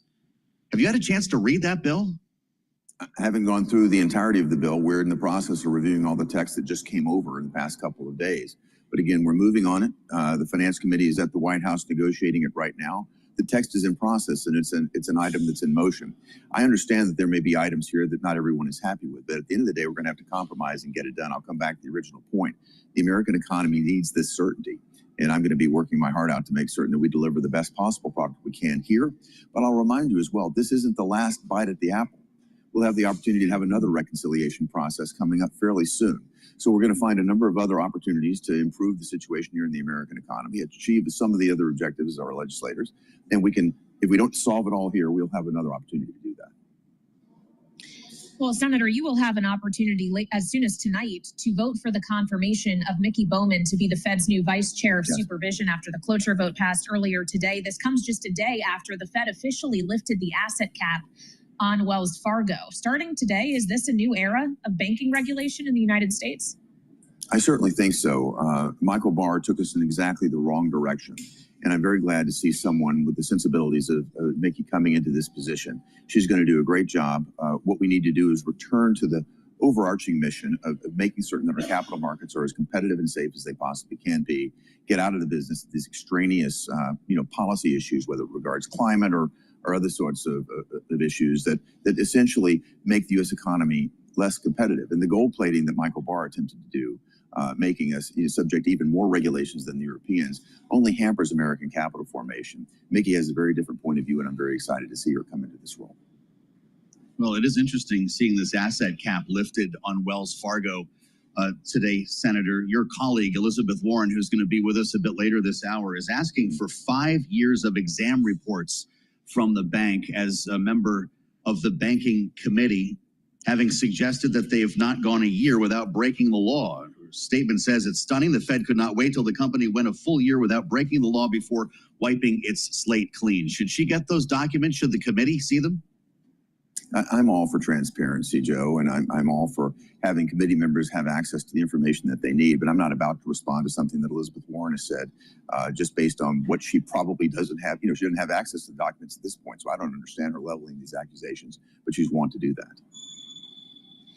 Well, I wonder, Senator, if you'd like to respond to something President Trump has just said, as he shared with us on True Social, that he spent an hour and 15 minutes on the phone today with Russian President Vladimir Putin. He suggested that phone call will not lead to an immediate peace with Ukraine, but went on to say that Putin believes or suggested he could participate in discussions with Iran. And of course, the U.S. Approach to Iran is something I know you feel quite passionately about. Is it appropriate for Russia to be stepping in here? Well, I think you understand well the fact that the previous administration removed all of the maximum pressure campaign that we had imposed on Iran. We had Iran to a point where they were ready to deal. Their reserves were below $10 billion. As soon as the Biden administration came in, they stopped enforcing the sanctions. They put Iran in a position to fund terror. We saw what happened with Hamas. We saw what happened with Hezbollah. We saw what happened with the Houthis. We're bringing that situation back under control. We're putting back in place maximum sanctions. And we also have the opportunity to get the world behind us. And I think the world should be behind us to ensure that Iran does not have the capability to threaten the rest of the world as they seem to want to do. President Trump has every right to seek out other world leaders, to find allies wherever he may. But at the end of the day, it's going to be up to us to take the leadership position to deal with Iran and to make certain that they don't have the capability nor the capacity to threaten the rest of the world as they have in the past. And understand this, they're behind all of the terror and all the disruption in the Middle East. It's got to come to an end. A deep dive with Republicans. Please go to my store, the-studio-reykjavik.com, and get the Gladiator barley. Like I said, Gladiator barley stacks really well with Myotrol. Myotrol helps to build muscle through gene expression. Gladiator barley will help build muscle because it is a high-density protein. Now, you do resistance training, you're going to gain strength. It'll also detoxify your body, bring down inflammation, and soak up free radicals with superoxide dismutase. Take it with the Myotrol for max benefit, but you can also stack it with the Boomer Boost that I'll be talking about shortly here. Also, take a look at C60 on my store, the-studio-reykjavik.com. C60 is a very potent antioxidant. You can get it in avocado oil, extra virgin olive oil, and MCT coconut oil. And C60 is really important to have in a lipid so you can properly absorb it. So that's really important. Now, take a teaspoon a day on an empty stomach for best absorption. If you're working out, take it before your workout. And that way you're soaking up the free radicals that you're generating during your workout, and you will notice that you're recovering quicker. Now, taking C60 a teaspoon a day, it's going to soak up free radicals, help to boost up the health of the mitochondria. You're going to have more ATP at the cellular level, and the cells are going to perform better and have less stress. This is also going to improve your endocrine system and your immune system. Now, what is also important is soak up free radicals at the vascular level. And by soaking up free radicals at the vascular level, you're reducing plaque formation because you're reducing oxidized LDL. For your neurons, C60 is going to soak up those free radicals, reduce stress on the cell, improve the health of the myelin sheath, boost up the mitochondrial health of the neuron. ATP is going to increase. You're going to have more neurotransmitters, and those neurons are going to fire their electrical current. All right. So when you have healthy neural networks, what will happen is you're going to think clearly, you're going to think faster, your memory is going to be better. You'll even move better. All right. Your kinematics will be better. So C60 is really important in soaking up those free radicals and improving that mitochondrial health so you have more energy. And when you have more energy, you'll have more vitality. And so when you think about it, people that age, what happens? Their immune system goes down, their memory goes down, their energy levels go down, they lose muscle mass, they lose bone density, they have gait issues. So you can mitigate these things by slowing down the aging process. And one major vector to slow down the aging process is to soak up free radicals. It's not the only. It's also bringing down inflammation. But the point here is that if you do a holistic approach, and one of the major pillars is to take very potent antioxidants, you're going to start slowing down the aging process. So please go to my store, the-studio-reykjavik.com. Make sure you take a teaspoon of C60 a day, every day. I've been taking C60 every day since 2016. So please go to my store and get the very high quality C60. Use discount 5 and you can get $5 off any order. I have it in a 2 ounce, a 4 ounce, and an 8 ounce configuration. Let's go to Elizabeth Warren. Pocahontas. Was out there still breaking the law. And then a report just a few weeks ago by former and current Wells Fargo employees saying that the very activities that Wells Fargo engaged in 7 years ago, where they created fake accounts for people and so on because they were pressing their employees to get those numbers in, to get more people signed up for more accounts, that same activity is occurring today. And those are the circumstances under which the Fed unanimously says, hey, Wells Fargo, get on out of here. You don't need any extra regulation. No, that just doesn't wash. Do you see any potential benefit here, Senator, though, of Wells Fargo being able to better compete with other big banks for the competitive landscape to change in that way? Look, I'm all for competition, but I don't think that cheaters ought to have a leg up in competing. And that's really the part to remember here about Wells Fargo. The reason we want to have good enforcement of all of the banking laws is that the banks that actually follow the law, the banks that aren't engaged in money laundering, or the banks that are not cheating their investors, that those banks ought to be able to play on a level playing field. And Wells Fargo, we know starting 7 years ago, that Wells Fargo was so boosting its profits and, by the way, its CEO compensation based on cheating American customers. And in fact, it was so awful what they did that it wasn't just civil penalties, they were in violation of criminal laws. So the idea that, boy, we want to get them right back out there competing with the other banks at a time when their own employees are saying, hey, they're back to doing the stuff they were doing before. That's not the direction we want to go. Senator Elizabeth Warren live with us on Bloomberg TV and radio. I'm going to ask you to walk with me here for a second, Senator, because I don't know if Donald Trump is watching us right now, but the president is posting about you right now, just on Truth Social. Donald Trump writes, quote, I am very pleased to announce that after all these years, I agree with Senator Elizabeth Warren on something. The debt limit should be entirely scrapped to prevent an economic catastrophe. He's reposting you here where you suggest as much. This is less than 24 hours after Elon Musk said shame on Republicans who passed the reconciliation bill in the House. You're finding yourself within a 24-hour period agreeing with Donald Trump and Elon Musk. What's going on around here? Well, look, I think on the debt ceiling, I've been on this for many, many years.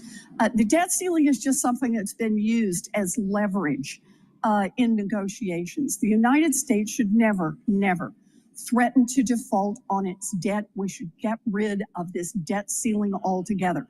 When we pass a bill saying that we're going to do a certain thing, that is our saying, and we're going to pay for it. That's what the United States government does. So I think that Donald Trump and I, hey, listen, I'm ready to join up with him and make that happen. We need to get rid of the debt ceiling altogether, not extend it, not say, ooh, while this is going on, this budget negotiation, let's just roll out a few $1 trillion more in the debt ceiling. Nope, that has gotten us into trouble before. It continues to get us into trouble. Donald Trump is right. Let's get rid of it altogether.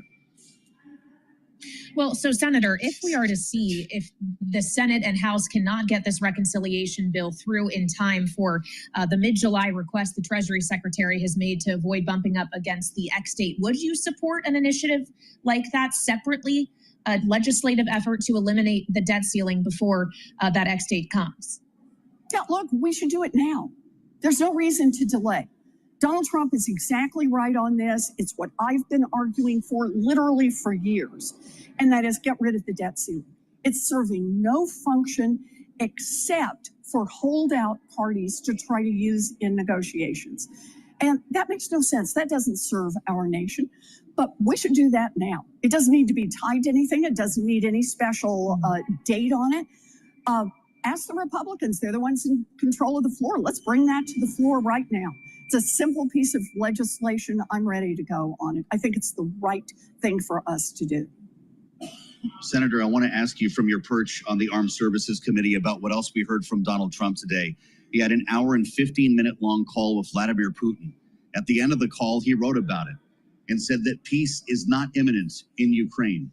He did say, however, that Putin will have to respond to the recent attack on the airfields that Ukraine conducted over the weekend using this wild scheme with drones that had been smuggled into the country. What do you make of this assessment? And what is Ukraine in for in the days ahead? Right. Look, Vladimir Putin has been playing Donald Trump, and pretty much everybody in the world can see that. That's not just me seeing it, not just people in the United States see it. Leaders around the world see it. And it looks like Donald Trump is beginning to figure that out and starting to push back against Putin. We owe it to Ukraine to do everything we can to support them in their fight. They are on the front lines fighting for democracy, and they are on the front lines against an expansionist Russia. Understand this, if Ukraine falls and Vladimir Putin gets either a big chunk of it or all of it, he's not stopping there. He's coming for more and more and more, because that's who Vladimir Putin is. It is important right now to help Ukraine push back. They are on the front lines fighting the war for democracy on behalf of all of Europe, on behalf of the United States, on behalf of freedom-loving countries everywhere in the world.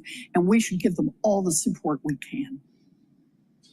All right, Senator, we appreciate you joining us on Bloomberg TV and radio. The Democratic senator from Massachusetts, also ranking member of the Senate Banking Committee, Elizabeth Warren, with us here on Balance of Power, reacting not just to President Trump's Truth Social post about his conversation with Vladimir Putin, but also his Truth Social post about Senator Elizabeth Warren, who he agrees with when she says the debt ceiling should be eliminated entirely. So on that note, we turn to our political panel today. Jeannie Shanzano is with us, Bloomberg Politics contributor, senior democracy fellow at the Center for the Study of the Presidency in Congress, and Democratic analyst, alongside Republican strategist Chapin Fay, founder of Lighthouse Public Affairs. Chapin, as we hear Senator Warren say, I agree with Trump, let's do this, get rid of the debt ceiling right now. Is this the potential off-ramp for if the Republicans cannot get through this partisan reconciliation bill with a debt ceiling hike attached in time?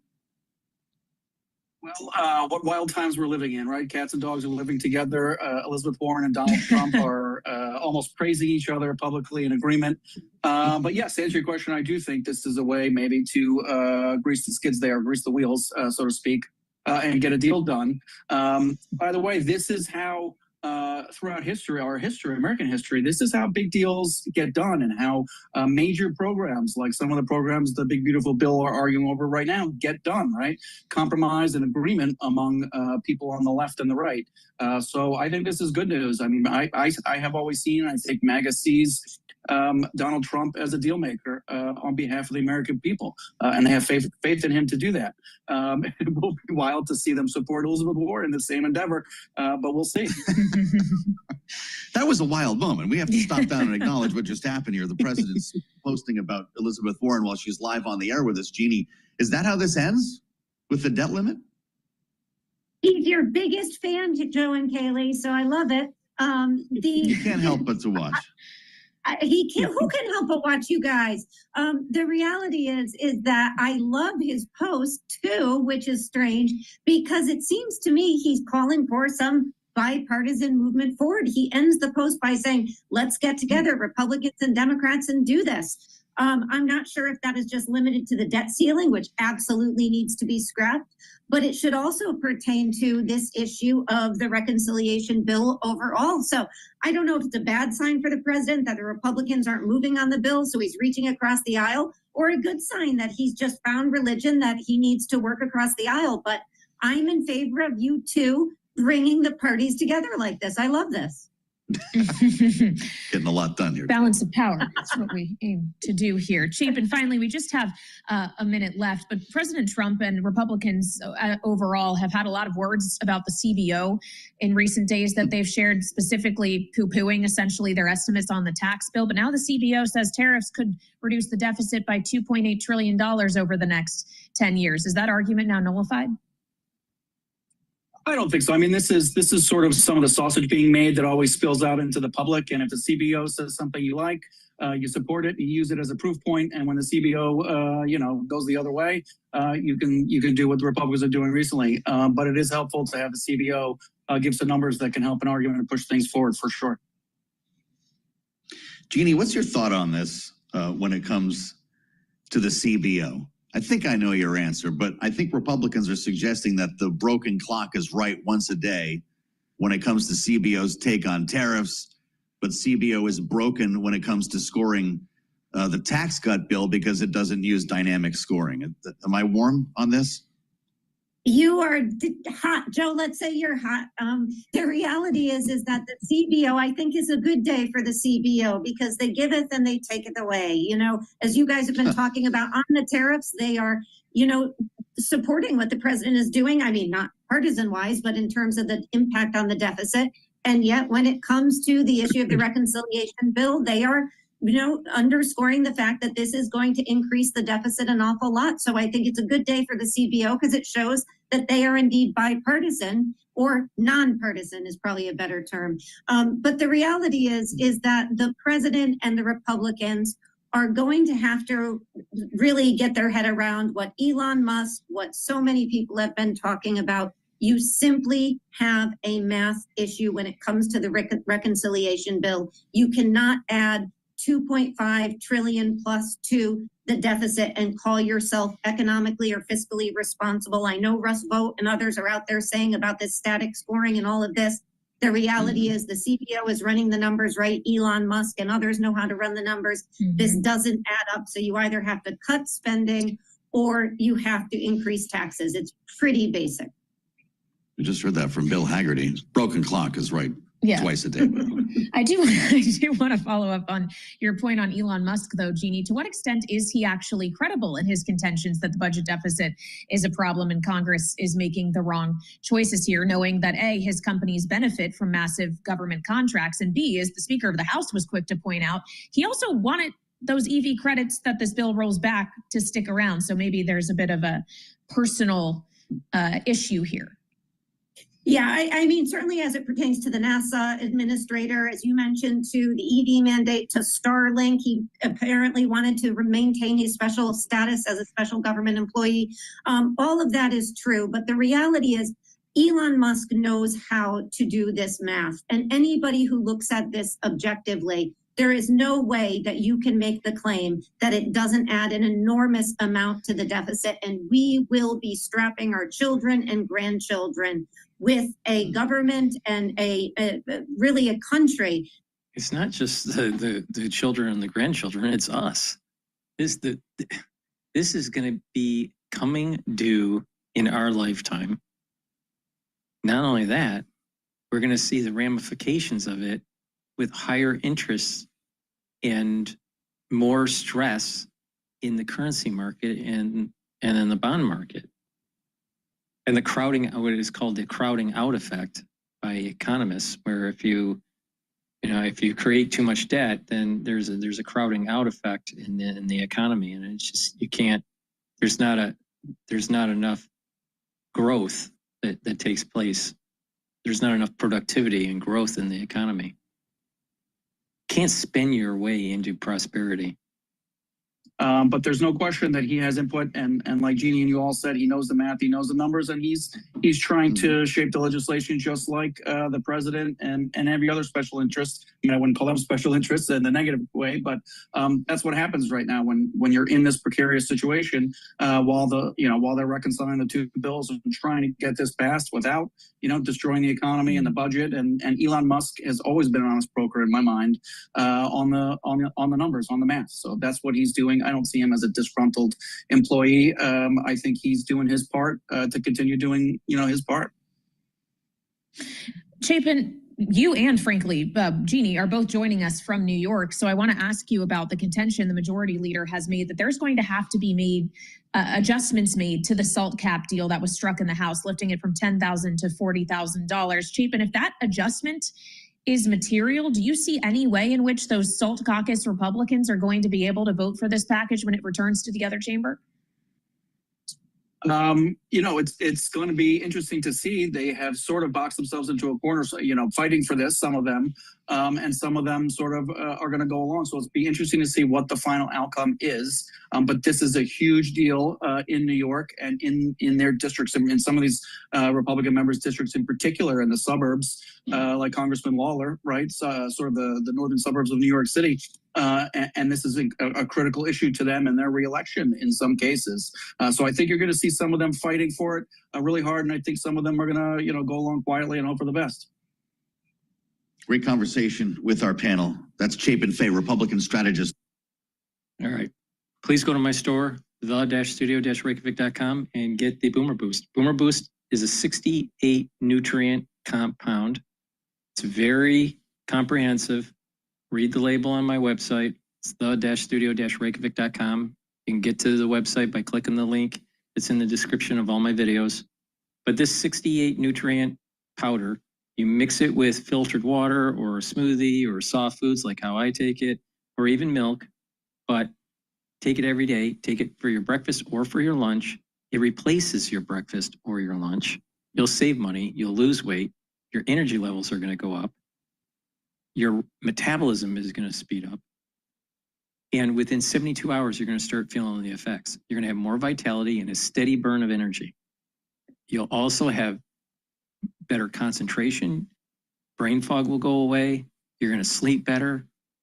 It also targets the cardiovascular system, brain function, musculature, and obviously energy levels and metabolism.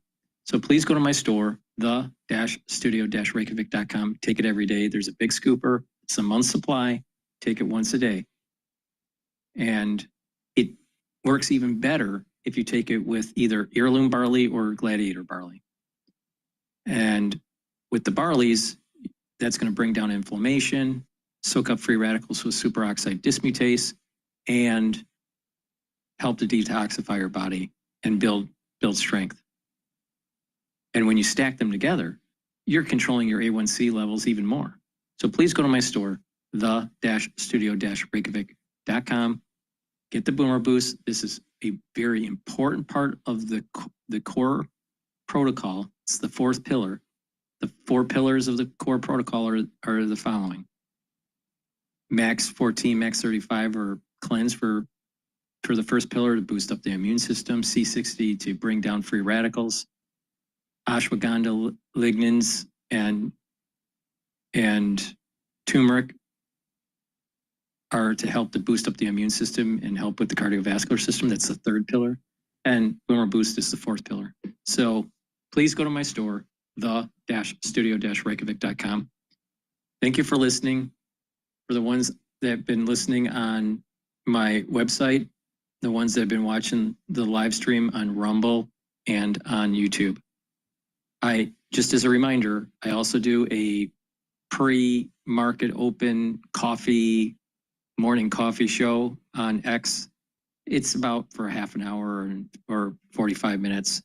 It's all audio. I play some audio content about the market open, and then also read some of the breaking news that's taking place, just to get a pulse when we go into the market open. So thank you for listening, and please help support my work by donating on my website, sharing the links, by making sure you subscribe to all my channels, and better yet, if you can, please purchase the products. They'll help with your health, and you're also helping the show. So thank you very much for watching and listening. Have a nice day.